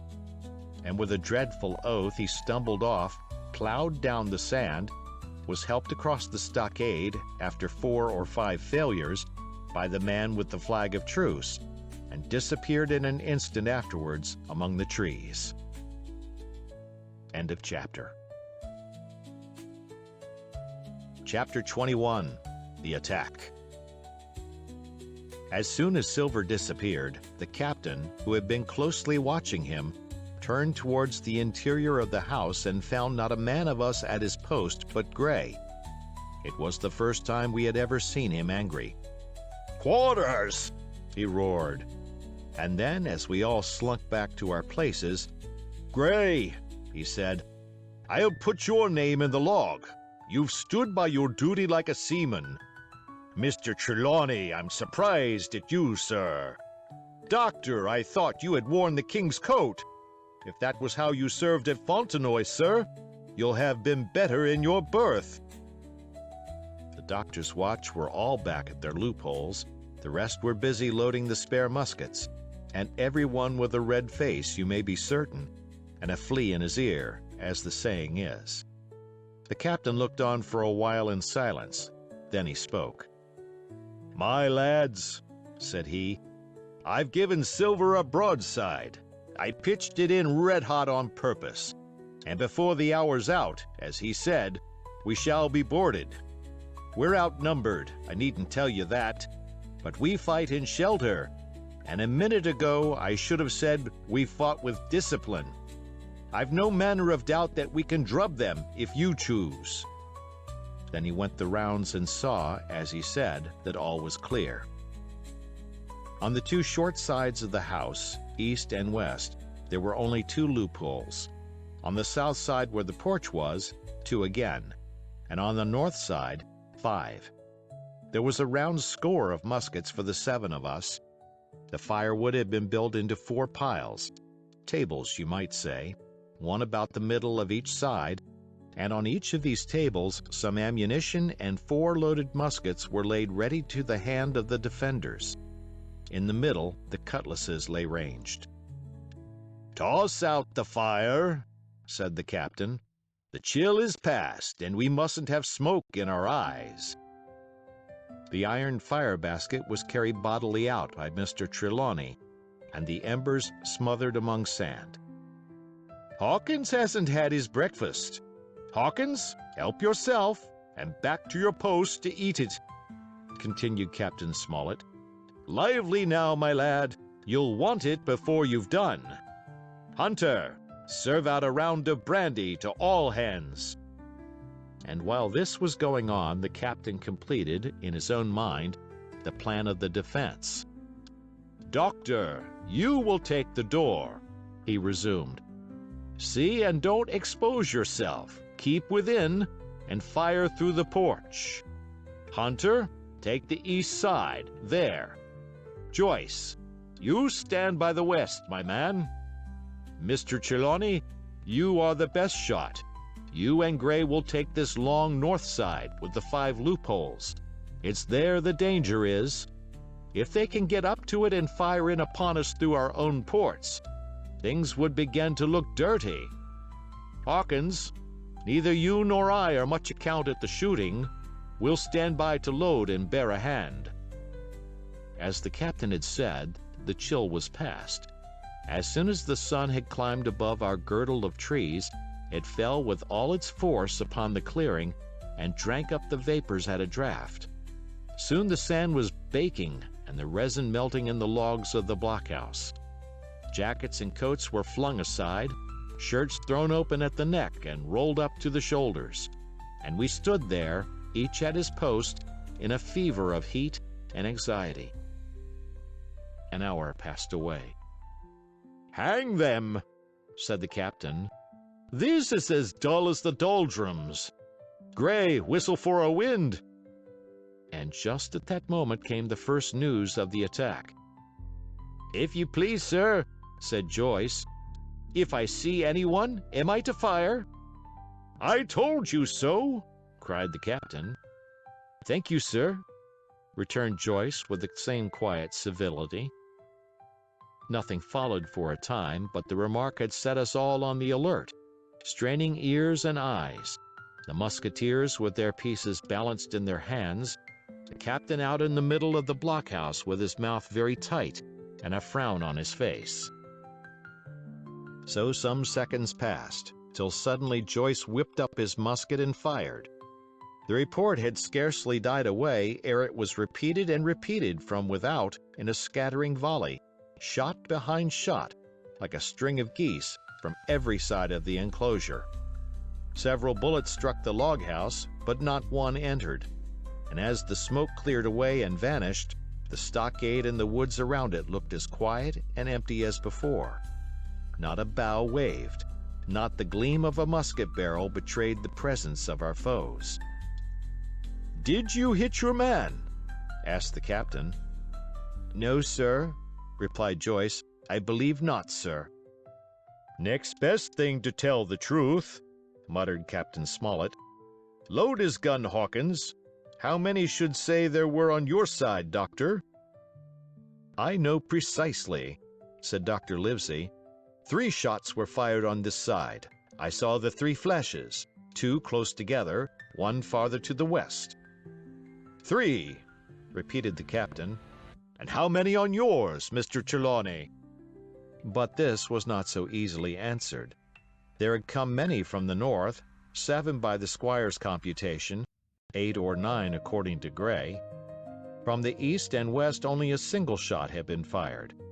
It was plain, therefore, that the attack would be developed from the north, and that on the other 3 sides we were only to be annoyed by a show of hostilities. But Captain Smollett made no change in his arrangements. If the mutineers succeeded in crossing the stockade, he argued, they would take possession of any unprotected loophole and shoot us down like rats in our own stronghold. Nor had we much time left to us for thought. Suddenly, with a loud huzzah, a little cloud of pirates leaped from the woods on the north side and ran straight on the stockade. At the same moment the fire was once more opened from the woods, and a rifle ball sang through the doorway and knocked the doctor's musket into bits. The boarders swarmed over the fence like monkeys. Squire and Gray fired again and yet again. 3 men fell, 1 forwards into the enclosure, 2 back on the outside. But of these, 1 was evidently more frightened than hurt, for he was on his feet again in a crack, and instantly disappeared among the trees. 2 had bit the dust, 1 had fled, 4 had made good their footing inside our defenses, while from the shelter of the woods 7 or 8 men, each evidently supplied with several muskets, kept up a hot though useless fire on the log house. The 4 who had boarded made straight before them for the building, shouting as they ran, and the men among the trees shouted back to encourage them. Several shots were fired, but such was the hurry of the marksmen that not one appears to have taken effect. In a moment the 4 pirates had swarmed up the mound and were upon us. The head of Job Anderson, the boatswain, appeared at the middle loophole. "At 'em, all hands, all hands!" he roared in a voice of thunder. At the same moment another pirate grasped Hunter's musket by the muzzle, wrenched it from his hands, plucked it through the loophole, and with one stunning blow laid the poor fellow senseless on the floor. Meanwhile a third, running unharmed all around the house, appeared suddenly in the doorway and fell with his cutlass on the doctor. Our position was utterly reversed. A moment since we were firing, under cover, at an exposed enemy. Now it was we who lay uncovered and could not return a blow. The log house was full of smoke, to which we owed our comparative safety. Cries and confusion, the flashes and reports of pistol shots, and one loud groan rang in my ears. "Out, lads! Out and fight 'em in the open! Cutlasses!" cried the captain. I snatched a cutlass from the pile, and someone, at the same time snatching another, gave me a cut across the knuckles which I hardly felt. I dashed out of the door into the clear sunlight. Someone was close behind, I know not whom. Right in front, the doctor was pursuing his assailant down the hill, and just as my eyes fell upon him, beat down his guard and sent him sprawling on his back, with a great slash across the face. "Round the house, lads, round the house!" cried the captain, and even in the hurly-burly I perceived a change in his voice. Mechanically I obeyed, turned eastwards, and with my cutlass raised, ran around the corner of the house. Next moment I was face to face with Anderson. He roared aloud, and his hanger went up above his head, flashing in the sunlight. I had not time to be afraid, but as the blow still hung impending, leaped in a trice upon one side, and missing my foot in the soft sand, rolled headlong down the slope. When I had first sallied from the door, the other mutineers had been already swarming up the palisade to make an end of us. One man in a red nightcap, with his cutlass in his mouth, had even got upon the top and thrown a leg across. Well, so short had been the interval that when I found my feet again, all was in the same posture, the fellow with the red nightcap still halfway over, another still just showing his head above the top of the stockade. And yet, in this breath of time, the fight was over, and the victory was ours. Gray, following close behind me, had cut down the big boatswain ere he had time to recover from his last blow. Another had been shot at a loophole in the very act of firing into the house, and now lay in agony, the pistol still smoking in his hand. A third, as I had seen, the doctor had disposed of at a blow. Of the 4 who had scaled the palisade, one only remained unaccounted for, and he, having left his cutlass on the field, was now clambering out again with the fear of death upon him. "Fire! Fire from the house!" cried the doctor. "And you lads, back into cover!" But his words were unheeded. No shot was fired, and the last boarder made good his escape and disappeared with the rest into the wood.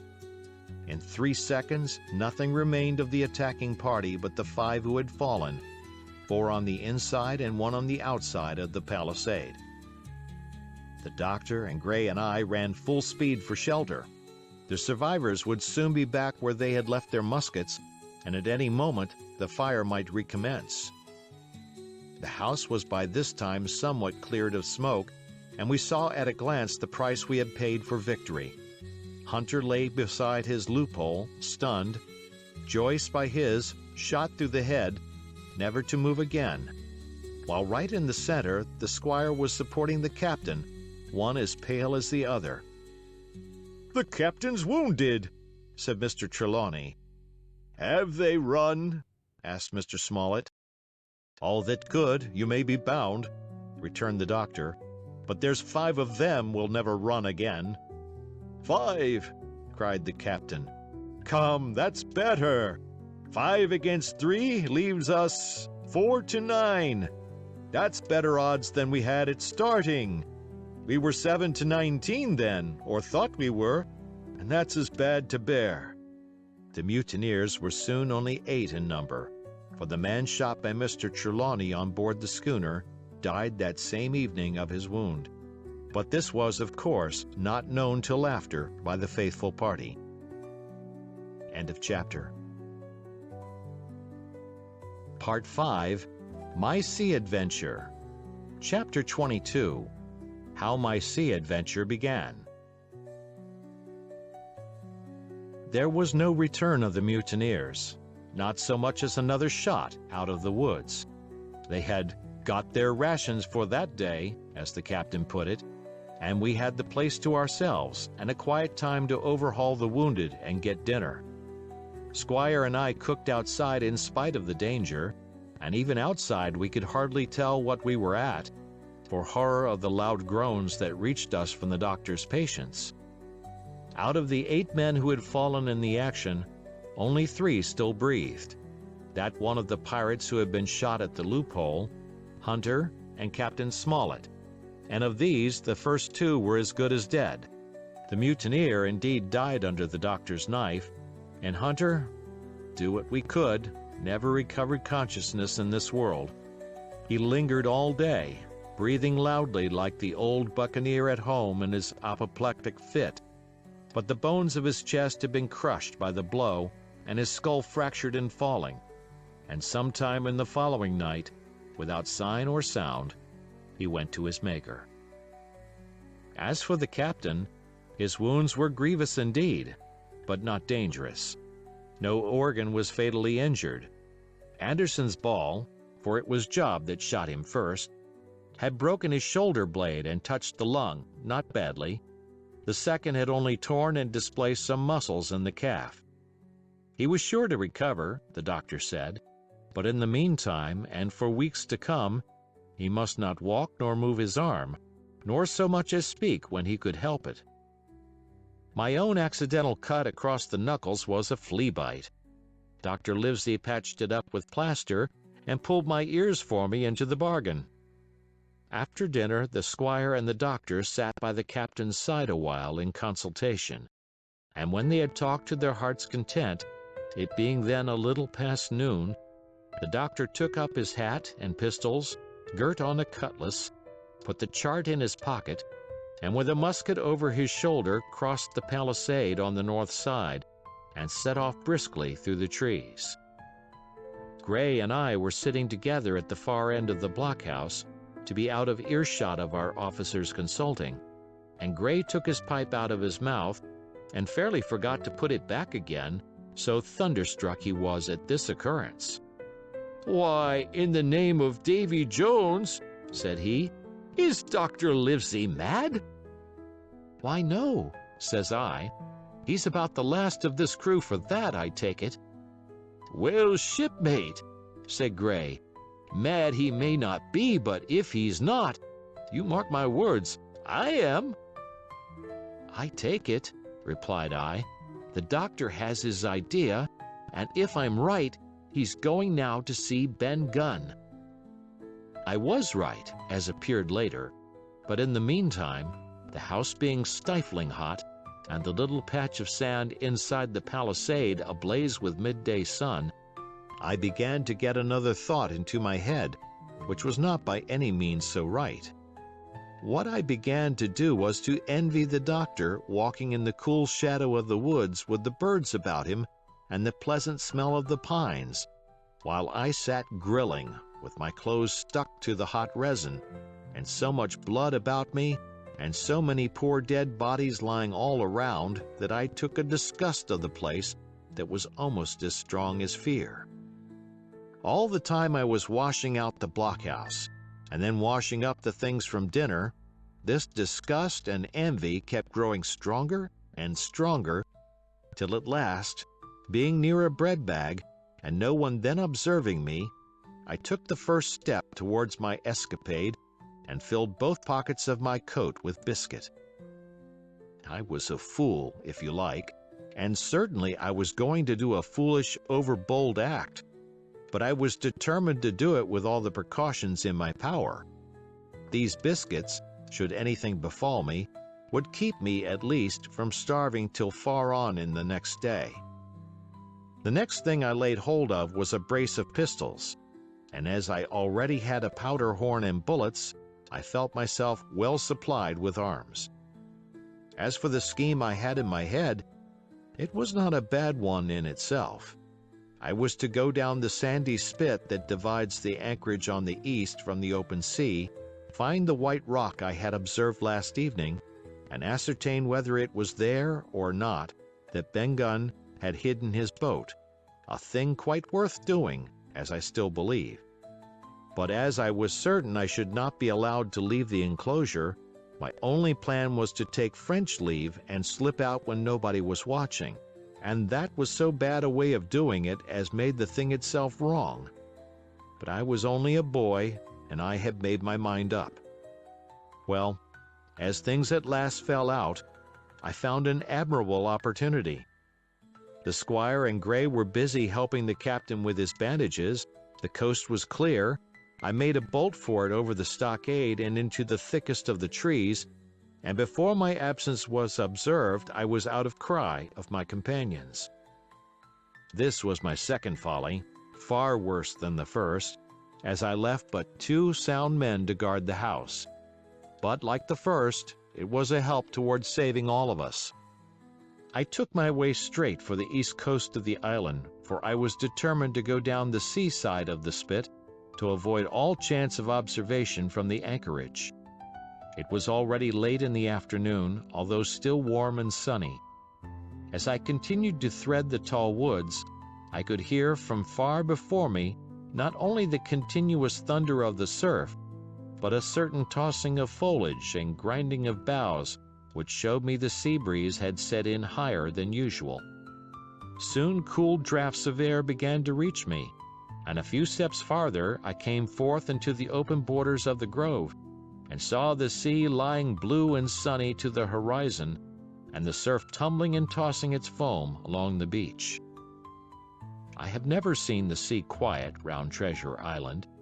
The sun might blaze overhead, the air be without a breath, the surface smooth and blue, but still these great rollers would be running along all the external coast, thundering and thundering by day and night, and I scarce believe there is one spot in the island where a man would be out of earshot of their noise. I walked along beside the surf with great enjoyment, till, thinking I was now got far enough to the south, I took the cover of some thick bushes and crept warily up to the ridge of the spit. Behind me was the sea, in front the anchorage. The sea breeze, as though it had the sooner blown itself out by its unusual violence, was already at an end. It had been succeeded by light, variable airs from the south and southeast, carrying great banks of fog, and the anchorage, under lee of Skeleton Island, lay still and leaden as when first we entered it. The Hispaniola, in that unbroken mirror, was exactly portrayed from the truck to the waterline, the Jolly Roger hanging from her peak. Alongside lay one of the gigs, silver in the stern sheets. Him I could always recognize, while a couple of men were leaning over the stern bulwarks. One of them with a red cap, the very rogue that I had seen some hours before stride legs upon the palisade. Apparently they were talking and laughing, though at that distance, upwards of a mile, I could, of course, hear no word of what was said. All at once there began the most horrid, unearthly screaming, which at first startled me badly, though I had soon remembered the voice of Captain Flint, and even thought I could make out the bird by her bright plumage as she sat perched upon her master's wrist. Soon after, the jolly boat shoved off and pulled for shore, and the man with the red cap and his comrade went below by the cabin companion. Just about the same time, the sun had gone down behind the spyglass, and as the fog was collecting rapidly, it began to grow dark in earnest. I saw I must lose no time if I were to find the boat that evening. The white rock, visible enough above the brush, was still some eighth of a mile further down the spit, and it took me a goodish while to get up with it, crawling, often on all fours, among the scrub. Night had almost come when I laid my hand on its rough sides.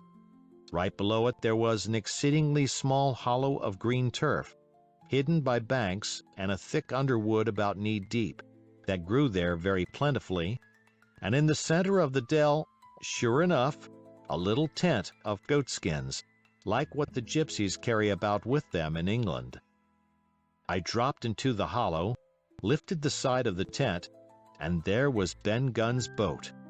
Homemade if ever anything was homemade, a rude, lopsided framework of tough wood, and stretched upon that a covering of goatskin, with the hair inside. The thing was extremely small, even for me, and I can hardly imagine that it would have floated with a full-sized man. There was one thwart set as low as possible, a kind of stretcher in the bows, and a double paddle for propulsion. I had not then seen a coracle, such as the ancient Britons made, but I have seen one since, and I can give you no fairer idea of Ben Gunn's boat than by saying it was like the first and the worst coracle ever made by man. But the great advantage of the coracle it certainly possessed, for it was exceedingly light and portable. Well, now that I had found the boat, you would have thought I had had enough of truantry for once, but in the meantime I had taken another notion, and become so obstinately fond of it that I would have carried it out, I believe, in the teeth of Captain Smollett himself. This was to slip out under cover of the night, cut the Hispaniola adrift, and let her go ashore where she fancied. I had quite made up my mind that the mutineers, after their repulse of the morning, had nothing nearer their hearts than to up anchor and away to sea. This, I thought, it would be a fine thing to prevent, and now that I had seen how they left their watchman unprovided with a boat, I thought it might be done with little risk. Down I sat to wait for darkness, and made a hearty meal of biscuit. It was a night out of 10,000 for my purpose. The fog had now buried all heaven. As the last rays of daylight dwindled and disappeared, absolute blackness settled down on Treasure Island. And when, at last, I shouldered the coracle and groped my way stumblingly out of the hollow where I had supped, there were but 2 points visible on the whole anchorage. One was the great fire on shore, by which the defeated pirates lay carousing in the swamp. The other, a mere blur of light upon the darkness, indicated the position of the anchored ship. She had swung round to the ebb. Her bow was now towards me. The only lights on board were in the cabin, and what I saw was merely a reflection on the fog of the strong rays that flowed from the stern window. The ebb had already run some time, and I had to wade through a long belt of swampy sand, where I sank several times above the ankle before I came to the edge of the retreating water, and wading a little way in, with some strength and dexterity, set my coracle, keel downwards, on the surface. End of chapter. Chapter 23, The Ebb Tide Runs. The coracle, as I had ample reason to know before I was done with her, was a very safe boat for a person of my height and weight, both buoyant and clever in a seaway, but she was the most cross-grained, lopsided craft to manage. Do as you pleased, she always made more leeway than anything else, and turning round and round was the maneuver she was best at. Even Ben Gunn himself has admitted that she was queer to handle till you knew her way. Certainly I did not know her way. She turned in every direction but the one I was bound to go. The most part of the time we were broadside on, and I am very sure I never should have made the ship at all but for the tide. By good fortune, paddle as I pleased, the tide was still sweeping me down, and there lay the Hispaniola right in the fairway, hardly to be missed. First she loomed before me like a blot of something yet blacker than darkness. Then her spars and hull began to take shape, and the next moment, as it seemed, for the farther I went, the brisker grew the current of the ebb, I was alongside of her hawser and had laid hold. The hawser was as taut as a bowstring, and the current so strong she pulled upon her anchor. All round the hull, in the blackness, the rippling current bubbled and chattered like a little mountain stream. One cut with my sea gully, and the Hispaniola would go humming down the tide. So far so good, but it next occurred to my recollection that a taut hawser, suddenly cut, is a thing as dangerous as a kicking horse. 10 to 1, if I were so foolhardy as to cut the Hispaniola from her anchor, I and the coracle will be knocked clean out of the water. This brought me to a full stop, and if fortune had not again particularly favored me, I should have had to abandon my design. But the light airs which had begun blowing from the southeast and south had hauled round after nightfall into the southwest. Just while I was meditating, a puff came, caught the Hispaniola, and forced her up into the current, and to my great joy I felt the hawser slacken in my grasp, and the hand by which I held it dipped for a second under water. With that I made my mind up, took out my gully, opened it with my teeth, and cut one strand after another till the vessel swung only by 2. Then I lay quiet, waiting to sever these last when the strain should be once more lightened by a breath of wind. All this time I had heard the sound of loud voices from the cabin, but to say truth, my mind had been so entirely taken up with other thoughts that I had scarcely given ear. Now, however, when I had nothing else to do, I began to pay more heed. One I recognized for the coxswain's, Israel Hands, that had been Flint's gunner in former days. The other was, of course, my friend of the red nightcap. Both men were plainly the worse of drink, and they were still drinking, for even while I was listening, one of them, with a drunken cry, opened the stern window and threw out something, which I divined to be an empty bottle. But they were not only tipsy, it was plain that they were furiously angry. Oaths flew like hailstones, and every now and then came forth such an explosion as I thought was sure to end in blows.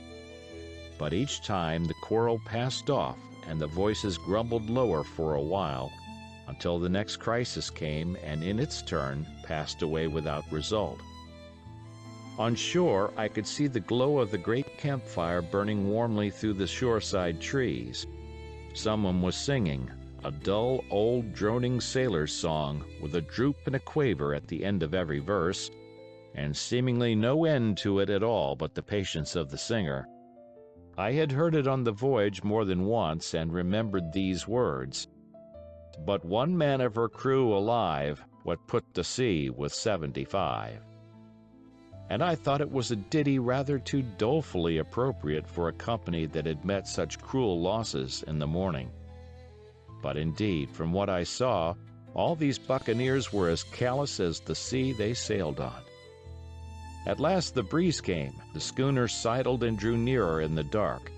I felt the hawsers slacken once more, and with a good, tough effort, cut the last fibers through. The breeze had but little action on the coracle, and I was almost instantly swept against the bows of the Hispaniola. At the same time the schooner began to turn upon her heel, spinning slowly, end for end, across the current. I wrought like a fiend, for I expected every moment to be swamped, and since I found I could not push the coracle directly off, I now shoved straight astern. At length I was clear of my dangerous neighbor, and just as I gave the last impulsion, my hands came across a light cord that was trailing overboard across the stern bulwarks. Instantly I grasped it. Why I should have done so, I can hardly say. It was at first mere instinct, but once I had it in my hands and found it fast, curiosity began to get the upper hand, and I determined I should have one look through the cabin window. I pulled in hand over hand on the cord, and when I judged myself near enough, rose at infinite risk to about half my height, and thus commanded the roof and a slice of the interior of the cabin. By this time the schooner and her little consort were gliding pretty swiftly through the water. Indeed, we had already fetched up level with the campfire. The ship was talking, as sailors say, loudly, treading the innumerable ripples with an incessant weltering splash, and until I got my eye above the window-sill I could not comprehend why the watchman had taken no alarm. One glance, however, was sufficient, and it was only one glance that I durst take from that unsteady skiff. It showed me Hans and his companion locked together in deadly wrestle, each with a hand upon the other's throat. I dropped upon the thwart again, none too soon, for I was near overboard. I could see nothing for the moment but these two furious, encrimsoned faces swaying together under the smoky lamp, and I shut my eyes to let them grow once more familiar with the darkness. The endless ballad had come to an end at last, and the whole diminished company about the campfire had broken into the chorus I had heard so often. 50 men on the dead man's chest, yo-ho-ho, and a bottle of rum. Drink and the devil have done for the rest, yo-ho-ho, and a bottle of rum. I was just thinking how busy drink and the devil were at that very moment in the cabin of the Hispaniola, when I was surprised by a sudden lurch of the coracle. At the same moment she yawed sharply and seemed to change her course. The speed in the meantime had strangely increased. I opened my eyes at once. All round me were little ripples combing over with a sharp, bristling sound and slightly phosphorescent. The Hispaniola herself, a few yards in whose wake I was still being whirled along, seemed to stagger in her course, and I saw her spars toss a little against the blackness of the night. Nay, as I looked longer, I made sure she also was wheeling to the southward. I glanced over my shoulder, and my heart jumped against my ribs. There, right behind me, was the glow of the campfire. The current had turned at right angles, sweeping round along with it the tall schooner and the little dancing coracle. Ever quickening, ever bubbling higher, ever muttering louder, it went spinning through the narrows for the open sea. Suddenly, the schooner in front of me gave a violent yaw, turning perhaps through 20 degrees. And almost at the same moment one shout followed another from on board. I could hear feet pounding on the companion ladder, and I knew that the two drunkards had at last been interrupted in their quarrel and awakened to a sense of their disaster. I lay down flat in the bottom of that wretched skiff and devoutly recommended my spirit to its Maker.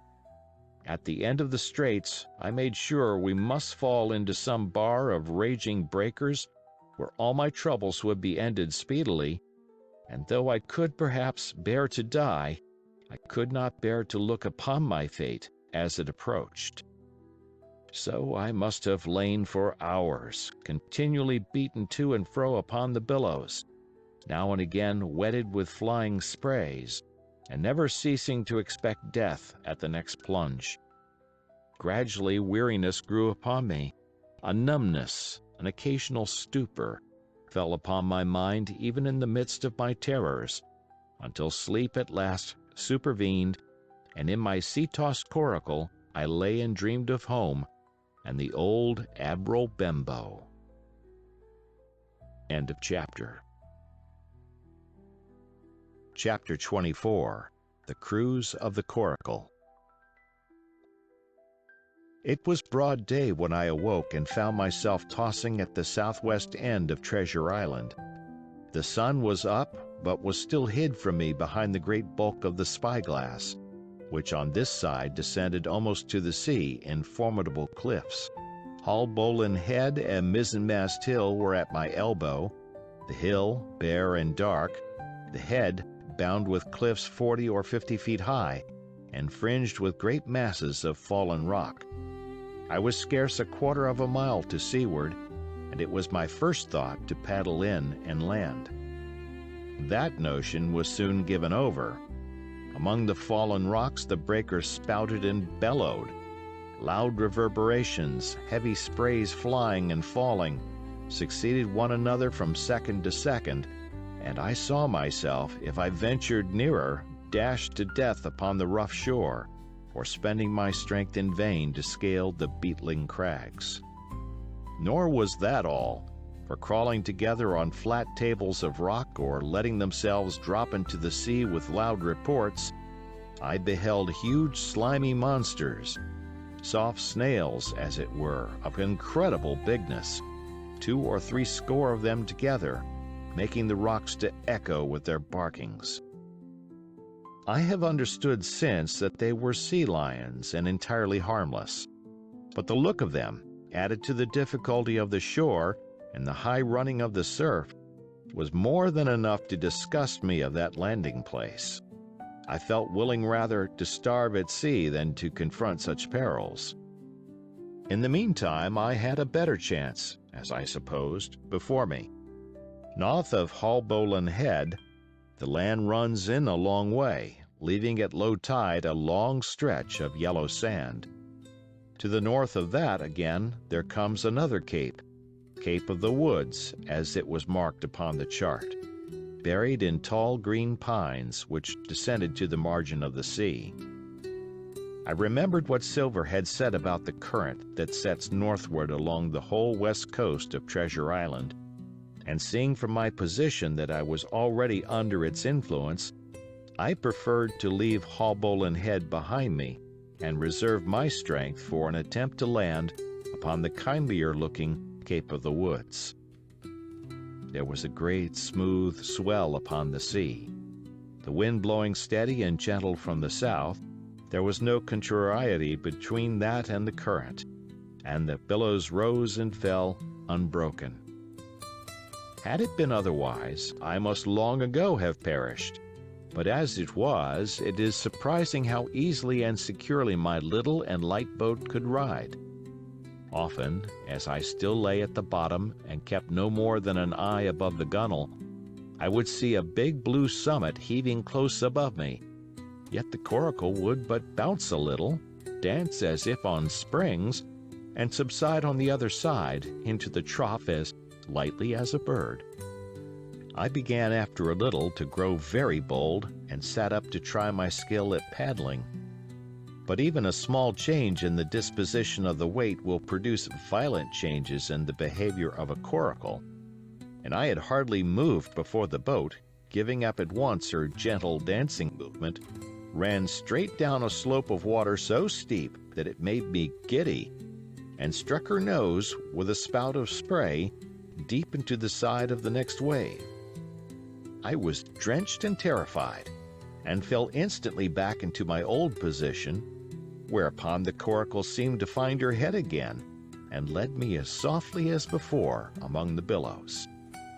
It was plain she was not to be interfered with, and at that rate, since I could in no way influence her course, what hope had I left of reaching land? I began to be horribly frightened, but I kept my head for all that. First, moving with all care, I gradually bailed out the coracle with my sea cap. Then, getting my eye once more above the gunwale, I set myself to study how it was she managed to slip so quietly through the rollers.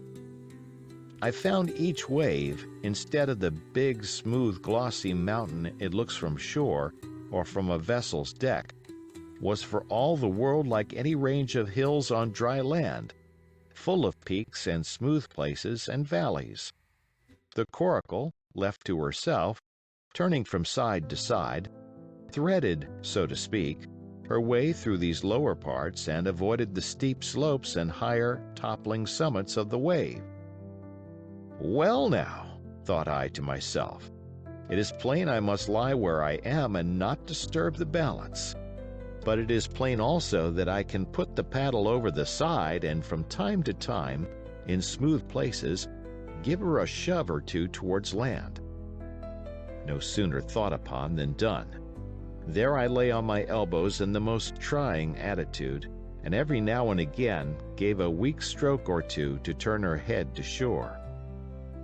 It was very tiring and slow work, yet I did visibly gain ground, and as we drew near the Cape of the Woods, though I saw I must infallibly miss that point, I had still made some 100 yards of easting. I was indeed close in.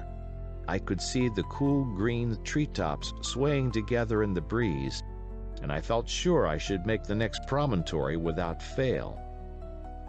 It was high time, for I now began to be tortured with thirst. The glow of the sun from above, its thousandfold reflection from the waves, the sea water that fell and dried upon me, caking my very lips with salt, combined to make my throat burn and my brain ache. The sight of the trees so near at hand it almost made me sick with longing, but the current had soon carried me past the point, and as the next reach of sea opened out, I beheld a sight that changed the nature of my thoughts. Right in front of me, not half a mile away, I beheld the Hispaniola under sail. I made sure, of course, that I should be taken, but I was so distressed for want of water that I scarce knew whether to be glad or sorry at the thought, and long before I had come to a conclusion, surprise had taken entire possession of my mind, and I could do nothing but stare and wonder. The Hispaniola was under her mainsail and 2 jibs, and the beautiful white canvas shone in the sun like snow or silver. When I first sighted her, all her sails were drawing. She was lying a course about northwest, and I presumed the men on board were going round the island on their way back to the anchorage. Presently she began to fetch more and more to the westward, so that I thought they had sighted me and were going about in chase. At last, however, she fell right into the wind's eye, was taken dead aback, and stood there a while helpless, with her sails shivering. "Clumsy fellows," said I. "They must still be drunk as owls." And I thought how Captain Smollett would have set them skipping. Meanwhile, the schooner gradually fell off and filled again upon another tack, sailed swiftly for a minute or so, and brought up once more dead in the wind's eye. Again and again was this repeated, to and fro, up and down, north, south, east, and west. The Hispaniola sailed by swoops and dashes, and at each repetition ended as she had begun, with idly flapping canvas. It became plain to me that nobody was steering, and if so, where were the men? Either they were dead drunk or had deserted her, I thought, and perhaps if I could get on board, I might return the vessel to her captain. The current was bearing coracle and schooner southward at an equal rate. As for the latter's sailing, it was so wild and intermittent, and she hung each time so long in irons, that she certainly gained nothing if she did not even lose. If only I dared to sit up and paddle, I made sure that I could overhaul her. The scheme had an air of adventure that inspired me, and the thought of the water breaker beside the fore companion doubled my growing courage. Up I got, was welcomed almost instantly by another cloud of spray, but this time stuck to my purpose and set myself, with all my strength and caution, to paddle after the unsteered Hispaniola. Once I shipped a sea so heavy that I had to stop and bail, with my heart fluttering like a bird. But gradually I got into the way of the thing and guided my coracle among the waves, with only now and then a blow upon her bows and a dash of foam in my face. I was now gaining rapidly on the schooner. I could see the brass glisten on the tiller as it banged about, and still no soul appeared upon her decks. I could not choose but suppose she was deserted. If not, the men were lying drunk below, where I might batten them down, perhaps, and do what I chose with the ship. For some time she had been doing the worst thing possible for me, standing still. She headed nearly due south, yawing, of course, all the time. Each time she fell off, her sails partly filled, and these brought her in a moment right to the wind again. I have said this was the worst thing possible for me, for helpless as she looked in this situation, with the canvas cracking like cannon and the blocks trundling and banging on the deck, she still continued to run away from me, not only with the speed of the current, but by the whole amount of her leeway, which was naturally great. But now at last I had my chance. The breeze fell for some seconds, very low, and the current gradually turning her, the Hispaniola revolved slowly around her center and at last presented me her stern, with the cabin windows still gaping open and the light over the table still burning on into the day. The mainsail hung drooped like a banner. She was stock still, but for the current. For the last little while I had even lost, but now, redoubling my efforts, I began once more to overhaul the chase. I was not 100 yards from her when the wind came again in a clap. She filled on the port tack and was off again, stooping and skimming like a swallow. My first impulse was one of despair, but my second was towards joy. Round she came till she was broadside on to me, round still till she had covered a half and then 2/3 and then 3/4 of the distance that separated us.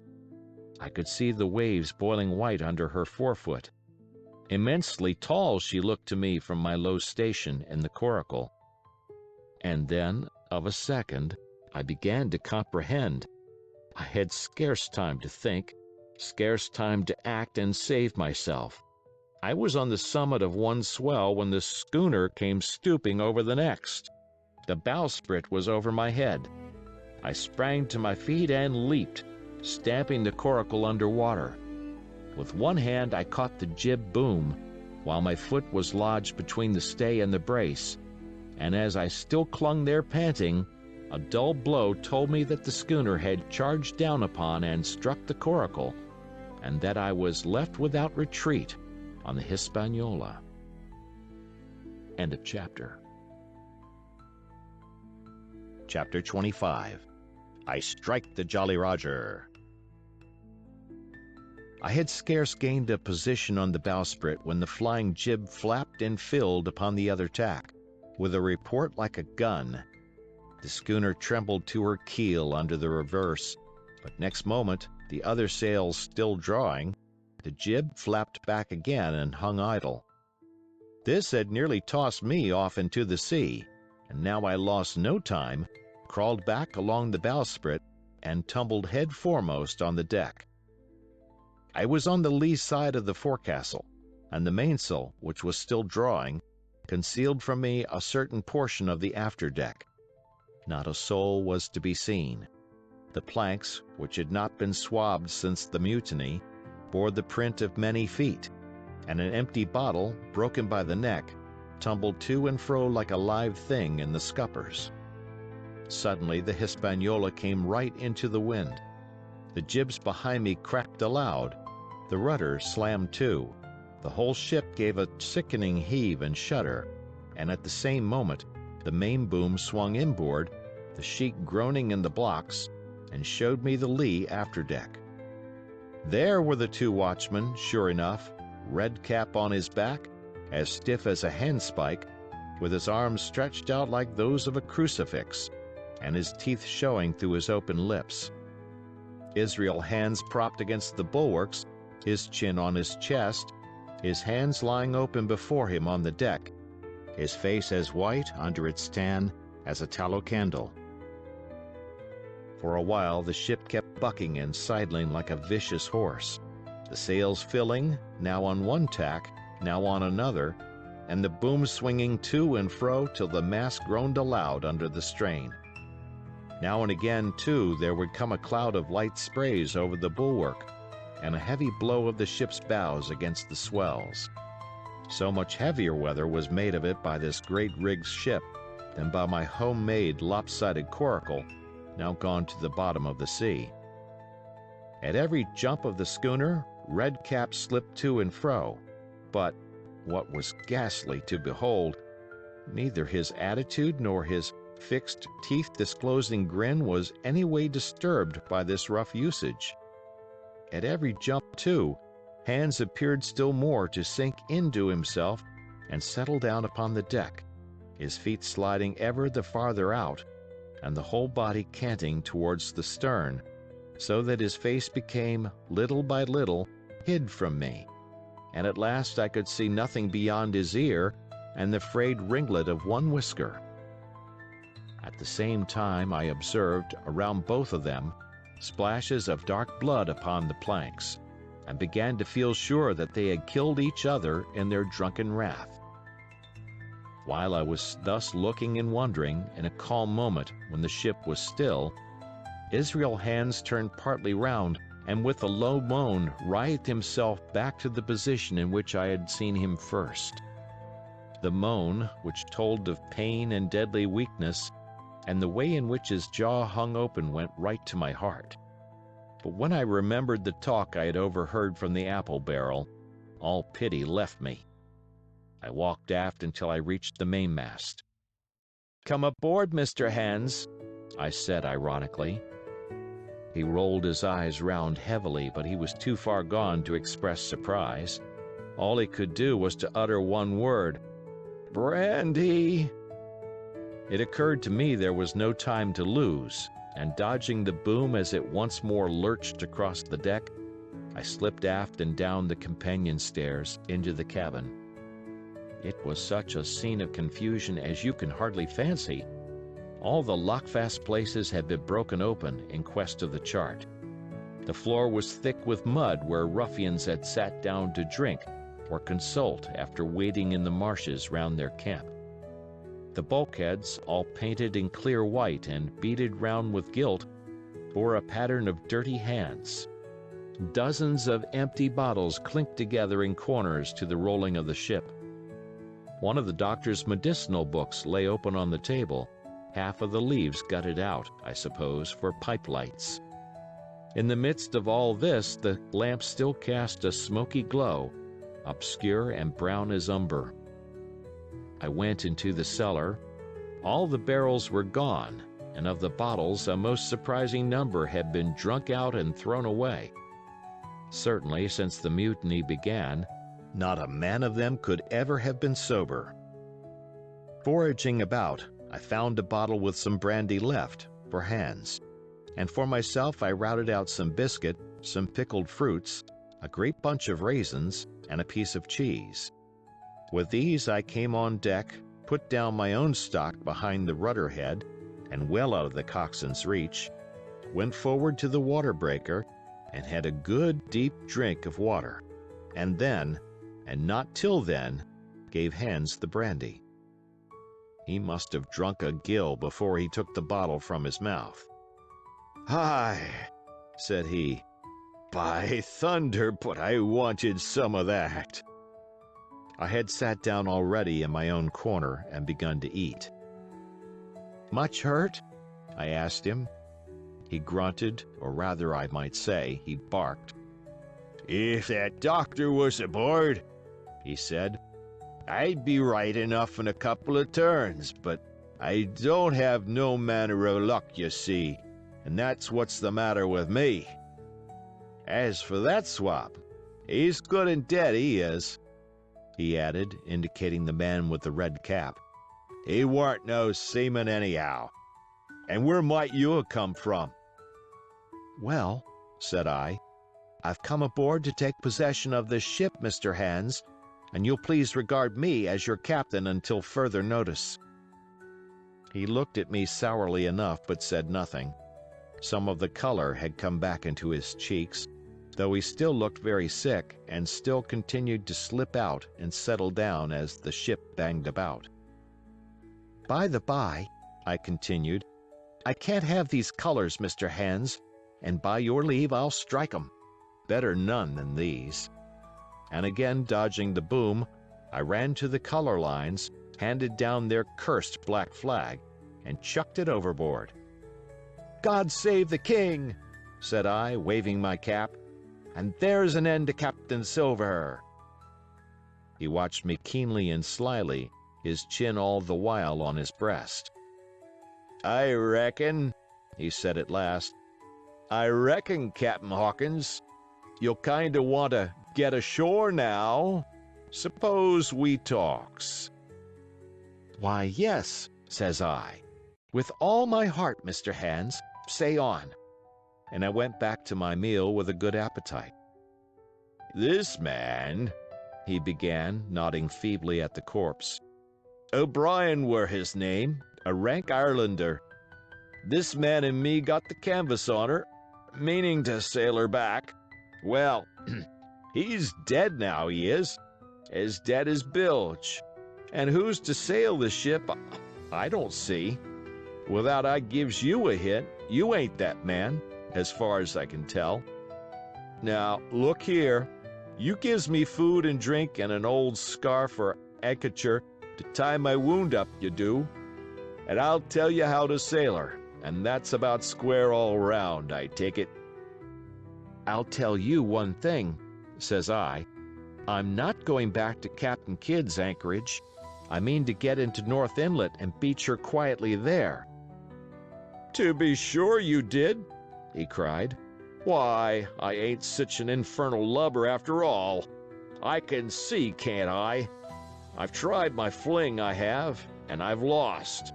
And it's you that has the wind of me. North Inlet? Why, I have no choice, not I.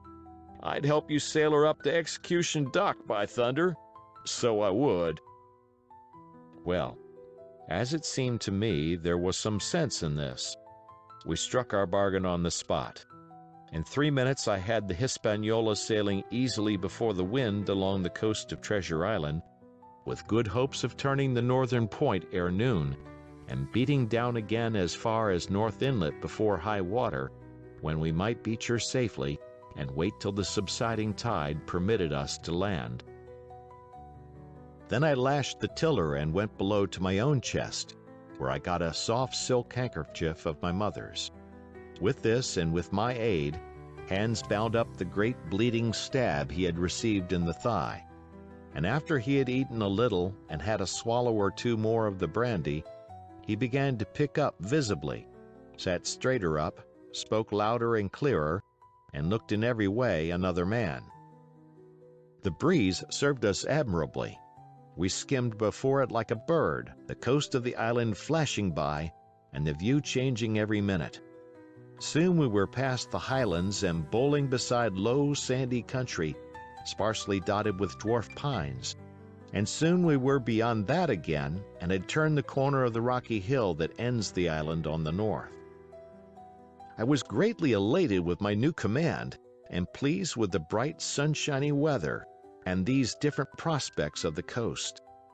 I had now plenty of water and good things to eat, and my conscience, which had smitten me hard for my desertion, was quieted by the great conquest I had made.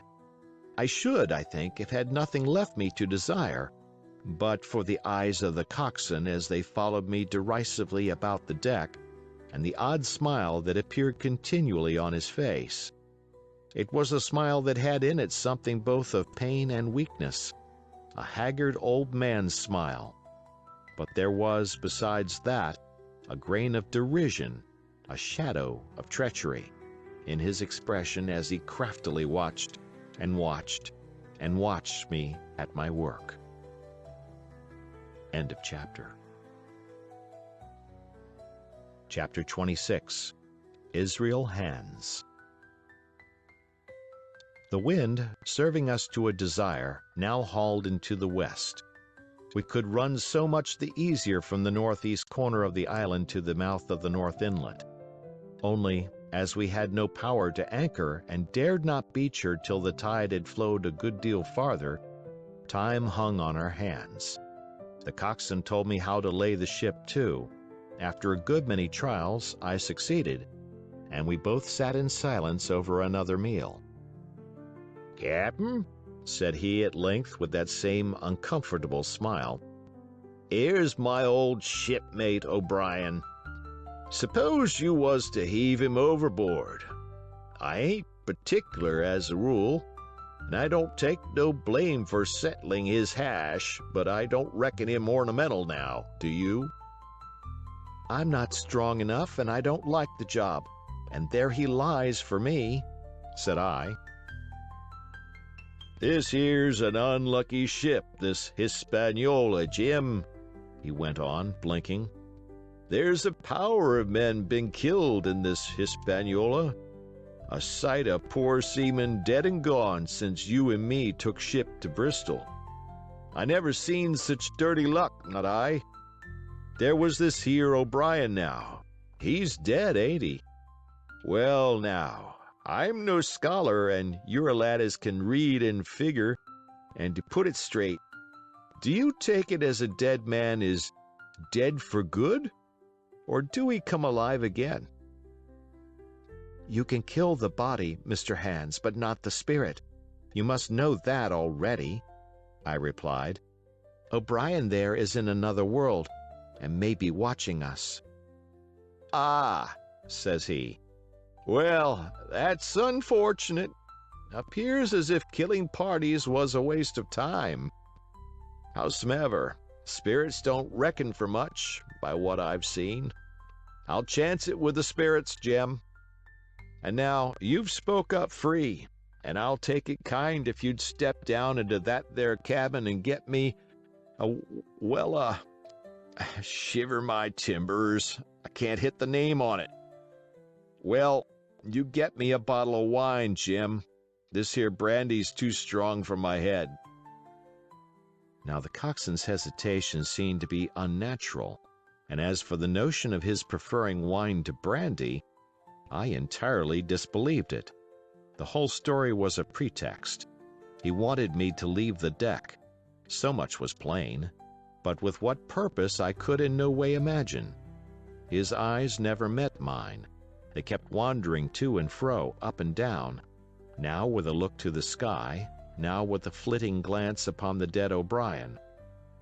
All the time he kept smiling and putting his tongue out in the most guilty, embarrassed manner, so that a child could have told that he was bent on some deception. I was prompt with my answer, however, for I saw where my advantage lay, and that with a fellow so densely stupid I could easily conceal my suspicions to the end. "Some wine?" I said. "Far better. Will you have white or red?" "Well, I reckon it's about the blessed same to me, shipmate," he replied. "So it's strong and plenty of it. What's the odds?" "All right," I answered. "I'll bring you port, Mr. Hans, but I'll have to dig for it." With that I scuttled down the companion with all the noise I could, slipped off my shoes, ran quietly along the sparred gallery, mounted the forecastle ladder, and popped my head out of the fore companion. I knew he would not expect to see me there, yet I took every precaution possible, and certainly the worst of my suspicions proved too true. He had risen from his position to his hands and knees, and though his leg obviously hurt him pretty sharply when he moved, for I could hear him stifle a groan, yet it was at a good rattling rate that he trailed himself across the deck. In half a minute he had reached the port scuppers and picked, out of a coil of rope, a long knife, or rather a short dirk, discolored to the hilt with blood. He looked upon it for a moment, thrusting forth his under jaw, and tried the point upon his hand, and then, hastily concealing it in the bosom of his jacket, trundled back again into his old place against the bulwark. This was all that I required to know. Israel could move about, he was now armed, and if he had been at so much trouble to get rid of me, it was plain that I was meant to be the victim. What he would do afterwards, whether he would try to crawl right across the island from North Inlet to the camp among the swamps, or whether he would fire Long Tom, trusting that his own comrades might come first to help him, was of course more than I could say. Yet I felt sure that I could trust him in one point, since in that our interests jumped together, and that was in the disposition of the schooner. We both desired to have her stranded safe enough, in a sheltered place, and so that, when the time came, she could be got off again with as little labor and danger as might be, and until that was done I considered that my life would certainly be spared. While I was thus turning the business over in my mind, I had not been idle with my body. I had stolen back to the cabin, slipped once more into my shoes, and laid my hand at random on a bottle of wine, and now, with this for an excuse, I made my reappearance on the deck. Hans lay as I had left him, all fallen together in a bundle, and with his eyelids lowered as though he were too weak to bear the light. He looked up, however, at my coming, knocked the neck off the bottle like a man who had done the same thing often, and took a good swig with his favorite toast of "Here's luck." Then he lay quiet for a little, and then, pulling out a stick of tobacco, begged me to cut him a quid.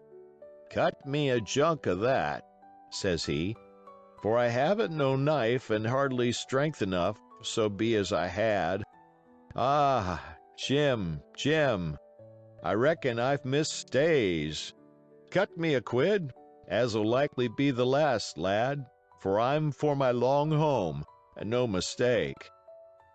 "Well," said I, "I'll cut you some tobacco, but if I was you and thought myself so badly, I would go to my prayers like a Christian man." "Why?" said he. "Now, you tell me why." "Why?" I cried. "You were asking me just now about the dead. You've broken your trust. You've lived in sin and lies and blood. There's a man you killed lying at your feet this moment. And you ask me why. For God's mercy, Mr. Hans, that's why." I spoke with a little heat, thinking of the bloody dirk he had hidden in his pocket and designed, in his ill thoughts, to end me with. He, for his part, took a great draught of the wine and spoke with the most unusual solemnity. "For 30 years," he said, "I've sailed the seas and seen good and bad, better and worse, fair weather and foul, provisions running out, knives going, and what not. Well, now I tell you, I never seen good come of goodness yet. Him as strikes first is my fancy. Dead men don't bite. Them's my views. Amen, so be it. And now, you look here," he added, suddenly changing his tone. "We've had about enough of this foolery. The tide's been made good enough by now. You just take my orders, Captain Hawkins, and we'll sail slap in and be done with it." All told, we had scarce 2 miles to run, but the navigation was delicate. The entrance to this northern anchorage was not only narrow and shoal, but lay east and west, so that the schooner must be nicely handled to be got in. I think I was a good, prompt subaltern, and I am very sure that Hans was an excellent pilot, for we went about and dodged in, shaving the banks, with a certainty and a neatness that were a pleasure to behold. Scarcely had we passed the heads before the land closed around us. The shores of North Inlet were as thickly wooded as those of the southern anchorage, but the space was longer and narrower, and more like, what in truth it was, the estuary of a river. Right before us, at the southern end, we saw the wreck of a ship in the last stages of dilapidation. It had been a great vessel of 3 masts, but had lain so long exposed to the injuries of the weather that it was hung about with great webs of dripping seaweed, and on the deck of it shore bushes had taken root and now flourished thick with flowers. It was a sad sight, but it showed us that the anchorage was calm. "Now," said Hans, "look there. There's a pet bit for to beach a ship in. Fine flat sand, never a cat's paw, trees all around of it, and flowers a-blowin' like a garden on that old ship." "And once beached," I inquired, "how shall we get her off again?" "Why so," he replied. "You take a line ashore there on the other side at low water. Take a turn about one of them big pines. Bring it back, take a turn around the capstan, and lay to for the tide. Come high water, all hands take a pull upon the line, and off she comes as sweet as nature. And now, boy, you stand by. We're near the bit now, and she's too much way on her. Starboard a little. So. Steady. Starboard. Larboard a little. Steady. Steady." So he issued his commands, which I breathlessly obeyed, till all of a sudden he cried, "Now, my hearty, luff!" And I put the helm hard up, and the Hispaniola swung round rapidly and ran stem on for the low wooded shore. The excitement of these last maneuvers had somewhat interfered with the watch I had kept hitherto, sharply enough, upon the coxswain. Even then I was still so much interested, waiting for the ship to touch, that I had quite forgot the peril that hung over my head, and stood craning over the starboard bulwarks and watching the ripples spreading wide before the bows. I might have fallen without a struggle for my life, had not a sudden disquietude seized upon me and made me turn my head. Perhaps I had heard a creak, or seen his shadow moving with the tail of my eye.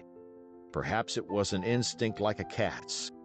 But, sure enough, when I looked round, there was Hans already halfway towards me, with the dirk in his right hand.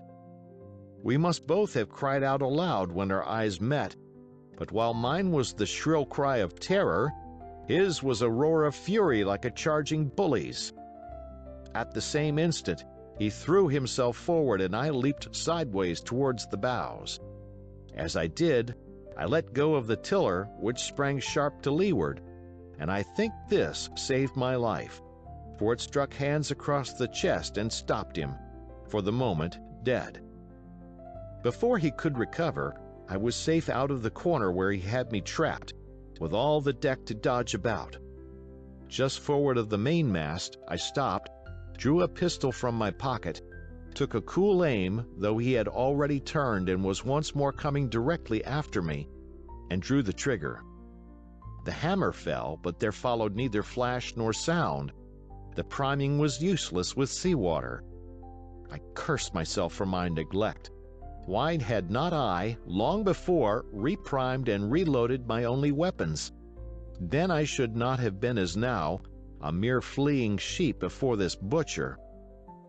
Wounded as he was, it was wonderful how fast he could move, his grizzled hair tumbling over his face, and his face itself as red as a red ensign with his haste and fury. I had no time to try my other pistol, nor indeed much inclination, for I was sure it would be useless. One thing I saw plainly: I must not simply retreat before him, or he would speedily hold me boxed into the bows, as a moment since he had so nearly boxed me in the stern. Once so caught, and 9 or 10 inches of the blood-stained dirk would be my last experience on this side of eternity. I placed my palms against the mainmast, which was of a goodish bigness, and waited, every nerve upon the stretch. Seeing that I meant to dodge, he also paused, and a moment or two passed in feints on his part and corresponding movements upon mine. It was such a game as I had often played at home about the rocks of Black Hill Cove, but never before, you may be sure, with such a wildly beating heart as now. Still, as I say, it was a boy's game, and I thought I could hold my own at it against an elderly seaman with a wounded thigh. Indeed, my courage had begun to rise so high that I allowed myself a few darting thoughts on what would be the end of the affair, and while I saw certainly that I could spin it out for long, I saw no hope of any ultimate escape. Well, while things stood thus, suddenly the Hispaniola struck, staggered, ground for an instant in the sand, and then, swift as a blow, canted over to the port side till the deck stood at an angle of 45 degrees, and about a puncheon of water splashed into the scupper holes and lay in a pool between the deck and bulwark. We were both of us capsized in a second, and both of us rolled, almost together, into the scuppers. The dead redcap, with his arms still spread out, tumbled stiffly after us. So near were we, indeed, that my head came against the coxswain's foot with a crack that made my teeth rattle. Blow and all, I was the first afoot again, for hands had got involved with the dead body. The sudden canting of the ship had made the deck no place for running on. I had to find some new way of escape, and that upon the instant, for my foe was almost touching me. Quick as thought, I sprang into the mizzen shrouds, rattled up hand over hand, and did not draw a breath till I was seated on the crosstrees. I had been saved by being prompt. The dirk had struck not a half a foot below me as I pursued my upward flight, and there stood Israel Hands with his mouth open and his face upturned to mine, a perfect statue of surprise and disappointment. Now that I had a moment to myself, I lost no time in changing the priming of my pistol, and then, having one ready for service, and to make assurance doubly sure, I proceeded to draw the load of the other and recharge it afresh from the beginning. My new employment struck Hands all of a heap. He began to see the dice going against him, and after an obvious hesitation, he also hauled himself heavily into the shrouds, and with the dirk in his teeth began slowly and painfully to mount. It cost him no end of time and groans to haul his wounded leg behind him, and I had quietly finished my arrangements before he was much more than a third of the way up. Then, with a pistol in either hand, I addressed him. "One more step, Mr. Hands," said I, "and I'll blow your brains out. Dead men don't bite, you know," I added with a chuckle. He stopped instantly. I could see by the working of his face that he was trying to think. and the process was so slow and laborious that, in my newfound security, I laughed aloud. At last, with a swallow or two, he spoke, his face still wearing the same expression of extreme perplexity. In order to speak, he had to take the dagger from his mouth, but in all else he remained unmoved. "Jim," says he, "I reckon we're fouled, you and me, and we'll have to sign articles. I'd have had you but for that there lurch, but I don't have no luck, not I. And I reckon I'll have to strike, which comes hard, you see, for a master mariner to a ship's yonker like you, Jim." I was drinking in his words and smiling away, as conceited as a cock upon a wall, when, all in a breath, back went his right hand over his shoulder. Something sang like an arrow through the air. I felt a blow and then a sharp pang, and there I was pinned by the shoulder to the mast. In the hard pain and surprise of the moment, I scarce can say it was by my own volition, and I am sure it was without a conscious aim, both my pistols went off, and both escaped out of my hands. They did not fall alone. With a choked cry, the coxswain loosed his grasp upon the shrouds and plunged head first into the water. End of chapter. Chapter 27, Pieces of 8.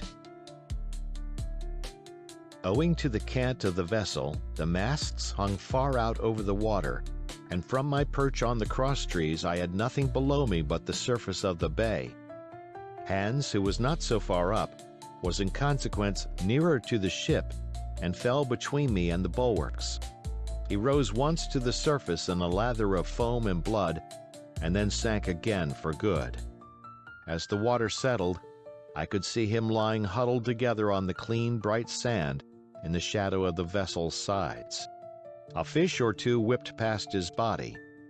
Sometimes, by the quivering of the water, he appeared to move a little, as if he were trying to rise. But he was dead enough for all that, being both shot and drowned, and was food for fish, in the very place where he had designed my slaughter. I was no sooner certain of this than I began to feel sick, faint, and terrified. The hot blood was running over my back and chest.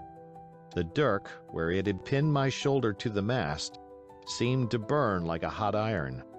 Yet it was not so much these real sufferings that distressed me, for these, it seemed to me, I could bear without a murmur. It was the horror I had upon my mind of falling from the cross-trees into that still green water beside the body of the coxswain. I clung with both hands till my nails ached, and I shut my eyes as if to cover up the peril. Gradually my mind came back again, my pulses quieted down to a more natural time, and I was once more in possession of myself. It was my first thought to pluck forth the dirk, but either it stuck too hard, or my nerve failed me, and I desisted with a violent shudder. Oddly enough, that very shudder did the business. The knife, in fact, had come the nearest in the world to missing me altogether. It held me by a mere pinch of skin, and this the shudder tore away. The blood ran down the faster, to be sure, but I was my own master again, and only tacked to the mast by my coat and shirt. These last I broke through with a sudden jerk, and then regained the deck by the starboard shrouds. For nothing in the world would I have again ventured, shaken as I was, upon the overhanging port shrouds from which Israel had so lately fallen. I went below and did what I could for my wound. It pained me a good deal and still bled freely, but it was neither deep nor dangerous, nor did it greatly gall me when I used my arm. Then I looked around me, and as the ship was now, in a sense, my own, I began to think of clearing it from its last passenger, the dead man, O'Brien. He had pitched, as I have said, against the bulwarks, where he lay like some horrible, ungainly sort of puppet. Life-size, indeed, but how different from life's color or life's comeliness. In that position I could easily have my way with him, and as the habit of tragical adventures had worn off almost all my terror for the dead, I took him by the waist as if he had been a sack of bran, and with one good heave, tumbled him overboard. He went in with a sounding plunge. The red cap came off and remained floating on the surface, and as soon as the splash subsided, I could see him and Israel lying side by side, both wavering with the tremulous movement of the water. O'Brien, though still quite a young man, was very bald. There he lay, with that bald head across the knees of the man who had killed him, and the quick fishes steering to and fro over both. I was now alone upon the ship. The tide had just turned. The sun was within so few degrees of setting that already the shadow of the pines upon the western shore began to reach right across the anchorage and fall in patterns on the deck. The evening breeze had sprung up, and though it was well warded off by the hill with the two peaks upon the east, the cordage had begun to sing a little softly to itself, and the idle sails to rattle to and fro. I began to see a danger to the ship. The jibs I speedily doused and brought tumbling to the deck, but the mainsail was a harder matter. Of course, when the schooner canted over, the boom had swung outboard, and the cap of it and a foot or two of sail hung even under water. I thought this made it still more dangerous, yet the strain was so heavy that I half feared to meddle. At last I got my knife and cut the halyards. The peak dropped instantly. A great belly of loose canvas floated broad upon the water, and since, pull as I liked, I could not budge the downhaul, that was the extent of what I could accomplish. For the rest, the Hispaniola must trust to luck, like myself. By this time the whole anchorage had fallen into shadow, the last rays, I remember, falling through a glade of the wood and shining bright as jewels on the flowery mantle of the wreck. It began to be chill. The tide was rapidly fleeting seaward, the schooner settling more and more on her beam ends. I scrambled forward and looked over. It seemed shallow enough, and holding the cut hawser in both hands for a last security, I let myself drop softly overboard. The water scarcely reached my waist. The sand was firm and covered with ripple marks, and I waded ashore in great spirits, leaving the Hispaniola on her side, with her mainsail trailing wide upon the surface of the bay. About the same time, the sun went fairly down, and the breeze whistled low in the dusk among the tossing pines. At least, and at last, I was off the sea, nor had I returned thence empty-handed. There lay the schooner, clear at last from buccaneers and ready for our own men to board and get to sea again. I had nothing nearer my fancy than to get home to the stockade and boast of my achievements. Possibly I might be blamed a bit for my truantry, but the recapture of the Hispaniola was a clenching answer, and I hoped that even Captain Smollett would confess I had not lost my time. So thinking, and in famous spirits, I began to set my face homeward for the blockhouse and my companions. I remembered that the most easterly of the rivers which drain into Captain Kidd's anchorage ran from the two-peaked hill upon my left, and I bent my course in that direction that I might pass the stream while it was small. The wood was pretty open, and keeping along the lower spurs, I had soon turned the corner of that hill, and not long after waded to the mid-calf across the watercourse. This brought me near to where I had encountered Ben Gunn, the maroon, and I walked more circumspectly, keeping an eye on every side. The dusk had come nigh hand completely, and as I opened out the cleft between the two peaks, I became aware of a wavering glow against the sky where, as I judged, the man of the island was cooking his supper before a roaring fire. And yet I wondered in my heart that he should show himself so careless. For if I could see this radiance, might it not reach the eyes of Silver himself where he camped upon the shore among the marshes? Gradually the night fell blacker. It was all I could do to guide myself even roughly towards my destination. The double hill behind me and the spyglass on my right hand loomed faint and fainter. The stars were few and pale, and in the low ground where I wandered, I kept tripping among bushes and rolling into sandy pits. Suddenly a kind of brightness fell about me. I looked up. A pale glimmer of moonbeams had alighted on the summit of the spyglass, and soon after I saw something broad and silvery moving low down behind the trees, and knew the moon had risen. With this to help me, I passed rapidly over what remained to me of my journey, and sometimes walking, sometimes running, impatiently drew near to the stockade. Yet, as I began to thread the grove that lies before it, I was not so thoughtless but that I slacked my pace and went a trifle warily. It would have been a poor end of my adventures to get shot down by my own party in mistake. The moon was climbing higher and higher. Its light began to fall here and there in masses through the more open districts of the wood, and right in front of me a glow of a different color appeared among the trees. It was red and hot, and now and again it was a little darkened, as it were the embers of a bonfire smoldering. For the life of me I could not think what it might be. At last I came right down upon the borders of the clearing. The western end was already steeped in moonshine. The rest, and the blockhouse itself, still lay in a black shadow checkered with long silvery streaks of light. On the other side of the house an immense fire had burned itself into clear embers and shed a steady red reverberation, contrasted strongly with the mellow paleness of the moon. There was not a soul stirring nor a sound beside the noises of the breeze. I stopped, with much wonder in my heart, and perhaps a little terror also. It had not been our way to build great fires. We were indeed, by the captain's orders, somewhat niggardly of firewood, and I began to fear that something had gone wrong while I was absent. I stole round by the eastern end, keeping close in shadow, and at a convenient place where the darkness was thickest, crossed the palisade. To make assurance surer, I got upon my hands and knees and crawled, without a sound, towards the corner of the house. As I drew nearer, my heart was suddenly and greatly lightened.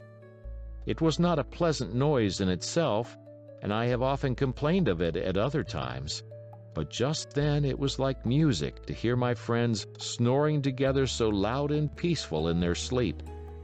The sea cry of the watch, that beautiful "all's well," never fell more reassuringly on my ear. In the meantime, there was no doubt of one thing: they kept an infamous bad watch. If it had been Silver and his lads that were now creeping in on them, not a soul would have seen daybreak. That was what it was, thought I, to have the captain wounded, and again I blamed myself sharply for leaving them in that danger with so few to mount guard. By this time I had got to the door and stood up. All was dark within, so that I could distinguish nothing by the eye. As for sounds, there was the steady drone of the snorers, and a small occasional noise, a flickering or pecking, that I could in no way account for. With my arms before me, I walked steadily in. I should lie down in my own place, I thought with a silent chuckle, and enjoy their faces when they found me in the morning.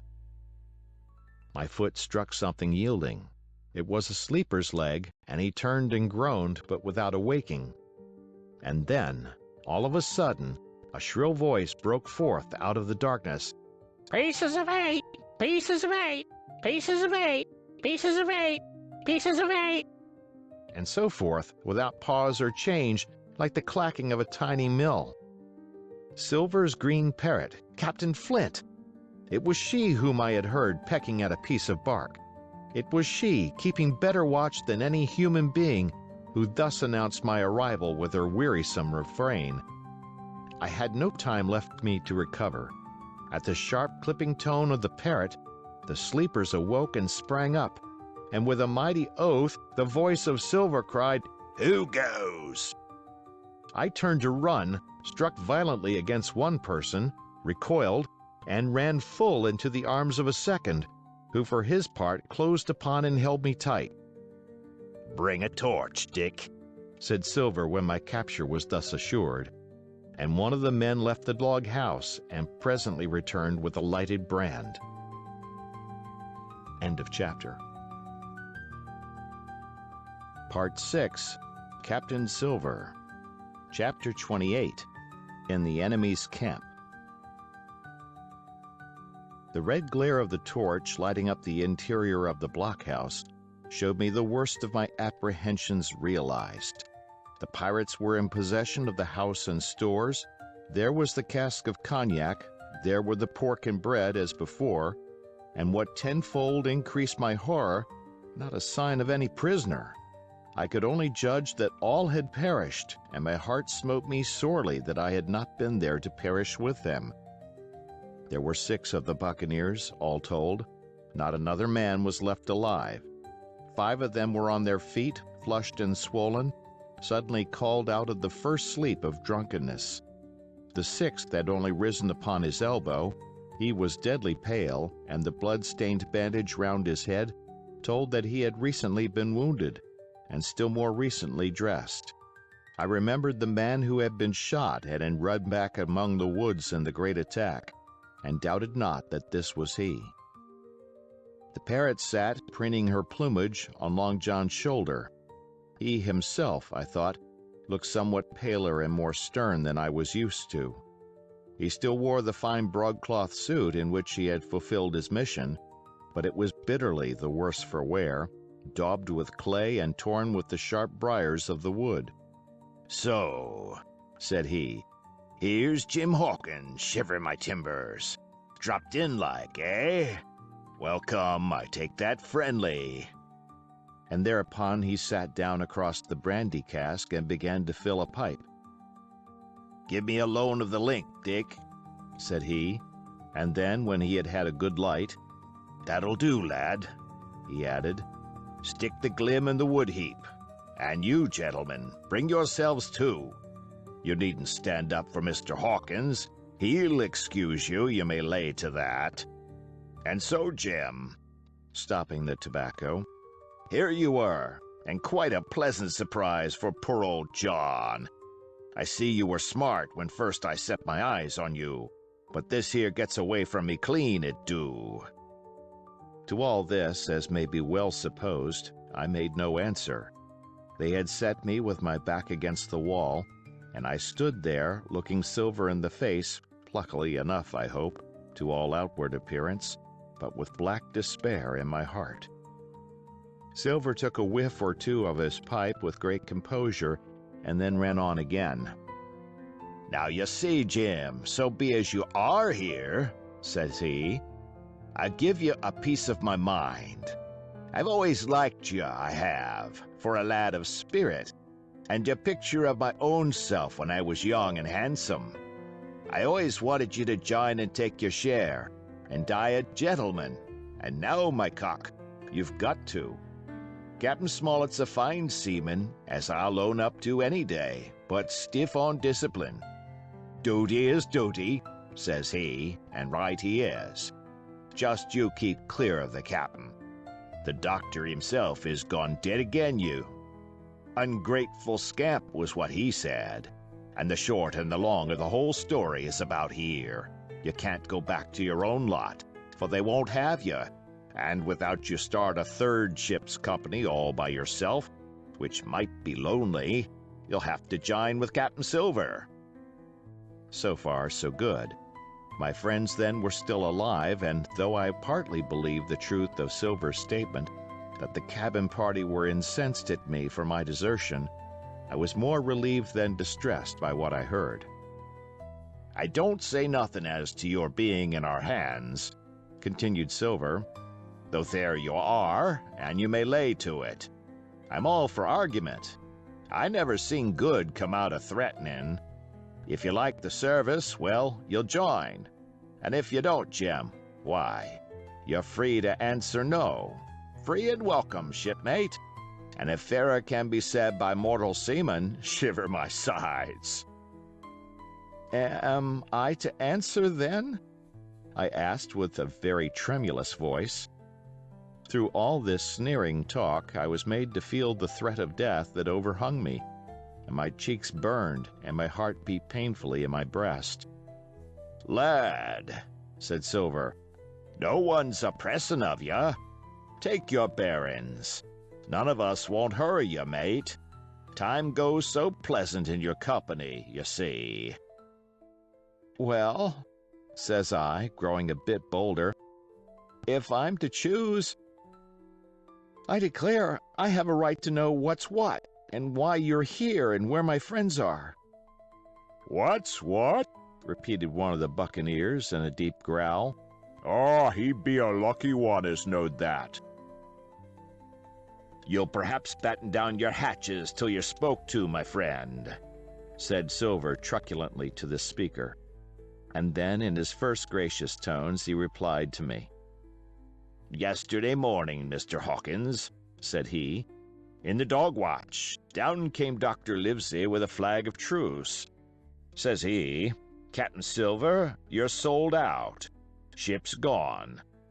Well, maybe we'd been taking a glass and a song to help it round. I won't say no. Leastways, none of us had looked out. We looked out, and by thunder, the old ship was gone.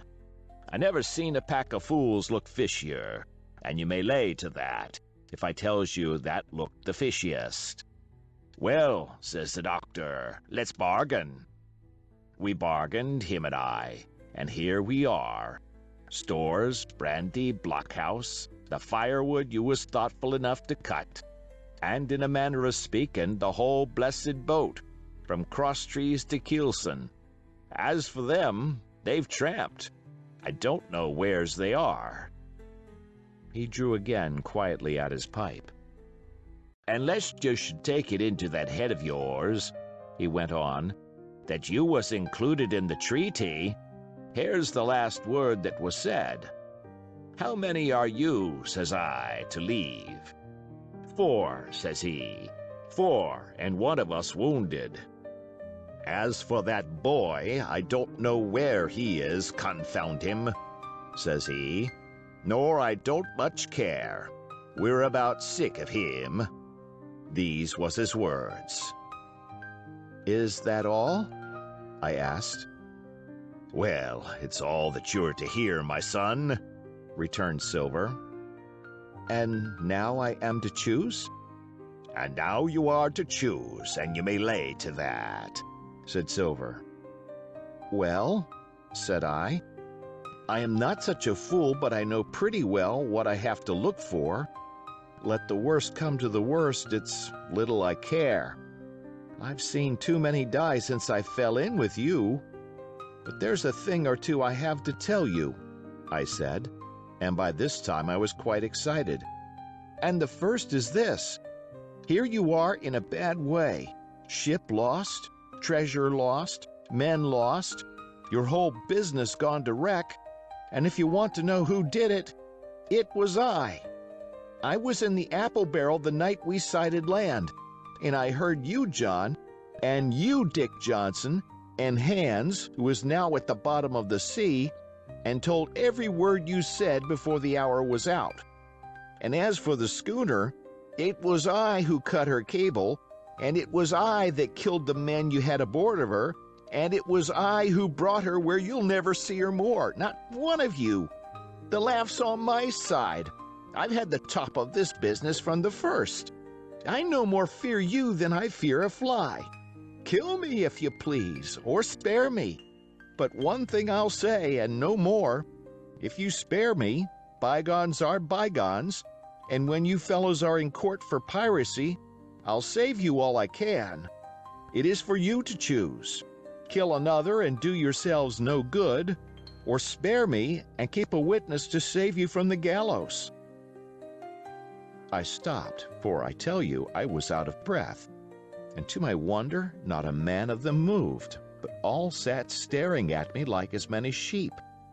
And while they were still staring, I broke out again. "And now, Mr. Silver," I said, "I believe you're the best man here, and if things go to the worst, I'll take it kind of you to let the doctor know the way I took it." "I'll bear it in mind," said Silver with an accent so curious that I could not, for the life of me, decide whether he were laughing at my request or had been favorably affected by my courage. "I'll put one to that," cried the old mahogany-faced seaman, Morgan by name, whom I had seen in Long John's public house upon the quays of Bristol. "It was him that knowed Black Dog." "Well, and see here," added the sea cook, "I'll put another again to that, by thunder. For it was the same boy that faked the chart from Billy Bones. First and last, we've split upon Jim Hawkins." "Then here goes," said Morgan with an oath, and he sprang up, drawing his knife as if he had been 20. "Avast there!" cried Silver. "Who are you, Tom Morgan? Maybe you thought you was captain here, perhaps. By the powers, but I'll teach you better. Cross me, and you'll go where many a good man's gone before you, first and last, these 30 years back. Some to the yard arm shiver my timbers, and some by the board, and all to feed the fishes. There's never a man looked me between the eyes and seen a good day afterwards, Tom Morgan. You may lay to that." Morgan paused, but a hoarse murmur rose from the others. "Tom's right," said one. "I stood hazing long enough from one," added another. "I'll be hanged if I'll be hazed by you, John Silver." "Did any of you gentlemen want to have it out with me?"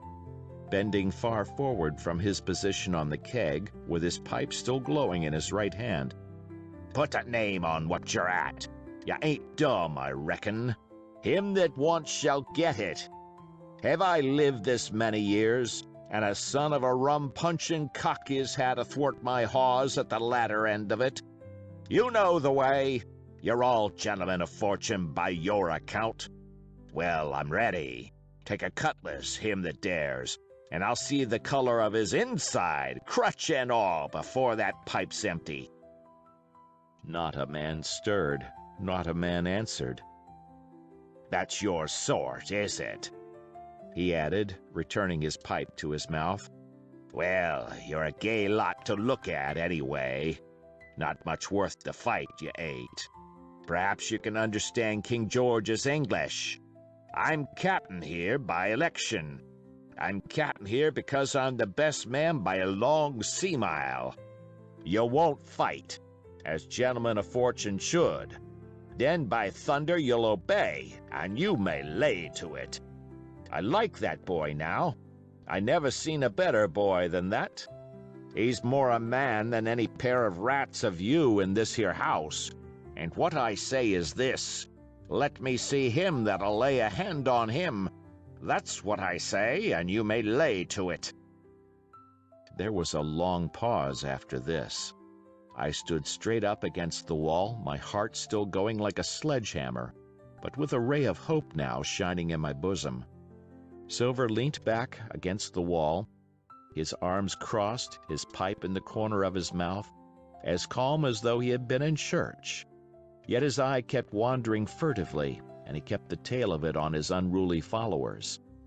They, on their part, drew gradually together towards the far end of the blockhouse, and the low hiss of their whispering sounded in my ear continuously, like a stream. One after another they would look up, and the red light of the torch would fall for a second on their nervous faces, but it was not towards me, it was towards Silver that they turned their eyes. "You seem to have a lot to say," remarked Silver, spitting far into the air. "Pipe up and let me hear it, or lay to."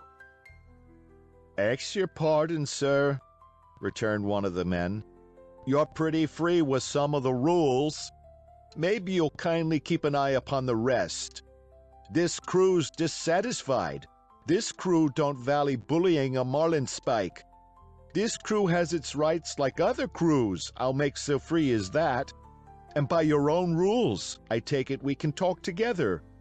I ax your pardon, sir, acknowledging you for to be capting at this present, but I claim my right, and steps outside for a council." And with an elaborate sea salute, This fellow, a long, ill-looking, yellow-eyed man of 35, stepped coolly towards the door and disappeared out of the house. One after another, the rest followed his example, each making a salute as he passed, each adding some apology. "According to rules," said one. "Forecastle Council," said Morgan. And so, with one remark or another, all marched out and left Silver and me alone with the torch. The sea cook instantly removed his pipe. "Now look you here, Jim Hawkins," he said in a steady whisper that was no more than audible. "You're within half a plank of death, and what's a long sight worse, of torture. They're going to throw me off. But you mark, I stand by you through thick and thin. I didn't mean to, no, not till you spoke up. I was about desperate to lose that much blunt, and be hanged into the bargain. But I see you was the right sort. I says to myself, you stand by Hawkins, John, and Hawkins'll stand by you. You're his last card, and by the living thunder, John, he's yours. Back to back, says I. You save his witness, and he'll save your neck." I began dimly to understand. "You mean all's lost?" I asked. "Aye, by gum, I do," he answered. "Ship gone, neck gone, that's the size of it. Once I looked into that bay, Jim Hawkins, and seen no schooner. Well, I'm tough, but I gave out. As for that lot and their counsel, mark me, they're outright fools and cowards. I'll save your life, if so be as I can, from them. But see here, Jim, tit for tat. You save Long John from swinging." I was bewildered. It seemed a thing so hopeless he was asking. He, the old buccaneer, the ringleader throughout. "What I can do, that I'll do," I said. "It's a bargain," cried Long John. "You speak up plucky, and by thunder, I've a chance." He hobbled to the torch, where it stood propped among the firewood, and took a fresh light to his pipe. "Understand me, Jim," he said, returning. "I've a head on my shoulders, I have. I'm on Squire's side now. I know you've got that ship safe somewheres. How you done it, I don't know, but safe it is. I guess Hans and O'Brien turned soft. I never much believed in neither of them. Now, you mark me. I ask no questions, nor I won't let others. I know when a game's up, I do, and I know a lad that's staunch. Ah, you that's young, you and me might have done a power of good together." He drew some cognac from the cask into a tin cannikin. "Will you taste, messmate?" he asked, and when I had refused, "Well, I'll take a drain myself, Jim," said he. "I need a caulker, for there's trouble on hand. And talking of trouble, why did that doctor give me the chart, Jim?" My face expressed a wonder so unaffected that he saw the needlessness of further questions. "Ah, well, he did, though," said he. "And there's something under that, no doubt. Something surely under that, Jim, bad or good."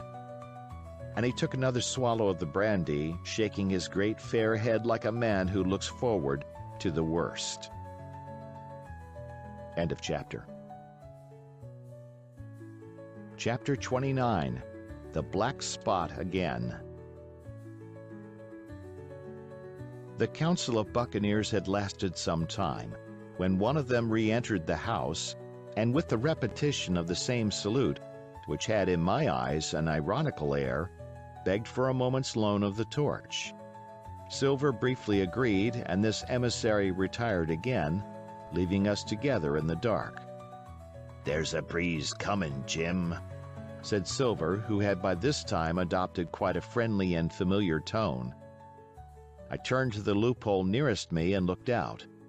The embers of the great fire had so far burned themselves out, and now glowed so low and duskily that I understood why these conspirators desired a torch. About halfway down the slope to the stockade, they were collected in a group. One held the light, another was on his knees in their midst, and I saw the blade of an open knife shine in his hand with varying colors in the moon and torchlight.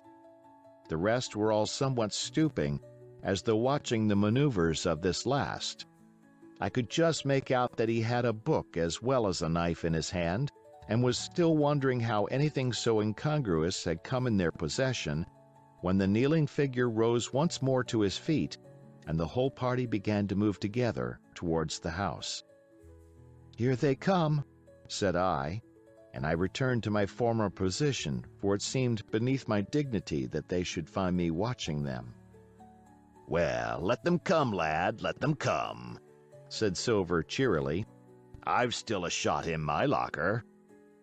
The door opened, and the 5 men, standing huddled together just inside, pushed one of their number forward. In any other circumstances it would have been comical to see his slow advance, hesitating as he set down each foot, but holding his closed right hand in front of him. "Step up, lad," cried Silver. "I won't eat you. Hand it over, lubber. I know the rules, I do. I won't hurt a deputation." Thus encouraged, the buccaneer stepped forth more briskly, and having passed something to Silver from hand to hand, slipped yet more smartly back again to his companions. The sea cook looked at what had been given him. "The black spot. I thought so," he observed. "Where might you have got the paper? Why, hello. Look here now, this ain't lucky. You've gone and cut this out of a Bible. What fools cut a Bible?" "Ah, there," said Morgan. "There, what did I say? No good'll come of that, I said." "Well, you've about fixed it now among you," continued Silver. "You'll all swing now, I reckon. What soft-headed lubber had a Bible?" "It was Dick," said one. "Dick, was it? Then Dick can get to prayers," said Silver.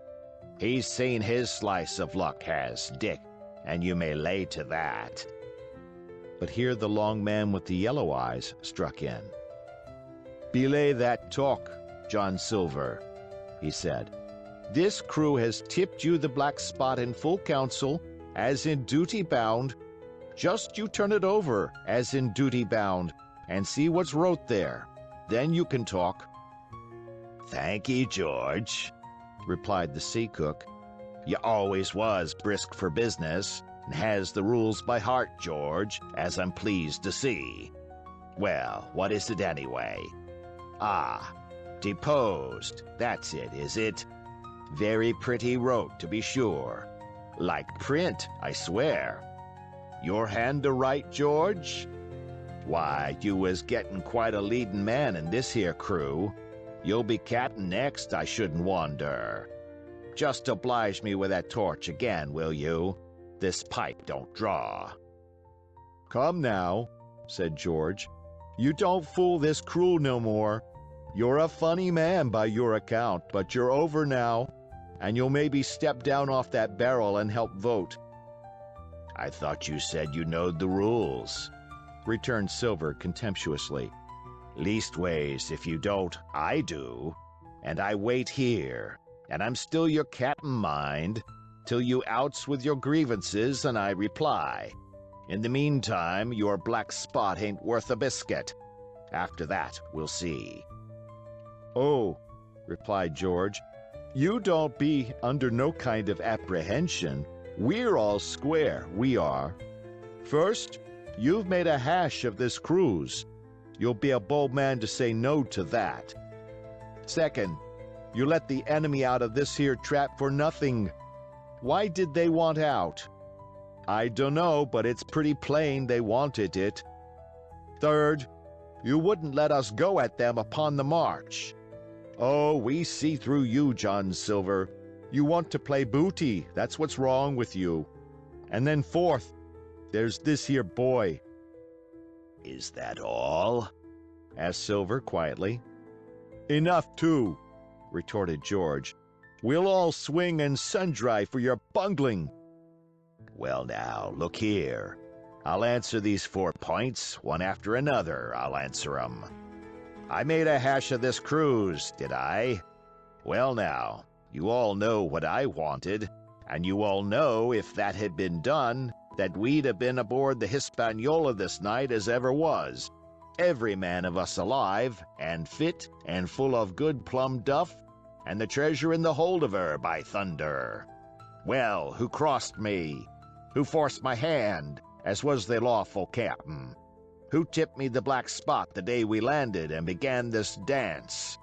Ah, it's a fine dance. I'm here with you there, and looks mighty like a hornpipe in a rope's end at Execution Dock by London town. It does. But who done it? Why, it was Anderson, and Hans, and you, George Mary, and you're the last above board of that same meddling crew. And you have the Davy Jones's insolence to up and stand for captain over me. You, that sank the lot of us. By the powers! But this tops the stiffest yarn to nothing. Silver paused, and I could see by the faces of George and his late comrades that these words had not been said in vain. "That's for number one," cried the accused, wiping the sweat from his brow, for he had been talking with the vehemence that shook the house. "Why, I give you my word, I'm sick to speak to you. You've neither sense nor memory, and I leave it to fancy where your mother's was that let you come to sea. See, gentlemen of fortune, I reckon tailors is your trade." "Go on, John," said Morgan. "Speak up to the others." "Ah, the others," returned John. "They're a nice lot, ain't they? You say this cruise is bungled. Ah, by gum, if you could understand how bad it's bungled, you would see. We're that near the gibbet that my neck's stiff with thinking on it. You've seen 'em, maybe, hanged in chains, birds about 'em, seamen piting 'em out as they go down with the tide. 'Who's that?' says one. 'That? Why, that's John Silver. I knowed him well,' says another. And you can hear the chains a jangle as you go about and reach for the other buoy.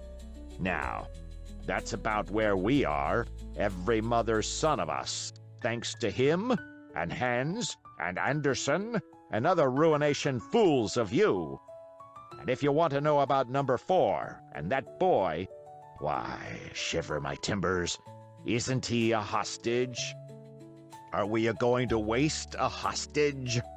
No, not us. He might be our last chance, and I shouldn't wonder. Kill that boy? Not me, mates. And number 3. Ah, well, there's a deal to say to number 3. Maybe you don't count it nothing to have a real college doctor to see you every day. You, John, with your head broke.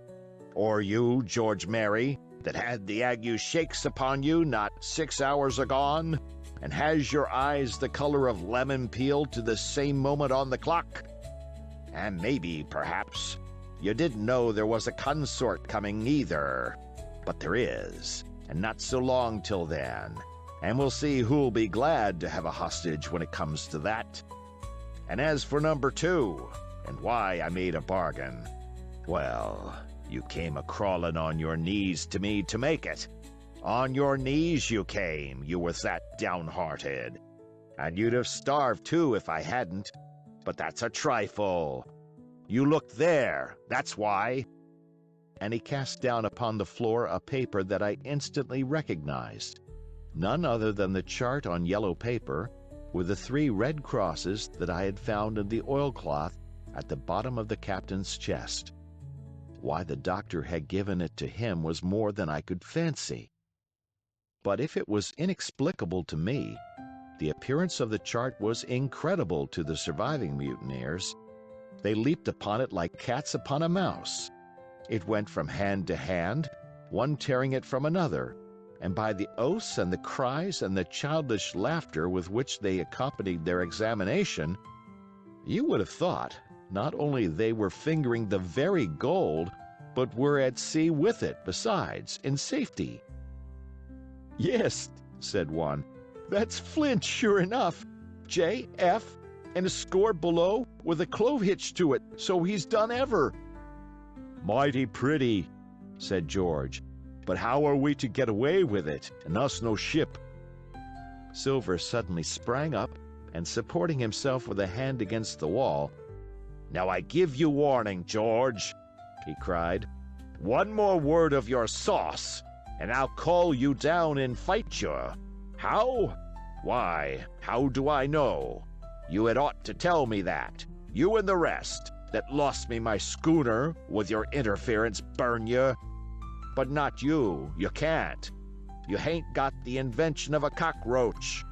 But civil you can speak, and shall, George Mary, you may lay to that." "That's fair enough," said the old man Morgan. "Fair, I reckon so," said the sea cook. "You lost the ship. I found the treasure. Who's the better man at that? And now I resign, by thunder. Elect whom you please to be your captain now. I'm done with it." "Silver," they cried. "Barbecue forever! Barbecue for captain!" "So that's the tune, is it?" cried the cook. "George, I reckon you'll have to wait another turn, friend. And lucky for you as I'm not a revengeful man. But that was never my way. And now, shipmates, this black spot. 'Tain't much good now, is it? Dick's crossed his luck and spoiled his Bible, and that's about all." "It'll do to kiss the book on still, won't it?" growled Dick, who was evidently uneasy at the curse he had brought upon himself. "A Bible with a bit cut out," returned Silver derisively. "Not it. It don't bind no more'n a ballad book." "Don't it, though?" cried Dick with a sort of joy.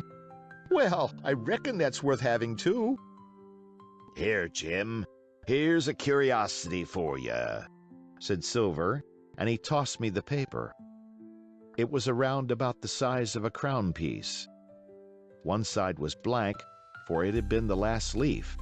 The other contained a verse or two of Revelation. These words among the rest, which struck sharply home upon my mind: "Without are dogs and murderers." The printed side had been blackened with wood ash, which already began to come off and soil my fingers. On the blank side had been written with the same material the one word, "deposed." I have that curiosity beside me at this moment, but not a trace of writing now remains beyond a single scratch, such as a man might make with his thumbnail. That was the end of the night's business. Soon after, with a drink all round, we lay down to sleep, and the outside of Silver's vengeance was to put George Mary up for sentinel and threaten him with death if he should prove unfaithful.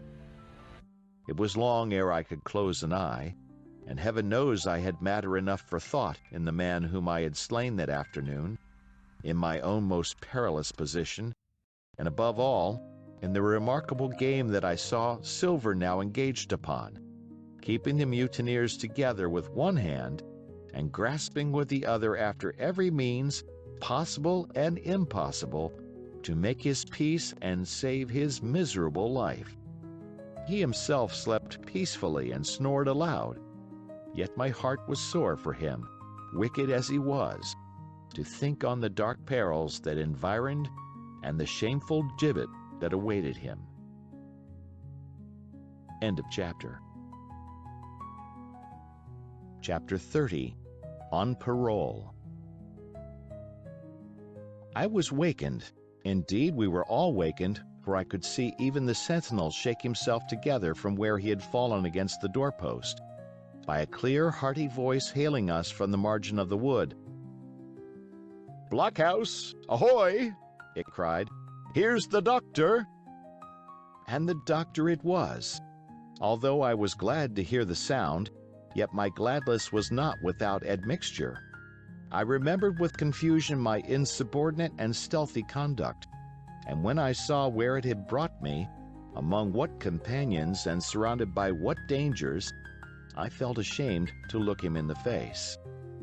He must have risen in the dark, for the day had hardly come, and when I ran to a loophole and looked out, I saw him standing, like Silver once before, up to the mid-leg in creeping vapor. "You, doctor! Top of the morning to you, sir!" cried Silver, broad awake and beaming with good nature in a moment. "Bright and early, to be sure, and it's the early bird, as the saying goes, that gets the rations. George, shake up your timbers, son, and help Dr. Livesey over the ship's side. All a-doing well, your patience was, all well and merry."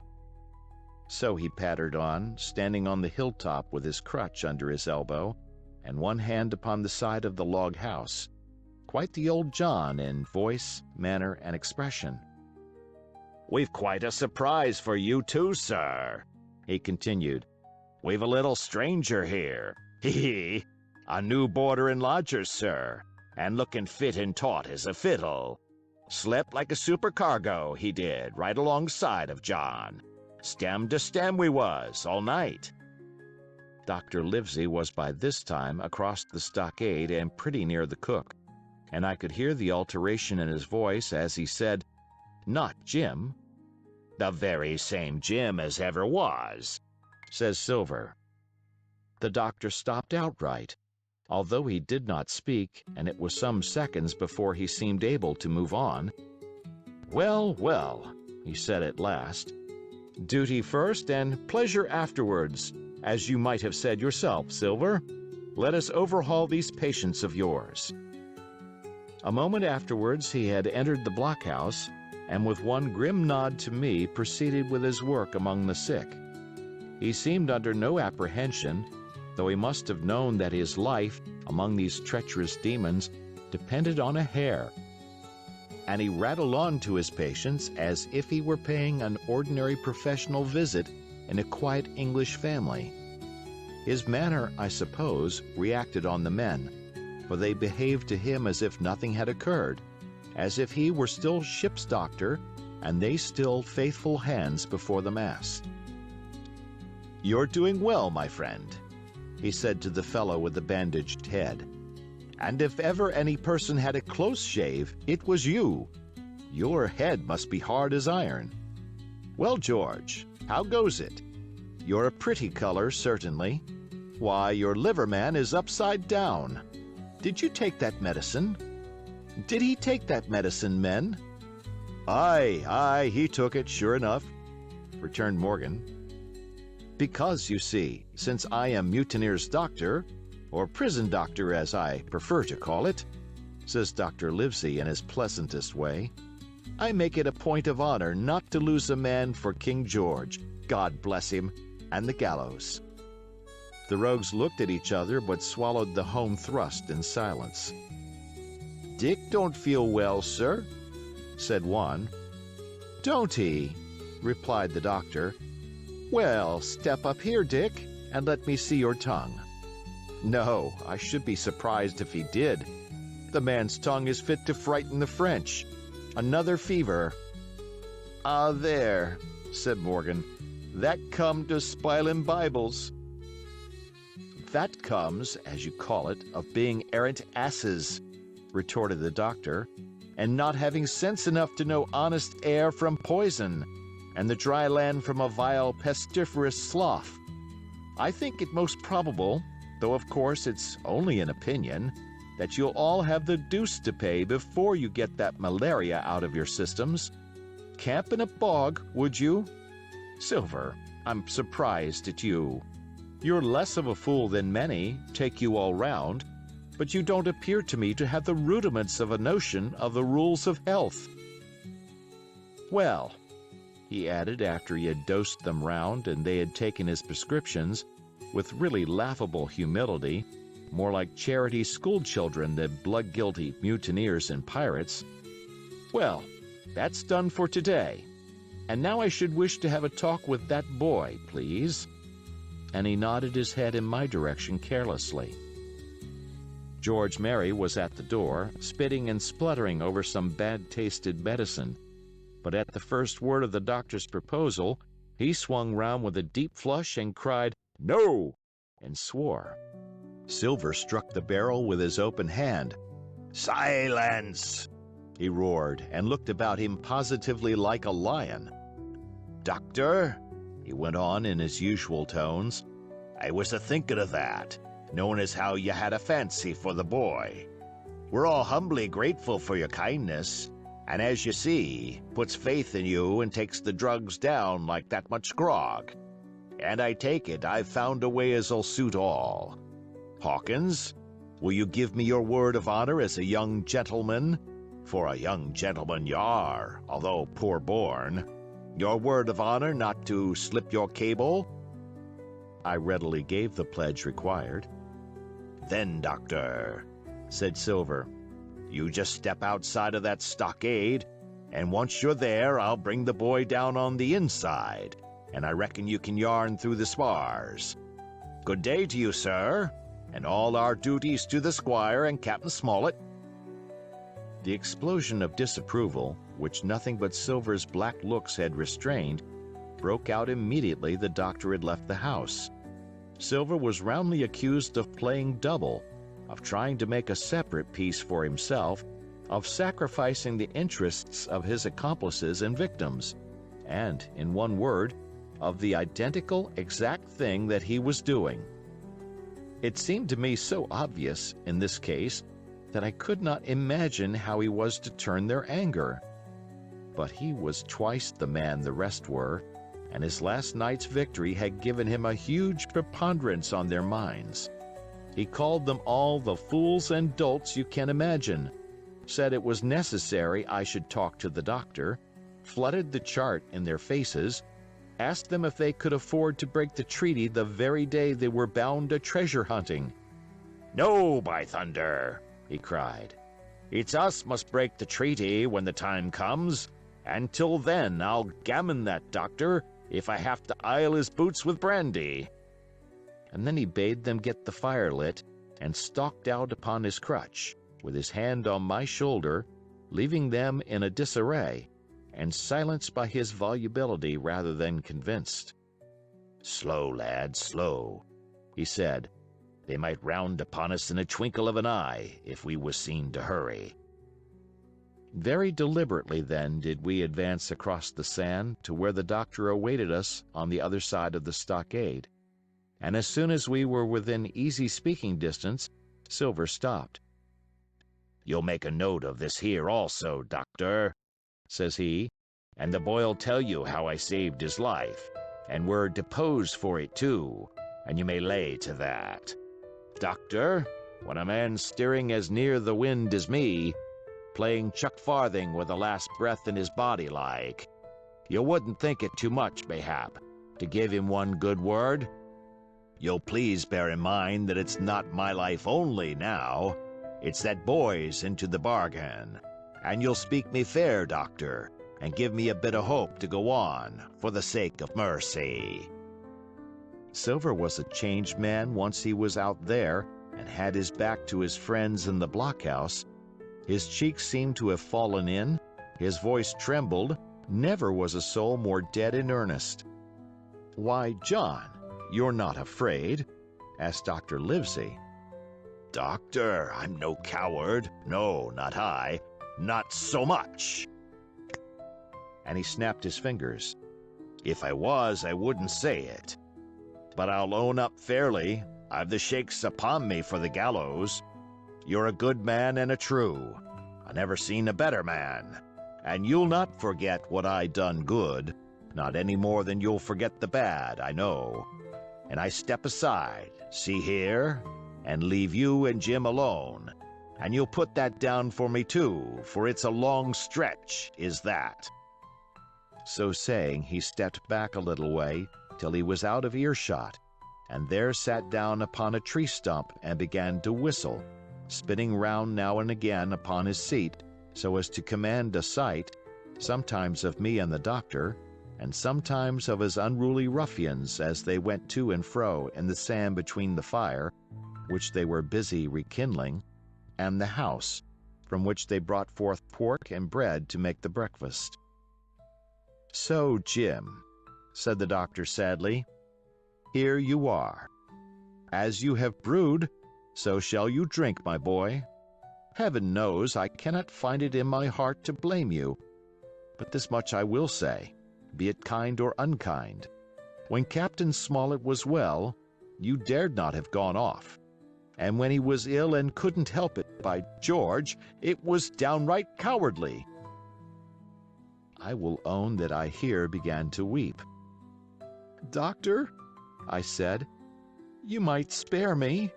I have blamed myself enough. My life's forfeit anyway, and I shouldn't have been dead by now if Silver hadn't stood for me. And, doctor, believe this, I can die, and I dare say I deserve it, but what I fear is torture. If they come to torture me— Jim, the doctor interrupted, and his voice was quite changed. Jim, I can't have this.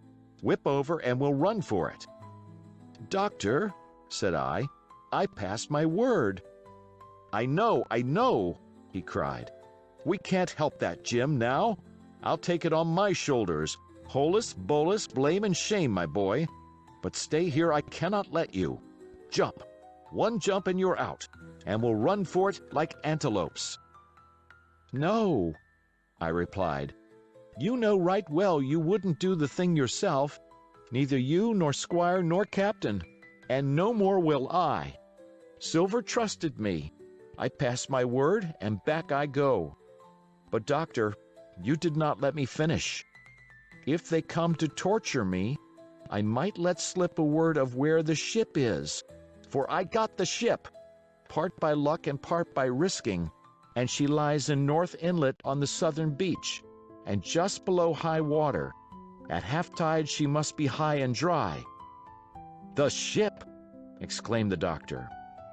Rapidly I described to him my adventures, and he heard me out in silence. There is a kind of fate in this, he observed when I had done. Every step, it's you that saves our lives. And do you suppose by any chance that we are going to let you lose yours? That would be a poor return, my boy. You found out the plot. You found Ben Gunn, the best deed that ever you did or will do, though you live to 90. Oh, by Jupiter! And talking of Ben Gunn, why, this is the mischief in person. Silver! He cried. Silver! I'll give you a piece of advice. He continued as the cook drew near again. Don't you be in any great hurry after that treasure. Why, sir, I do my possible, which that ain't, said Silver. I can only, asking your pardon, save my life and the boys by seeking for that treasure, and you may lay to that. Well, Silver, replied the doctor, if that is so, I'll go one step further. Look out for squalls when you find it. Sir, said Silver, as between man and man, that's too much and too little. What you're after, why you left the blockhouse, why you given me that there chart, I don't know now, do I? And yet I done your biddin' with my eyes shut, and never a word of hope. But no, this here's too much. If you won't tell me what you mean plain out, just say so, and I'll leave the helm. No, said the doctor musingly. I've no right to say more. It's not my secret, you see, Silver. Or, I give you my word, I'd tell it you. But I'll go as far with you as I dare go, and a step beyond, for I'll have my wig sorted by the captain or I'm mistaken. And first, I'll give you a bit of hope. Silver, if we both get alive out of this wolf trap, I'll do my best to save you, short of perjury. Silver's face was radiant. You couldn't say more, I'm sure, sir, not if you was my mother, he cried. Well, that's my first concession, added the doctor. My second is a piece of advice. Keep the boy close beside you, and when you need help, halloo. I'm off to seek it for you, and that itself will show you if I speak at random. Goodbye, Jim. And Dr. Livesey shook hands with me through the stockade, nodded to Silver, and set off at a brisk pace into the wood. End of chapter. Chapter 31. The Treasure Hunt, Flint's Pointer. Jim, said Silver when we were alone, if I saved your life, you saved mine, and I'll not forget it. I seen the doctor waving you to run for it, with the tail of my eye I did, and I seen you say no, as plain as hearing. Jim, that's one to you. This is the first glint of hope I had since the attack failed, and I owe it you. And now, Jim, we're to go in for this here treasure hunting, with sealed orders, too, and I don't like it. And you and me must stick close, back to back like, and we'll save our necks in spite of fate and fortune. Just then a man hailed us from the fire that breakfast was ready, and we were soon seated here and there about the sand over biscuit and fried junk. They had lit a fire fit to roast an ox, and it was now grown so hot that they could only approach it from the windward, and even there not without precaution.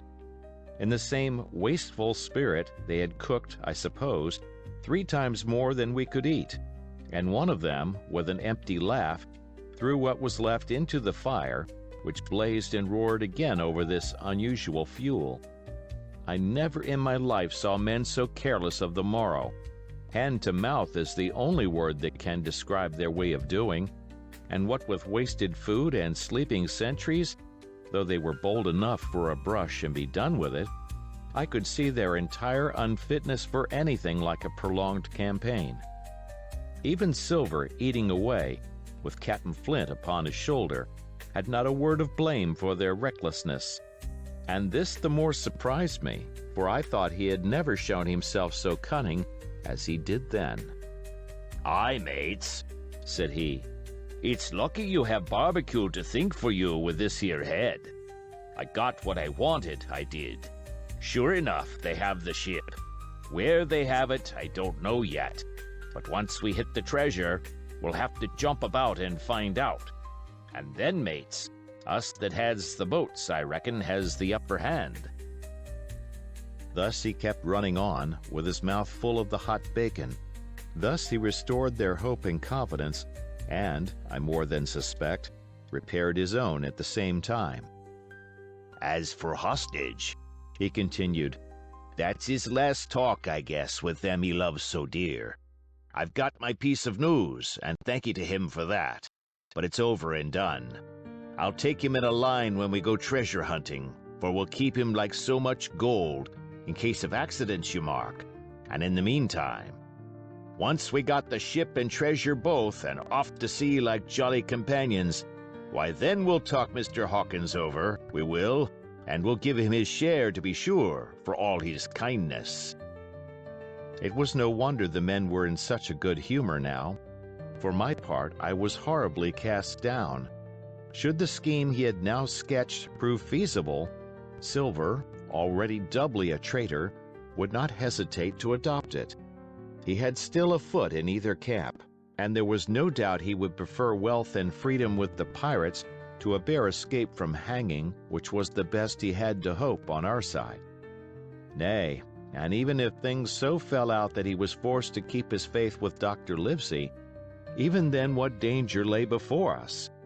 What a moment that would be when the suspicions of his followers turned to certainty and he and I should have to fight for dear life, he a cripple and I a boy, against 5 strong and active seamen.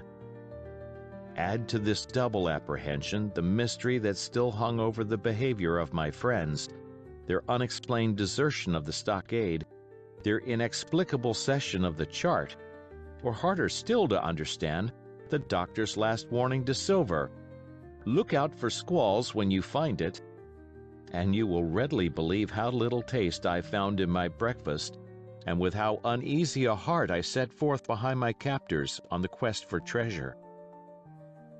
We made a curious figure, had anyone been there to see us, all in soiled sailor clothes and all but me armed to the teeth. Silver had 2 guns slung about him, one before and one behind, besides the great cutlass at his waist, and a pistol in each pocket of his square-tailed coat. To complete his strange appearance, Captain Flint sat perched upon his shoulder, and gabbling odds and ends of purposeless sea talk. I had a line about my waist and followed obediently after the sea cook, who held the loose end of the rope, now in his free hand, now between his powerful teeth. For all the world, I was led like a dancing bear. The other men were variously burthened, some carrying picks and shovels, for that had been the very first necessary they had brought ashore from the Hispaniola, others laden with pork, bread, and brandy for the midday meal. All the stores, I observed, came from our stock, and I could see the truth of Silver's words the night before. Had he not struck a bargain with the doctor, he and his mutineers, deserted by the ship, must have been driven to subsist on clear water and the proceeds of their hunting. Water would have been little to their taste. A sailor is not usually a good shot, and besides all that, when they were so short of eatables, it was not likely they would be very flush of powder. Well, thus equipped, we all set out, even the fellow with the broken head, who should certainly have kept in shadow, and straggled one after another to the beach, where the 2 gigs awaited us. Even these bore trace of the drunken folly of the pirates, one in a broken thwart, and both in their muddy and unbaled condition. Both were to be carried along with us for the sake of safety, and so, with our numbers divided between them, we set forth upon the bosom of the anchorage. As we pulled over, there was some discussion on the chart. The Red Cross was, of course, far too large to be a guide, and the terms of the note on the back, as you will hear, admitted of some ambiguity. They ran, the reader may remember, thus: tall tree, spyglass shoulder, bearing a point to the north of north-northeast. Skeleton Island, east-southeast, and by east, 10 feet. A tall tree was thus the principal mark. Now, right before us, the anchorage was bounded by a plateau from 200 to 300 feet high, adjoining on the north the sloping southern shoulder of the spyglass, and rising again toward the south into the rough, cliffy eminence called the mizzenmast hill. The top of the plateau was dotted thickly with pine trees of varying height. Every here and there one of a different species rose 4 or 50 feet clear above its neighbors, and which of these was the particular tall tree of Captain Flint could only be decided on the spot and by the readings of the compass. Yet, although that was the case, every man on board the boats had picked a favorite of his own ere we were halfway over, Long John alone shrugging his shoulders and bidding them wait till they were there. We pulled easily, by Silver's directions, not to weary the hands prematurely, and after quite a long passage, landed at the mouth of the second river, that which runs down a woody cleft of the spyglass. Thence, bending to our left, we began to ascend the slope towards the plateau. At the first outset, heavy, miry ground and a matted, marish vegetation greatly delayed our progress. But by little and little the hill began to steepen and become stony underfoot, and the wood to change its character and to grow in a more open order. It was indeed a most pleasant portion of the island that we were now approaching. A heavy-scented broom and many flowering shrubs had almost taken the place of grass. Thickets of green nutmeg trees were dotted here and there with the red columns and the broad shadow of the pines, and the first mingled their spice with the aroma of the others.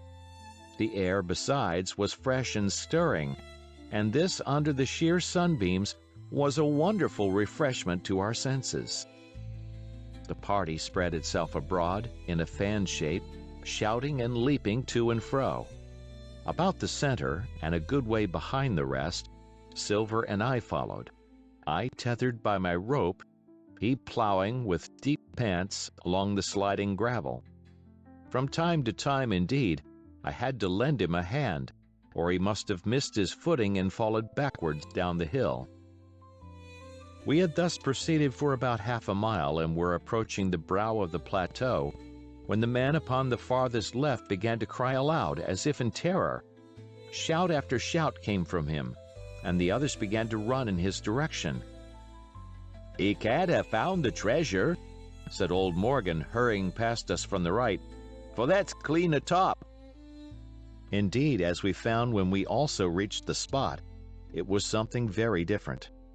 At the foot of a pretty big pine, and involved in a green creeper, which had even partly lifted some of the smaller bones, a human skeleton lay, with a few shreds of clothing, on the ground. I believe a chill struck for a moment to every heart. "He was a seaman," said George Merry, who, bolder than the rest, had gone up close and was examining the rags of clothing. "Leastwise, this is good sea-cloth." "Aye, aye," said Silver, "like enough. You wouldn't look to find a bishop here, I reckon. But what sort of a way is that for bones to lie? 'Tain't in nature." Indeed, on a second glance, it seemed impossible to fancy that the body was in a natural position. But for some disarray, the work perhaps of the birds that had fed upon him, or of the slow-growing creeper that had gradually enveloped his remains, the man lay perfectly straight, his feet pointing in one direction, his hands, raised above his head like a diver's, pointing directly in the opposite. "I've taken a notion into my old numbskull," observed Silver. "Here's the compass. There's the tip-top point of Skeleton Island, sticking out like a tooth. Just take a bearing, will ya, along the line of them bones." It was done. The body pointed straight in the direction of the island, and the compass read duly, east, southeast, and by east. "I thought so," cried the cook. "This here is a pointer. Right up there is our line for the Pole Star and the Jolly Dollars.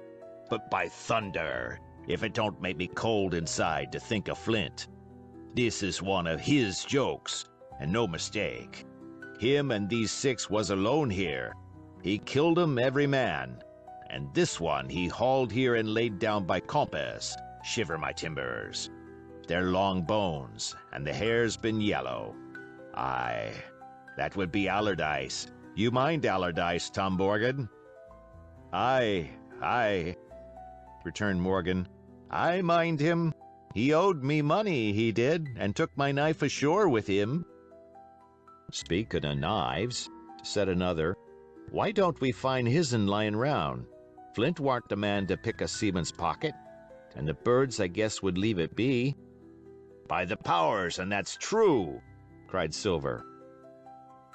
"There ain't a thing left here," said Mary, still feeling round among the bones.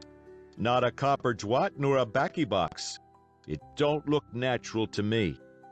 "No, by gum, it don't," agreed Silver. "Not natural, nor not nice, says you. Great guns! Messmates, but if Flint was living, this would be a hot spot for you and me.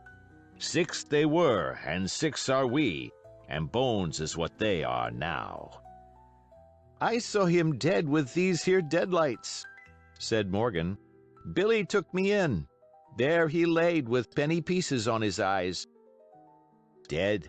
Aye, sure enough, he's dead and gone below," said the fellow with the bandage. "But if ever spirit walked, it would be Flint's. Dear heart, but he died bad, did Flint." "Aye, that he did," observed another. "Now he raged, and now he hollered for the rum, and now he sang. 15 men were his only song, mates, and I tell you true, I never rightly liked to hear it since. It was main hot, and the windy was open, and I hear that old song coming out as clear, and the death haul on the man already." "Come, come," said Silver. "Stow this talk.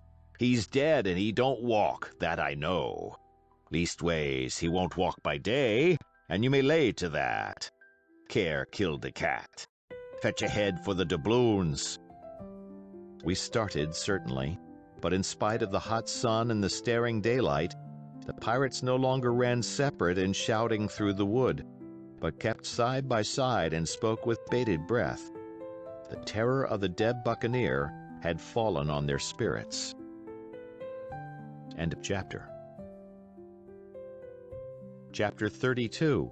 The Treasure Hunt, the Voice Among the Trees. Partly from the damping influence of this alarm, partly to rest Silver and the sick folk, the whole party sat down as soon as they had gained the brow of the ascent. The plateau being somewhat tilted towards the west, this spot on which we had paused commanded a wide prospect on either hand. Before us, over the treetops, we beheld the Cape of the Woods fringed with surf. Behind, we not only looked down upon the anchorage and Skeleton Island, but saw, clear across the Spit and the eastern lowlands, a great field of open sea upon the east. Sheer above us rose the spyglass, here dotted with single pines, there black with precipices. There was no sound but that of the distant breakers, mounting from all round, and the chirp of countless insects in the brush. Not a man, not a sail upon the sea. The very largeness of the view increased the sense of solitude. Silver, as he sat, took certain bearings with his compass. "There are 3 tall trees," said he, "about in the right line from Skeleton Island. Spyglass shoulder, I take it, means that lower point there.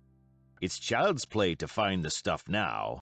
I've half a mind to dine first." "I don't feel sharp," growled Morgan. "Thinking of Flint, I think it were as done me." "Ah, well, my son, you praise your stars he's dead," said Silver. "He were an ugly devil," cried a third pirate with a shudder. "That blue in the face, too." That was how the rum took him, added Mary. Blue. Well, I reckon he was blue. That's a true word. Ever since they had found the skeleton and got upon this train of thought, they had spoken lower and lower, and they had almost got to whispering by now, so that the sound of their talk hardly interrupted the silence of the wood. All of a sudden, out of the middle of the trees in front of us, a thin, high, trembling voice struck up the well-known air and words. 15 men on the dead man's chest, yo-ho-ho, and a bottle of rum. I never have seen men more dreadfully affected than the pirates. The color went from their 6 faces like enchantment. Some leaped to their feet, some clawed hold of others. Morgan groveled on the ground. "It's Flint, by—" cried Mary. The song had stopped as suddenly as it began. Broken off, you would have said, in the middle of a note, as though someone had laid his hand upon the singer's mouth. Coming through the clear, sunny atmosphere among the green treetops, I thought it had sounded airily and sweetly, and the effect on my companions was the stranger. "Come," said Silver, struggling with his ashen lips to get the word out. "This won't do. Stand by to go about. This is a rum start, and I can't name the voice, but it's someone skylarking. Someone that's flesh and blood, and you may lay to that." His courage had come back as he spoke, and some of the color to his face along with it. Already the others had begun to lend an ear to this encouragement, and were coming a little to themselves, when the same voice broke out again, not this time singing, but in a faint, distant hail that echoed yet fainter among the clefts of the spyglass. Darby McGraw! It wailed, for that is the word that best describes the sound. Darby McGraw! Darby McGraw! Again and again and again, and then rising a little higher, and with an oath that I leave out, Fetch off the rum, Darby! The buccaneers remained rooted to the ground, their eyes starting from their heads. Long after the voice had died away, they still stared in silence, dreadfully, before them. "That fixes it," gasped one. "Let's go." "They were his last words," moaned Morgan. "His last words above board." Dick had his Bible out and was praying volubly. He had been well brought up, had Dick, before he came to sea and fell among bad companions. Still Silver was unconquered. I could hear his teeth rattle in his head, but he had not yet surrendered. "Nobody in this here island ever heard of Darby," he muttered. "Not one but us that's here." And then, making a great effort, "Shipmates," he cried, "I'm here to get that stuff, and I'll not be beat by man or devil. I never was feared of Flint in his life, and by the powers I'll face him dead. There's 700,000 pound not a quarter of a mile from here. When did ever a gentleman of fortune show his stern to that much dollars for a boozy old seaman with a blue mug, and him dead, too?" But there was no sign of reawakening courage in his followers, rather, indeed, of growing terror at the irreverence of his words. "Belay there, John," said Mary. "Don't you cross a spirit?" And the rest were all too terrified to reply. They would have run away severally had they dared, but fear kept them together and kept them close by John, as if his daring helped them. He, on his part, had pretty well fought his weakness down. "Spirit? Well, maybe," he said. "But there's one thing not clear to me. There was an echo. Now, no man ever seen a spirit with a shadow. Well, then, what's he doing with an echo to him, I should like to know? That ain't in nature, surely." This argument seemed weak enough to me, but you can never tell what will affect the superstitious, and to my wonder, George Merry was greatly relieved. "Well, that's so," he said. "You've a head upon your shoulders, John, and no mistake. 'Bout ship, mates. This here crew is on a wrong tack, I do believe. And come to think on it, it was like Flint's voice, I grant you, but not just so clear away like it after all. It was like her somebody else's voice now. It was like her—" "By the powers, Ben Gunn!" roared Silver. "Aye, and so it were!" cried Morgan, springing on his knees. "Ben Gunn it were!" "It don't make much odds, do it now?" asked Dick. "Ben Gunn's not here in the body any more'n Flint." But the older hands greeted this remark with scorn. "Why, nobody minds Ben Gunn," cried Mary. "Dead or alive, nobody minds him." It was extraordinary how their spirits had returned, and how the natural color had revived in their faces.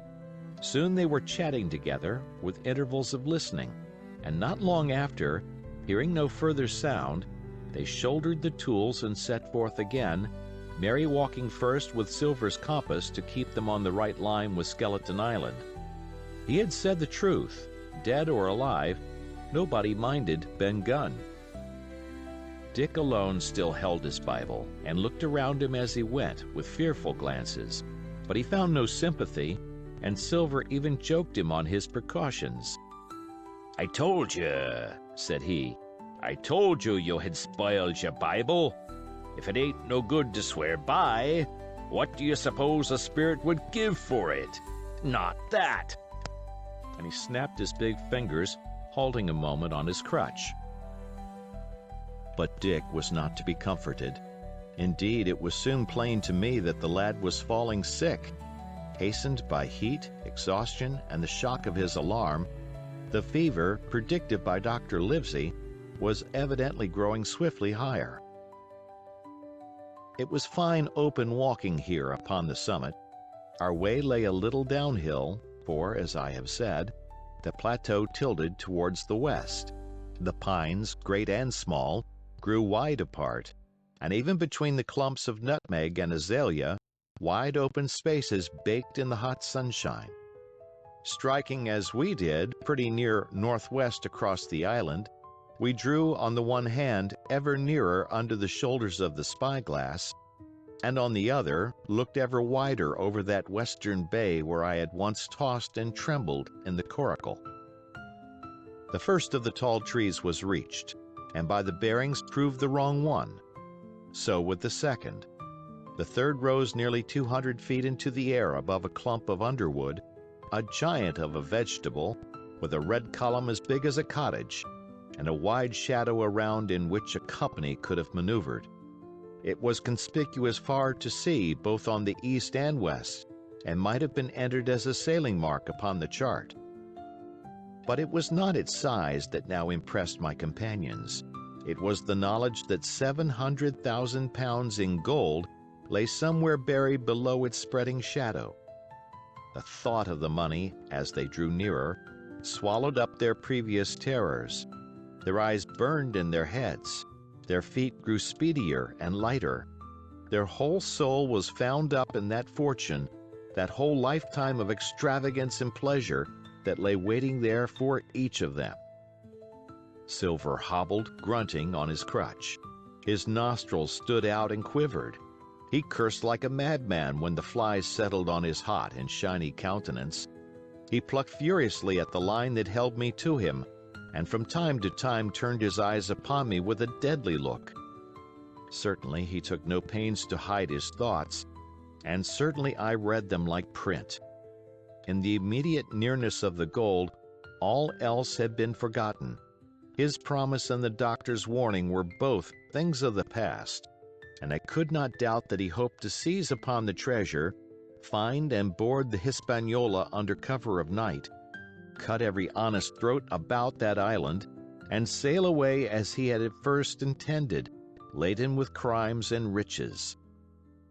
Shaken as I was with these alarms, it was hard for me to keep up with the rapid pace of the treasure hunters. Now and again I stumbled, and it was then that Silver plucked so roughly at the rope and launched at me his murderous glances. Dick, who had dropped behind us and now brought up the rear, was babbling to himself both prayers and curses as his fever kept rising. This also added to my wretchedness, and to crown all, I was haunted by the thought of the tragedy that had once been acted on that plateau, when that ungodly buccaneer with the blue face, he who died at Savannah, singing and shouting for drink, had there, with his own hand, cut down his 6 accomplices. This grove that was now so peaceful must then have rung with cries, I thought, and even with the thought, I could believe I heard it ringing still. We were now at the margin of the thicket. "Huzzah, mates, all together!" shouted Mary, and the foremost broke into a run. And suddenly, not 10 yards further, we beheld them stop. A low cry arose.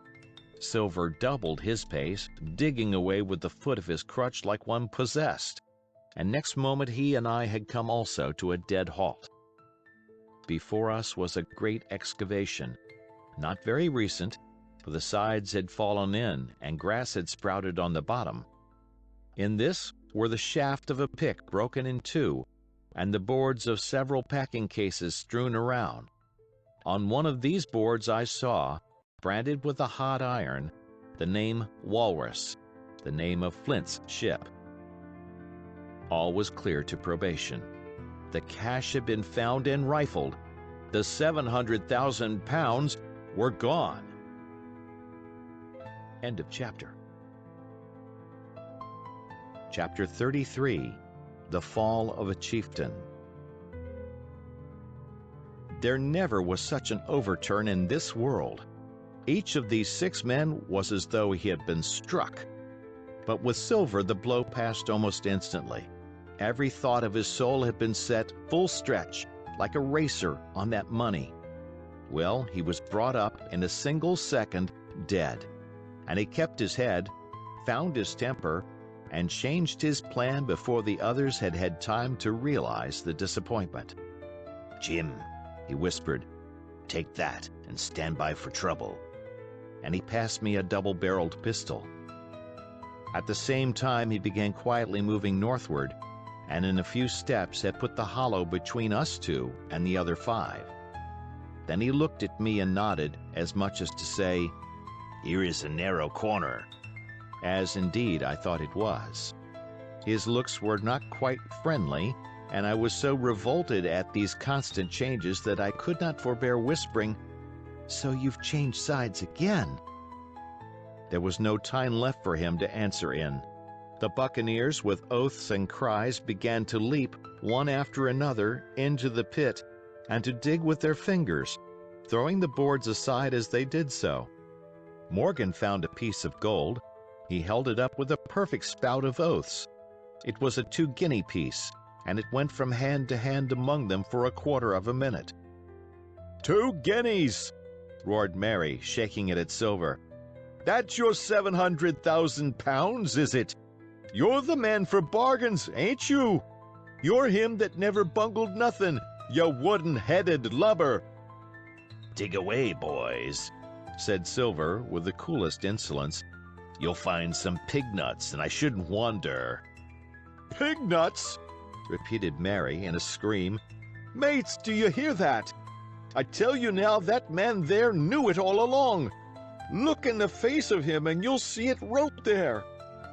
Ah, Mary, remarked Silver, standing for Captain again? You're a pushin' lad, to be sure. But this time everyone was entirely in Mary's favor. They began to scramble out of the excavation, darting furious glances behind them. One thing I observed, which looked well for us, they all got out upon the opposite side from Silver. Well, there we stood, 2 on one side, 5 on the other, the pit between us, and nobody screwed up high enough to offer the first blow. Silver never moved. He watched them, very upright on his crutch, and looked as cool as ever I saw him. He was brave, and no mistake. At last Mary seemed to think a speech might help matters. Mates, says he, there's 2 of them alone there. One's the old cripple that brought us all here and blundered us down to this. The other's that cub that I mean to have the heart of. Now, mates. He was raising his arm and his voice, and plainly meant to lead a charge. But just then, crack, crack, crack, 3 musket shots flashed out of the thicket. Mary tumbled head foremost into the excavation. The man with the bandage spun round like a teetotum and fell all his length upon his side, where he lay dead but still twitching, and the other 3 turned and ran for it with all their might. Before you could wink, Long John had fired 2 barrels of a pistol into the struggling Mary, and as the man rolled up his eyes at him in the last agony, George, said he, I reckon I settled ya. At the same moment, the doctor, Gray, and Ben Gunn joined us with smoking muskets from among the nutmeg trees. Forward, cried the doctor. Double quick, my lads. We must head 'em off the boats. And we set off at a great pace, sometimes plunging through the bushes to the chest. I tell you, but Silver was anxious to keep up with us. The work that man went through, leaping on his crutch till the muscles of his chest were fit to burst, was work no sound man ever equaled, and so thinks the doctor. As it was, he was already 30 yards behind us and on the verge of strangling when we reached the brow of the slope. Doctor, he hailed, see there? No hurry. Sure enough, there was no hurry. In a more open part of the plateau, we could see the 3 survivors still running in the same direction as they had started, right for Mizzenmast Hill. We were already between them and the boats, and so we 4 sat down to breathe, while Long John, mopping his face, came slowly up with us. Thank you kindly, Doctor, says he. You came in about the nick, I guess, for me and Hawkins. And so it's you, Ben Gunn, he added. Well, you're a nice one, to be sure. I'm Ben Gunn, I am, replied the maroon, wriggling like an eel in his embarrassment. And, he added after a long pause, how do, Mr. Silver? Pretty well, I thank you, says you. Ben, murmured Silver, to think as you've done me. The doctor sent back Gray for one of the pickaxes deserted in their flight by the mutineers, and then, as we proceeded leisurely downhill to where the boats were lying, related in a few words what had taken place. It was a story that profoundly interested Silver, and Ben Gunn, the half-idiot maroon, was the hero from beginning to end. Ben, in his long, lonely wanderings about the island, had found the skeleton. It was he that had rifled it. He had found the treasure. He had dug it up. It was the haft of his pickaxe that lay broken in the excavation. He had carried it on his back in many weary journeys from the foot of the tall pine to a cave he had on the two-pointed hill at the northeast angle of the island, and there it had lain stored in safety since 2 months before the arrival of the Hispaniola. When the doctor had wormed this secret from him on the afternoon of the attack, and when next morning he saw the anchorage deserted, he had gone to Silver, given him the chart, which was now useless, given him the stores, for Ben Gunn's cave was well supplied with goat's meat salted by himself, given anything and everything to get a chance of moving in safety from the stockade to the two-pointed hill, there to be clear of malaria and keep a guard upon the money. "As for you, Jim," he said, "it went against my heart, but I did what I thought best for those who had stood by their duty. And if you were not one of these, whose fault was it?" That morning, finding that I was to be involved in the horrid disappointment he had prepared for the mutineers, he had run all the way to the cave, and leaving the squire to guard the captain, had taken Gray and the maroon and started, making the diagonal across the island to be at hand beside the pine. Soon, however, he saw that our party had the start of him, and Ben Gunn, being fleet of foot, had been dispatched in front to do his best alone. Then it had occurred to him to work upon the superstitions of his former shipmates, and he was so far successful that Gray and the doctor had come up and were already ambushed before the arrival of the treasure hunters. "Ah," said Silver, "it were fortunate for me that I had Hawkins here. You would have let old John be cut to bits, and never given it a thought, Doctor." "Not a thought," replied Dr. Livesey cheerily. And by this time we had reached the gigs. The doctor, with the pickaxe, demolished one of them, and then we all got aboard the other and set out to go round by sea for North Inlet. This was a run of 8 or 9 miles. Silver, though he was almost killed already with fatigue, was set to an oar, like the rest of us, and we were soon skimming swiftly over a smooth sea.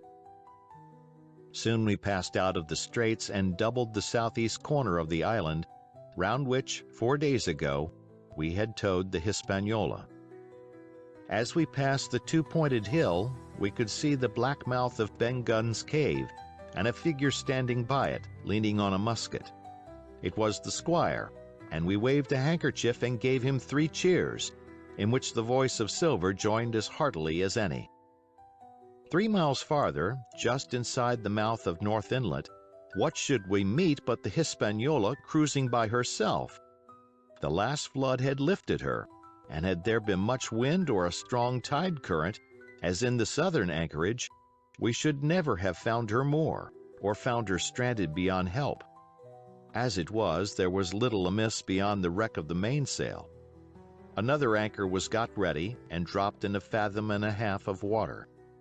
We all pulled round again to Rum Cove, the nearest point for Ben Gunn's treasure house, and then Gray, single-handed, returned with the gig to the Hispaniola, where he was to pass the night on guard. A gentle slope ran up from the beach to the entrance of the cave. At the top, the squire met us. To me he was cordial and kind, saying nothing of my escapade either in the way of blame or praise. At Silver's polite salute, he somewhat flushed. "John Silver," he said, "you're a prodigious villain and impostor. A monstrous impostor, sir. I am told I am not to prosecute you. Well then, I will not. But the dead men, sir, hang about your neck like millstones." "Thank you kindly, sir," replied Long John, again saluting. "I dare you to thank me," cried the squire. "It is a gross dereliction of my duty. Stand back." And thereupon we all entered the cave. It was a large, airy place, with a little spring and a pool of clear water overhung with ferns. The floor was sand.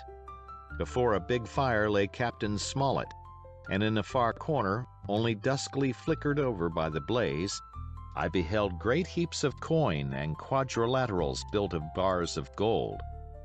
That was Flint's treasure that we had come so far to seek, and that had cost already the lives of 17 men from the Hispaniola.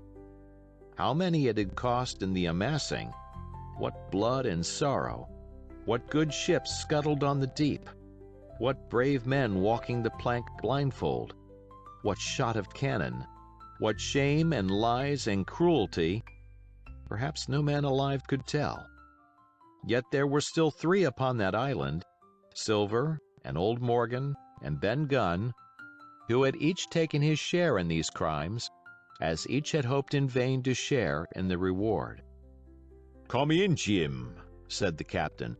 "You're a good boy in your line, Jim, but I don't think you and me'll go to sea again. You're too much of the born favorite for me.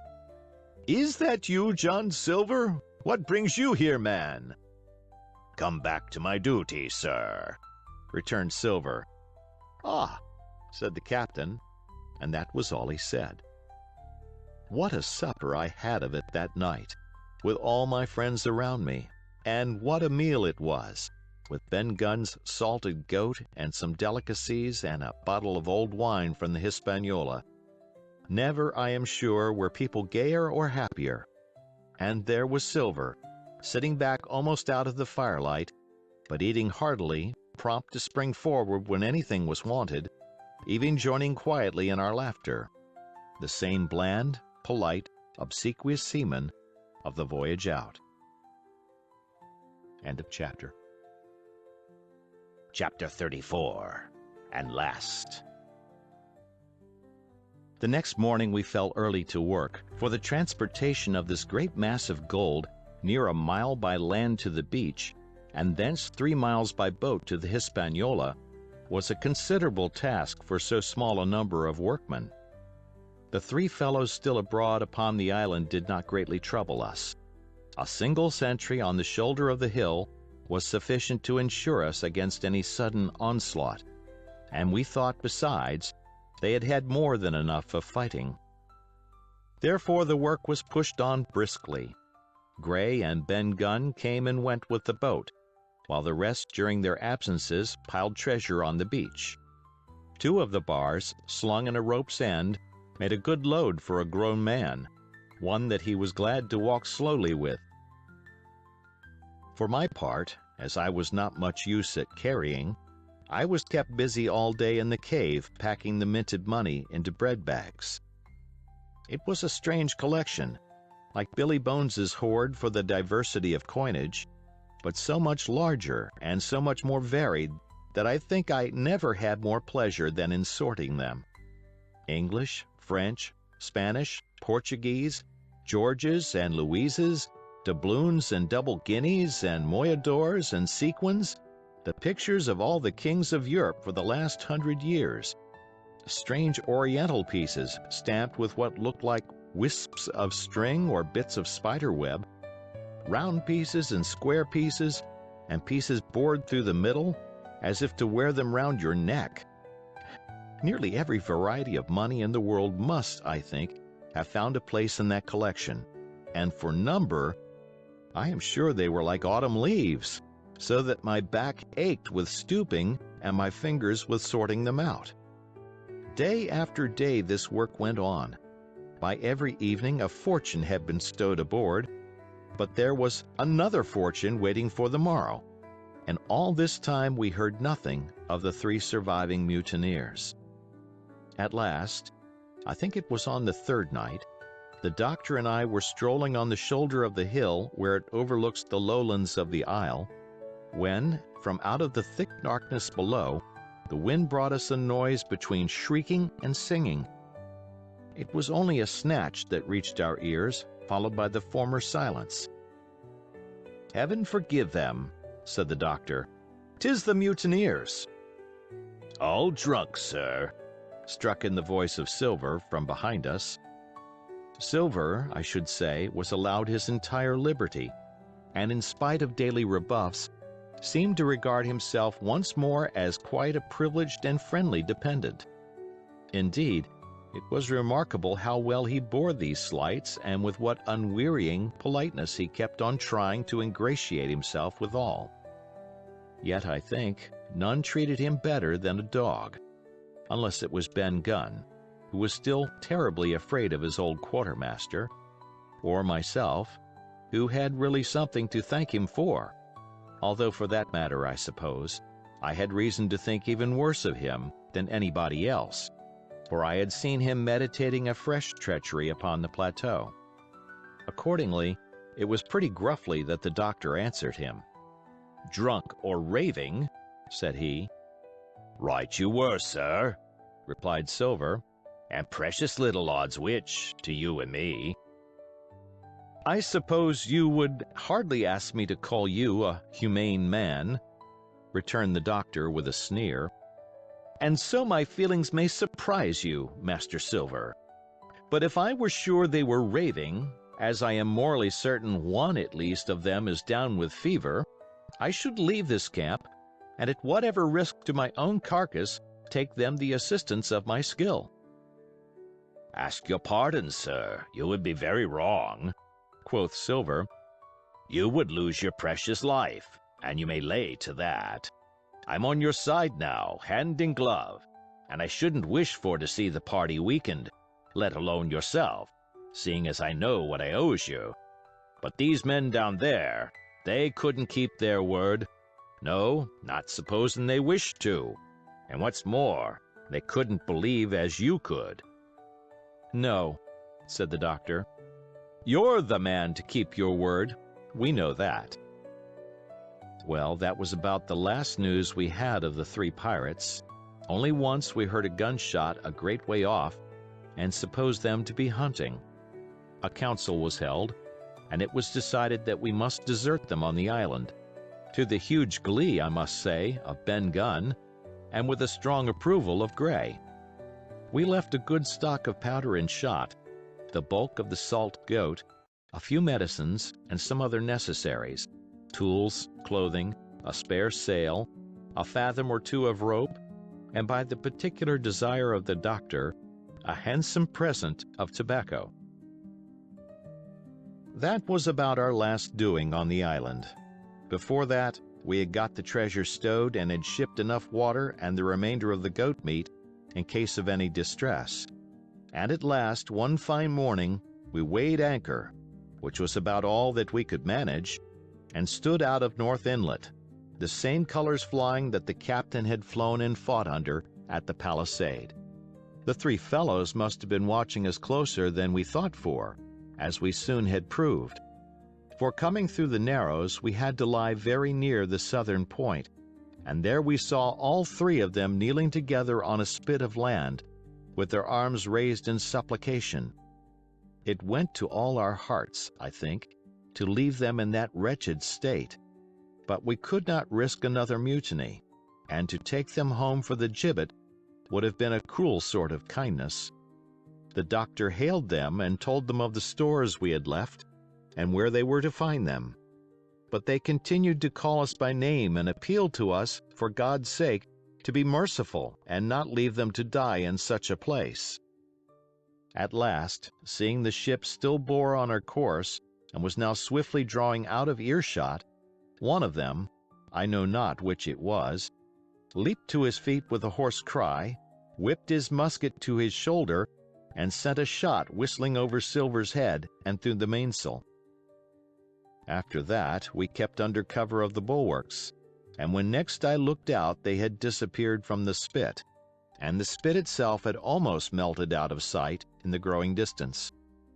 That was at least the end of that, and before noon, to my inexpressible joy, the highest rock of Treasure Island had sunk into the blue round of sea. We were so short of men that everyone on board had to bear a hand. Only the captain lying on a mattress in the stern and giving his orders, for though greatly recovered, he was still in want of quiet.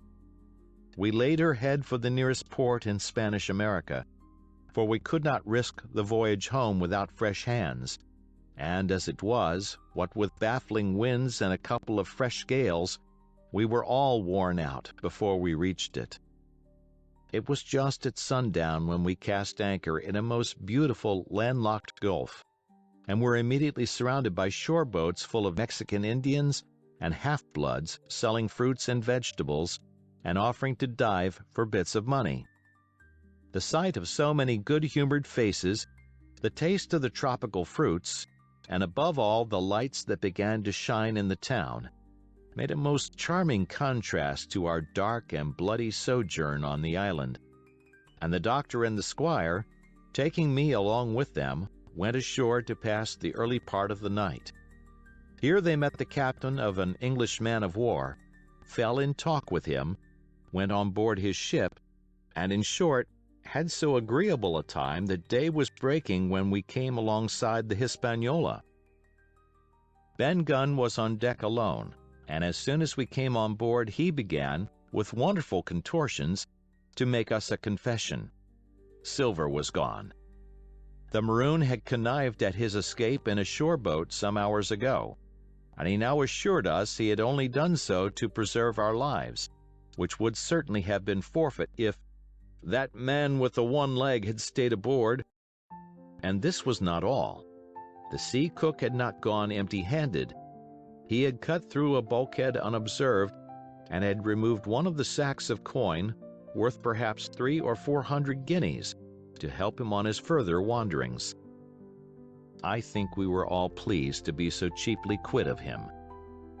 Well, to make a long story short, we got a few hands on board, made a good cruise home, and the Hispaniola reached Bristol just as Mr. Blandley was beginning to think of fitting out her consort. 5 men only of those who had sailed returned with her. Drink and the devil had done for the rest, with a vengeance, although to be sure we were not quite in so bad a case as that other ship they sang about. With 1 man of her crew alive, what put to sea was 75. All of us had an ample share of the treasure, and used it wisely or foolishly, according to our natures. Captain Smollett is now retired from the sea. Gray not only saved his money, but being suddenly smit with the desire to rise, also studied his profession, and he is now mate and part owner of a fine full-rigged ship, married besides, and the father of a family. As for Ben Gunn, he got £1,000, which he spent or lost in 3 weeks, or to be more exact, in 19 days, for he was back begging on the 20th. Then he was given a lodge to keep, exactly as he had feared upon the island, and he still lives, a great favorite, though something of a butt, with the country boys, and a notable singer in church on Sundays and saints' days. Of Silver, we have heard no more. That formidable seafaring man with 1 leg has at last gone clean out of my life, but I dare say he met his old negress, and perhaps still lives in comfort with her and Captain Flint. It is to be hoped so, I suppose, for his chances of comfort in another world are very small. The bar Silver and the arms still lie, for all that I know, where Flint buried them, and certainly they shall lie there for me. Oxen and wain ropes would not bring me back again to that accursed island, and the worst dreams that ever I have are when I hear the surf booming about its coasts, or start upright in bed with the sharp voice of Captain Flint still ringing in my ears. Pieces of 8! Pieces of 8! End of chapter. End of book. Thank you for listening. We hope you enjoyed tonight's Sleep audiobook. If you liked this audiobook and want to listen to more, please check out our channel at Sleep Audiobooks. And if you prefer to listen to each story individually, they will also be uploaded to our secondary channel at Sleep Chapters. You can access our entire catalog of bedtime story audiobooks through our web app, which can be found at sleepaudiobooks.com. There, you will also find our suite of sleep tools, including a complimentary Better Sleep Quick Guide if you sign up to our mailing list. Links are in the description below. All likes, comments, and especially subscribing help this channel grow so that we can reach more night owls in our quest to help as many people sleep easier so they can live their lives more fully during the day. We appreciate your support and wish you a very excellent night's sleep.